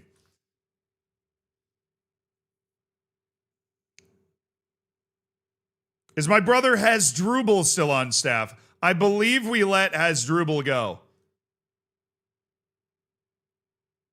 Apparently Aberdeen are interested in poaching. Dude, I can't. I literally can't. Friend, oh my God. Literally impossible, man. I can't do it. Can we string this along until I'm going to be able to do it or no? Let me try to negotiate it, and then maybe if I just keep negotiating his contract, I'll be able to string it along.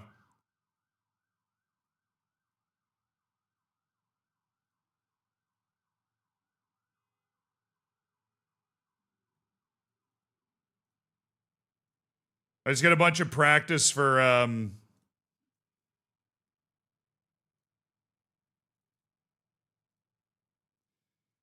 there you go. There's your new contract that you're not going to sign.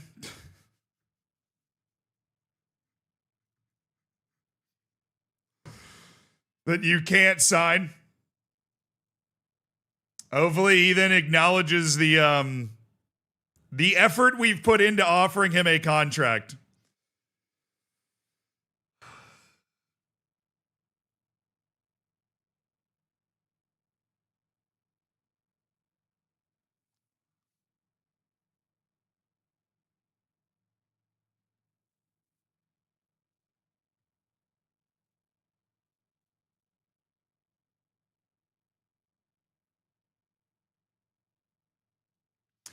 Florian Dobre now speaks fluent Spanish. Unfortunately, he doesn't speak fluent football.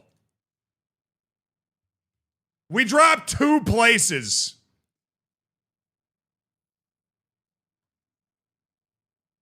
And everybody loves Kenny Gonzalez right now. Okay. You. Bezzy Runolfsson, Revert, Grieven, Carrasco, Mustapic, Daniel, Ifeanyi, Marcos Perez, Leonardo Silva, Sean Gigo, Francis Abubakar.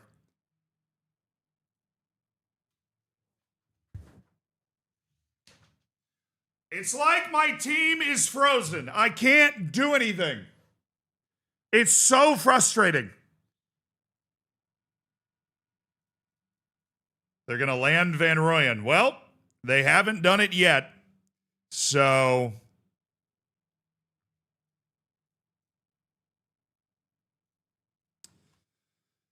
I don't know, man. You're going to have to give me a lot of money if you want Bongani Van Rooyen. It's really funny how certain players just become like a fixation, you know? Well, did we not just delete the mentoring group? Okay. I clicked delete mentoring group, but it just removed the other 2 players from it and didn't delete the mentoring group. So, look, man, I didn't design it. It's going to do what it's going to do. Look, you can ask me about Bongani Van Rooyen literally all you want. I got nothing for you, all right?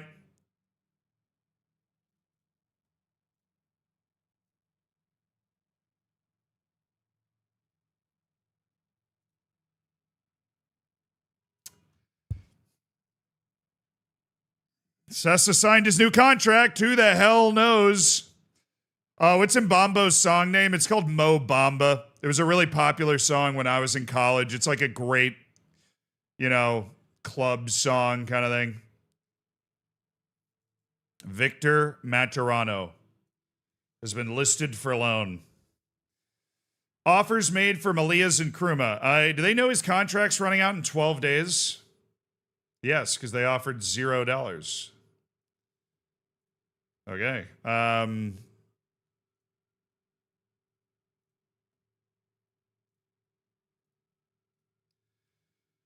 He's all yours, man. He's all yours.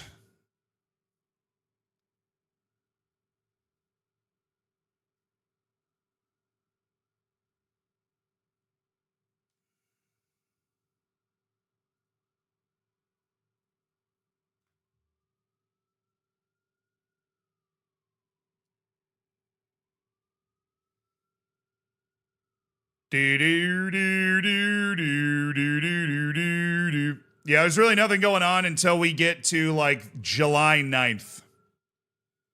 There's really nothing going on until we get to July 9th. Once we get to July 9th, then all hell is going to break loose. But first order of business is July 1st. We get a whole bunch of players that parachute in on July 1st. And that'll be great. Salvatore Roman still playing for the Italian U21s. Feels mean. Guy's a first team player. Champions League level. Oh! Wait, what?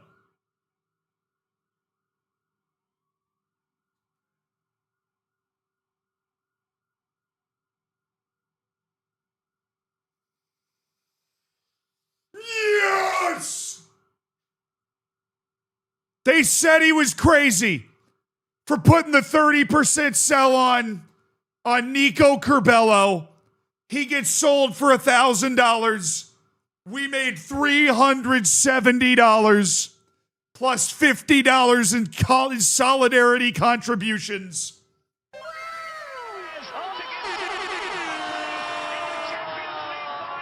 Steakhouse with the boys, $420.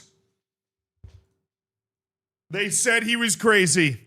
Nico Curbelo makes us $420 as he transfers to Hbar in the Bulgarian league. Incredible.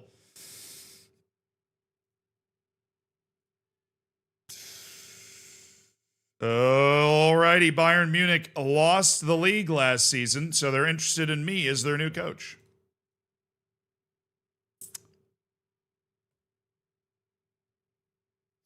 Yeah, I'm good.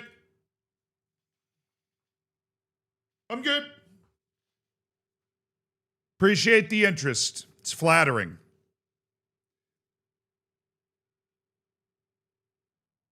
I'm very happy where I am. I love living in Africa. Is Bayern Munich in Africa? No. I'm going to stay here. I'm going to stay right here.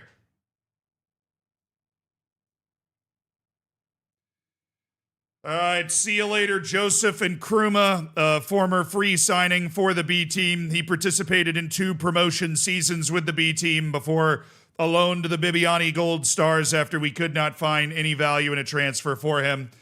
So even though we didn't sell him for any money, he did present us with a lot of value and that he was a starting player for multiple B team promotion years. So he heads back to the Ghanaian League. Have a good one. Joseph Nkrumah.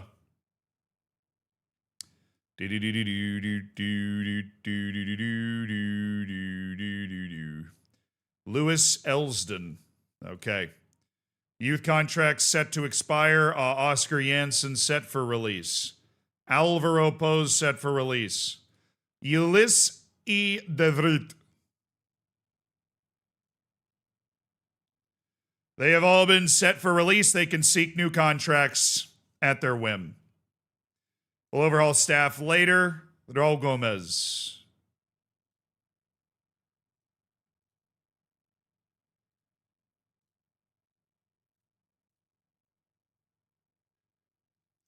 Are you getting paid right now? $125?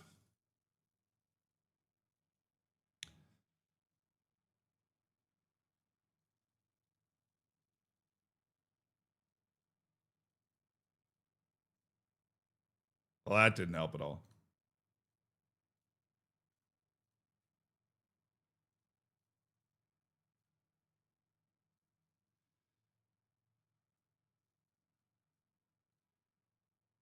Screw you, man. The hell out of my face. I'm trying to give you an opportunity to keep, like, what are you talking about? I'm trying to give you an opportunity to keep competing for playing time because I feel like you are improving a little bit and you've got some tools, but you know what? Get the hell out of here, man. We don't need you. I'm the one giving you the opportunity.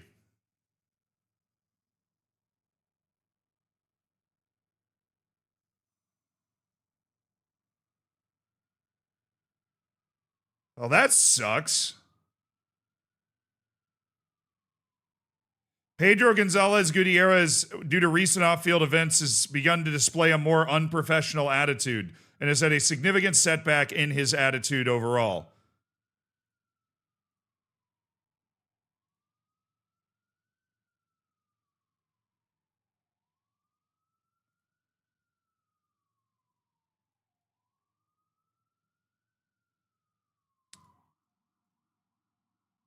That really sucks. All right.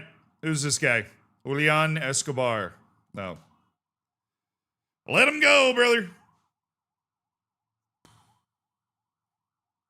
The song is called Now or Never. Should be able to find it if you type that in. T-minus, thank you for the 11 months, my dude.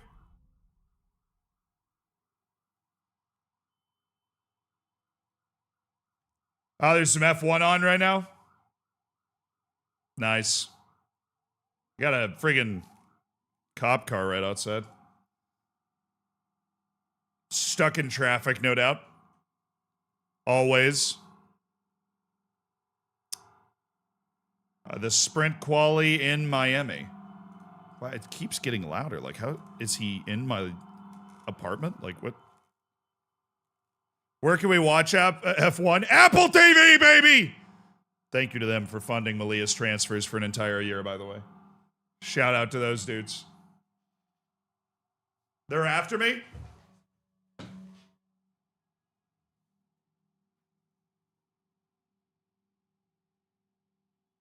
There are B team players who are legitimately attracting serious interest. Like, there are news articles about Tobogo and Como going on a move for $7.5 million. News articles about interest in Santiago Carrasco, who is an absolute demon for the B team this year. He had 17 goals and 15 assists.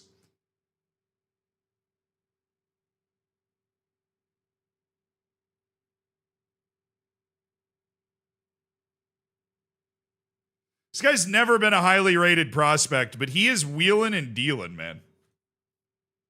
He's wheeling and dealing. Crazy season. That would explain some of the B team's success. Valid. We had to have a few guys that were popping off. Wow, I am the hot dude on the block right now. Bayern Munich and Arsenal. Why is he just getting worse at everything? We're not training him at the new position anymore. Somehow, since we stopped training him at the new position, he's just decided he's going to get worse anyways.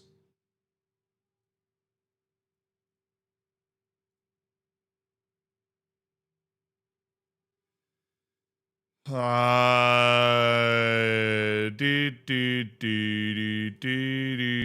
I'm not going to do that. Thank you. Don't take long shots. I don't think we need to worry about Avande doing that. Is Villalba's weak foot really that bad? It is kind of trash. Go ahead and start that training. Balia player named to the Euro 21 Championship Dream Team. Oh, dude, it was the under 21 Euros? Oh, God.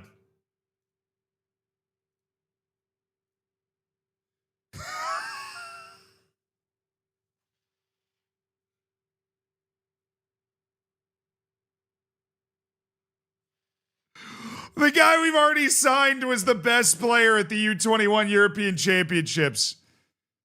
He was literally the best player at the U21 European Championships. No, Arsenal, I am not going there. Thank you for playing.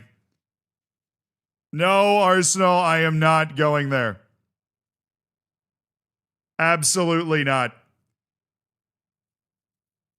Wow. Okay. Is there a way for me to go to the European U21 Championship? Netherlands beat Spain in the final, and I'm assuming Havacote popped off. Look at me go back in history. Incredible. Look at all that.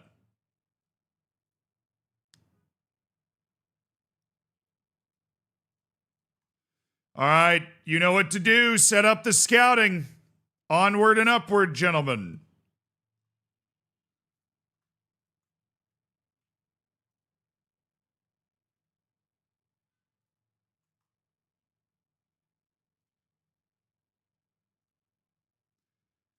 The under 21 European Championships.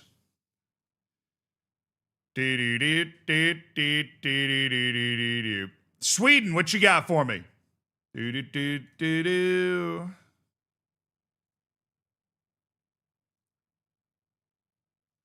Portugal, that would be a whole lot of fun, but the problem is all the best Portuguese wonder kids are vacuumed up by the same few clubs. Very difficult to find Portuguese wonder kids that you don't have to fight like some sort of blood feud, blood sport to get there.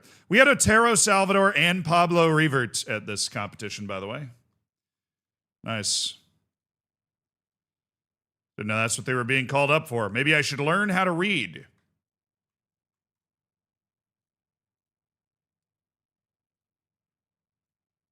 Portugal, Spain, France, and Germany were all in the same group, by the way. That's pretty sick. 17-year-old Pedro Pimenta. He's a left back, is well valued 30 to 56 million. Okay. Yep, get it. He's pretty good. Bo Talon. And Zaviro Havakote. Superstar Zaviro Havakote, who's already been signed by who? UD Malia. Thank you so much for playing. They're all playing for second. Some people in this chat think that Zaviro Havakote is a waste of money. He just went on the field against the best young lads in the world and absolutely delivered. Sorry, in Europe.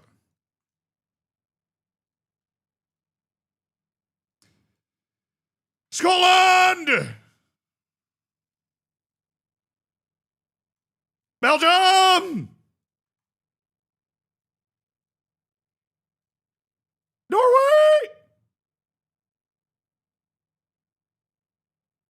Well, we missed that one. They told their team to go home. Oh, wait. Scouting. Stop. Scouting. Stop. Halt. No, I'm not talking Bongani Van Rooyen stuff today. Leave me alone. Okay, Marvin Schlotterbeck. This dude continues to not be good. Originally had some great potential and then just didn't. He says as he moves him over to the ES list. I just have a sneaking suspicion we're going to lose a fullback in this window. Sneaking suspicion. I'm not going to say who it is. It's just a sneaking suspicion that we are going to lose a fullback in this window. And that we might need to be extra aware of where the other fullbacks are in order to be able to deal with the fact that we might lose that fullback in this window, right? It's totally unrelated to any one thing that might be happening. Leandro Sepulveda. He is huge. And that does matter. Jakub Kaja. I have been looking at Jakub Kaja since he was like 17, 18 years old. This guy has not gotten better at all. I have known about Jesus Cedeno for a while. He has not gotten better at all. Firuz Yusupov of Tajikistan. Strangely, this counts as an EU player for me, which is why I'm keeping an eye on Firuz Yusupov. Rafael Garcia. Mr. Wonder Kid himself. All right, now we get into some of the scouting we've been able to do. Ivan Gonzalez. Rare shortlist edition. Alexander Rodic. His value is still ridiculously high, but there will come a time where he wants to leave and his value will change, and then we will be able to pounce. Law Brown Sword. He's non-EU. And not only is he non-EU, he's never going to have the EU. So, Braiz Hernandez. This guy can pick out a pass. He can't do anything else. I'm not going to give up on him. Musa Diallo. Joshua McDougall. Okay. A little on brand for my taste. Gustavo Alba. Well, they've made him very cheap, and he could be a guy that we bring through the B team. Emiliano Dominguez. Not quite as cheap. Yusuf Al-Jahani. These are all guys that we scouted from the French Youth Invitational. Ah, yes, Bigger Mbanza. Problem is he only has 11 jumping reach. Despite being named Bigger.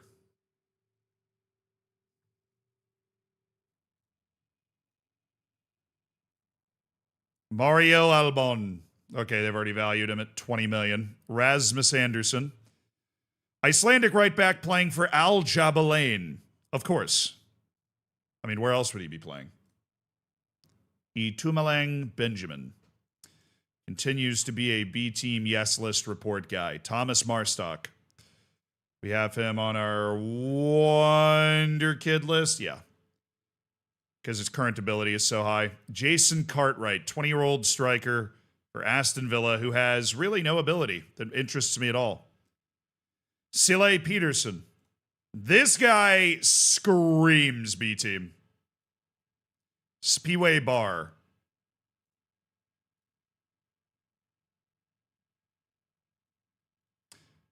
Man, they're all so good. And so cheap in South Africa. It's crazy. Raymond Kortstam.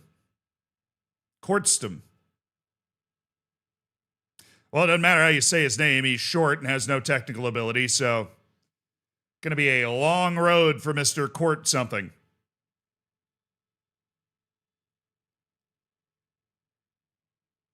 Fool's gold. Absolutely fool's gold. I don't think he can ever become a good enough player. Gilbert Solaveus. Oh, I remember you. Yeah, I'm not sold. Brian Kadar. 22-year-old Venezuelan goalkeeper. Doesn't enjoy big matches, say less. Doesn't enjoy big matches, say less. Carlos Caldero. Did Forrest stay up?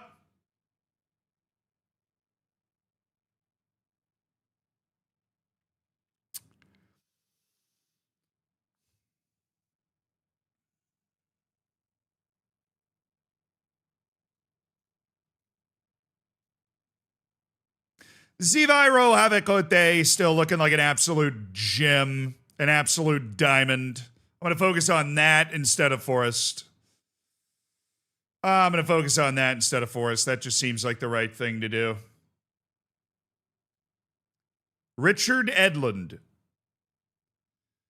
19-year-old Salzburg striker for the U.S. national team.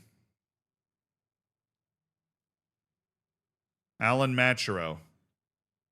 Okay, yeah. He's just slightly not good enough. Pablo Lamas. 19-year-old Argentine goalkeeper. Got Spanish nationality. I am not keeping a keen eye on that guy right now. Diego Capaino.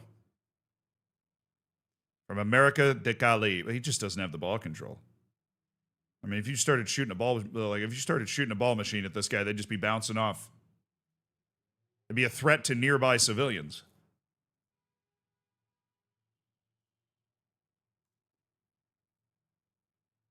Nicky Rasmussen's definitely downgraded. Krishneel Chand.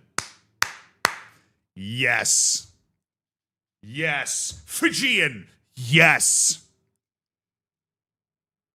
Come on, Krishneel Chand. Wait. He counts as EU because of that, B-team.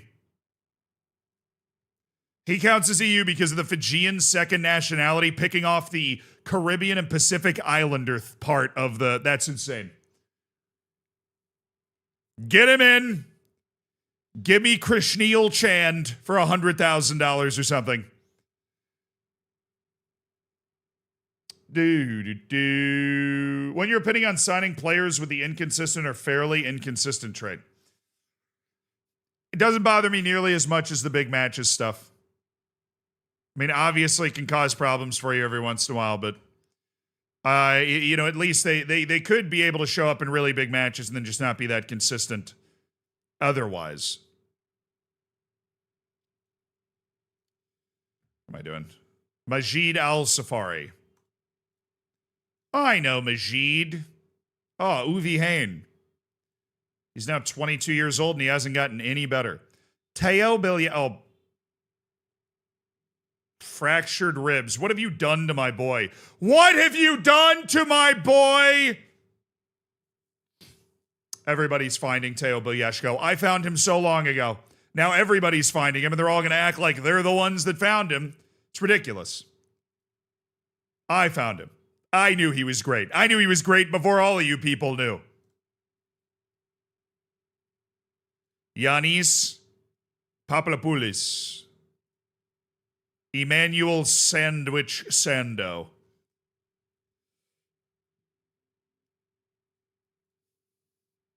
Ross Watson. Ellie Kone.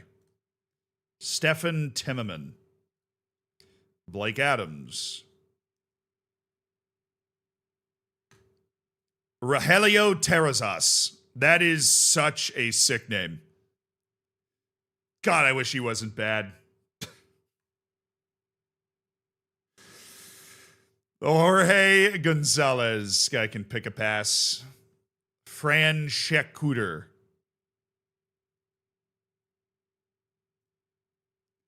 Sead Matic. No. The goalkeeper, Gurga Smiljanic, has some potential. Abdul Majid Al Otaibi. No.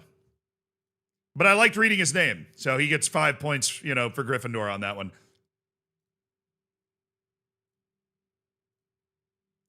Yeah, I didn't expect the Saudi Arabian U19 team to rock my world. Yeah, I mean, consistency does go up with age.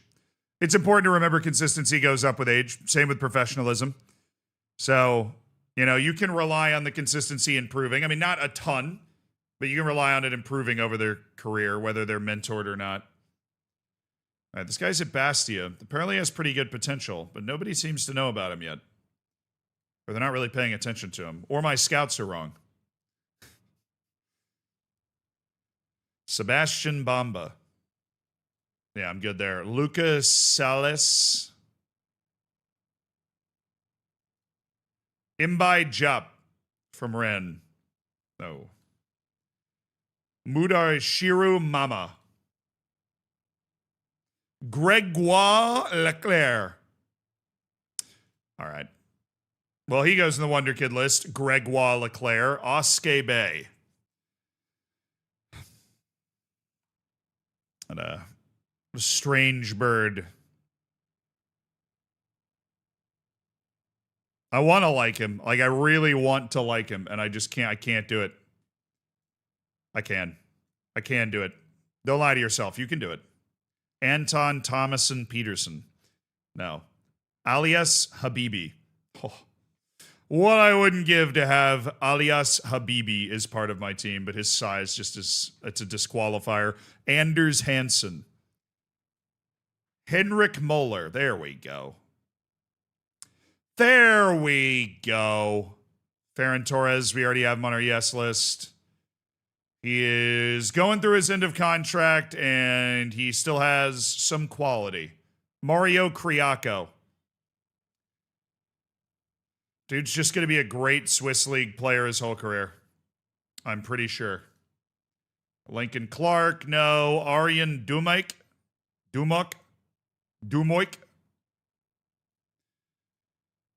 I'm gonna give him the benefit of the doubt. Marco Antonio Palafox. I don't believe you're an actual Wonder Kid, but I have nothing that I can use to tell you you're not right now. Alrighty, chat. We've absolutely ripped our way through that transfer scouting report. And we ripped our way through the end of the season today. We're going to go raid somebody, keep the love going. Let's go find somebody that would be a nice, fun raid. But that is the end of the stream for us today. I made a YouTube video with this guy not that long ago. You might know him from that or know him from somewhere else. It's your boy, Arthur Ray. We're going to raid into Arthur Ray, and we're going to do it with a nice copy pasta. If you guys can think of a nice copy pasta, we're going to, well,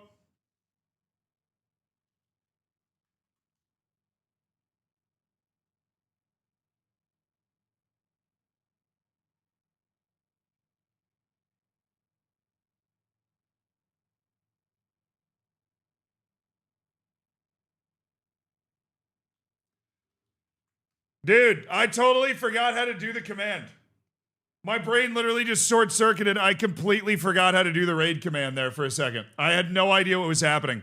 All right, on YouTube, stick around for a little word of the day action. Thank you guys. Love you guys. Next week, 100-hour stream week, which was part of the promise to raise 20,000 pounds for charity, which we did.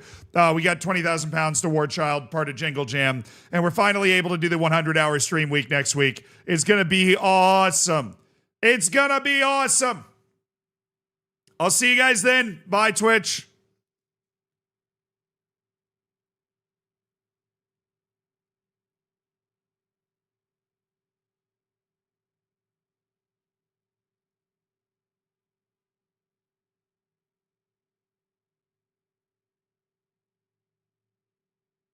All right, word of the day, my dudes.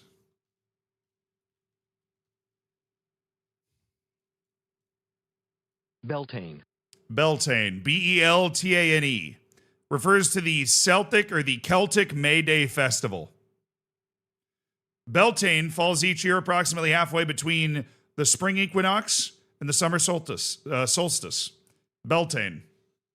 Huh. All right, see you guys.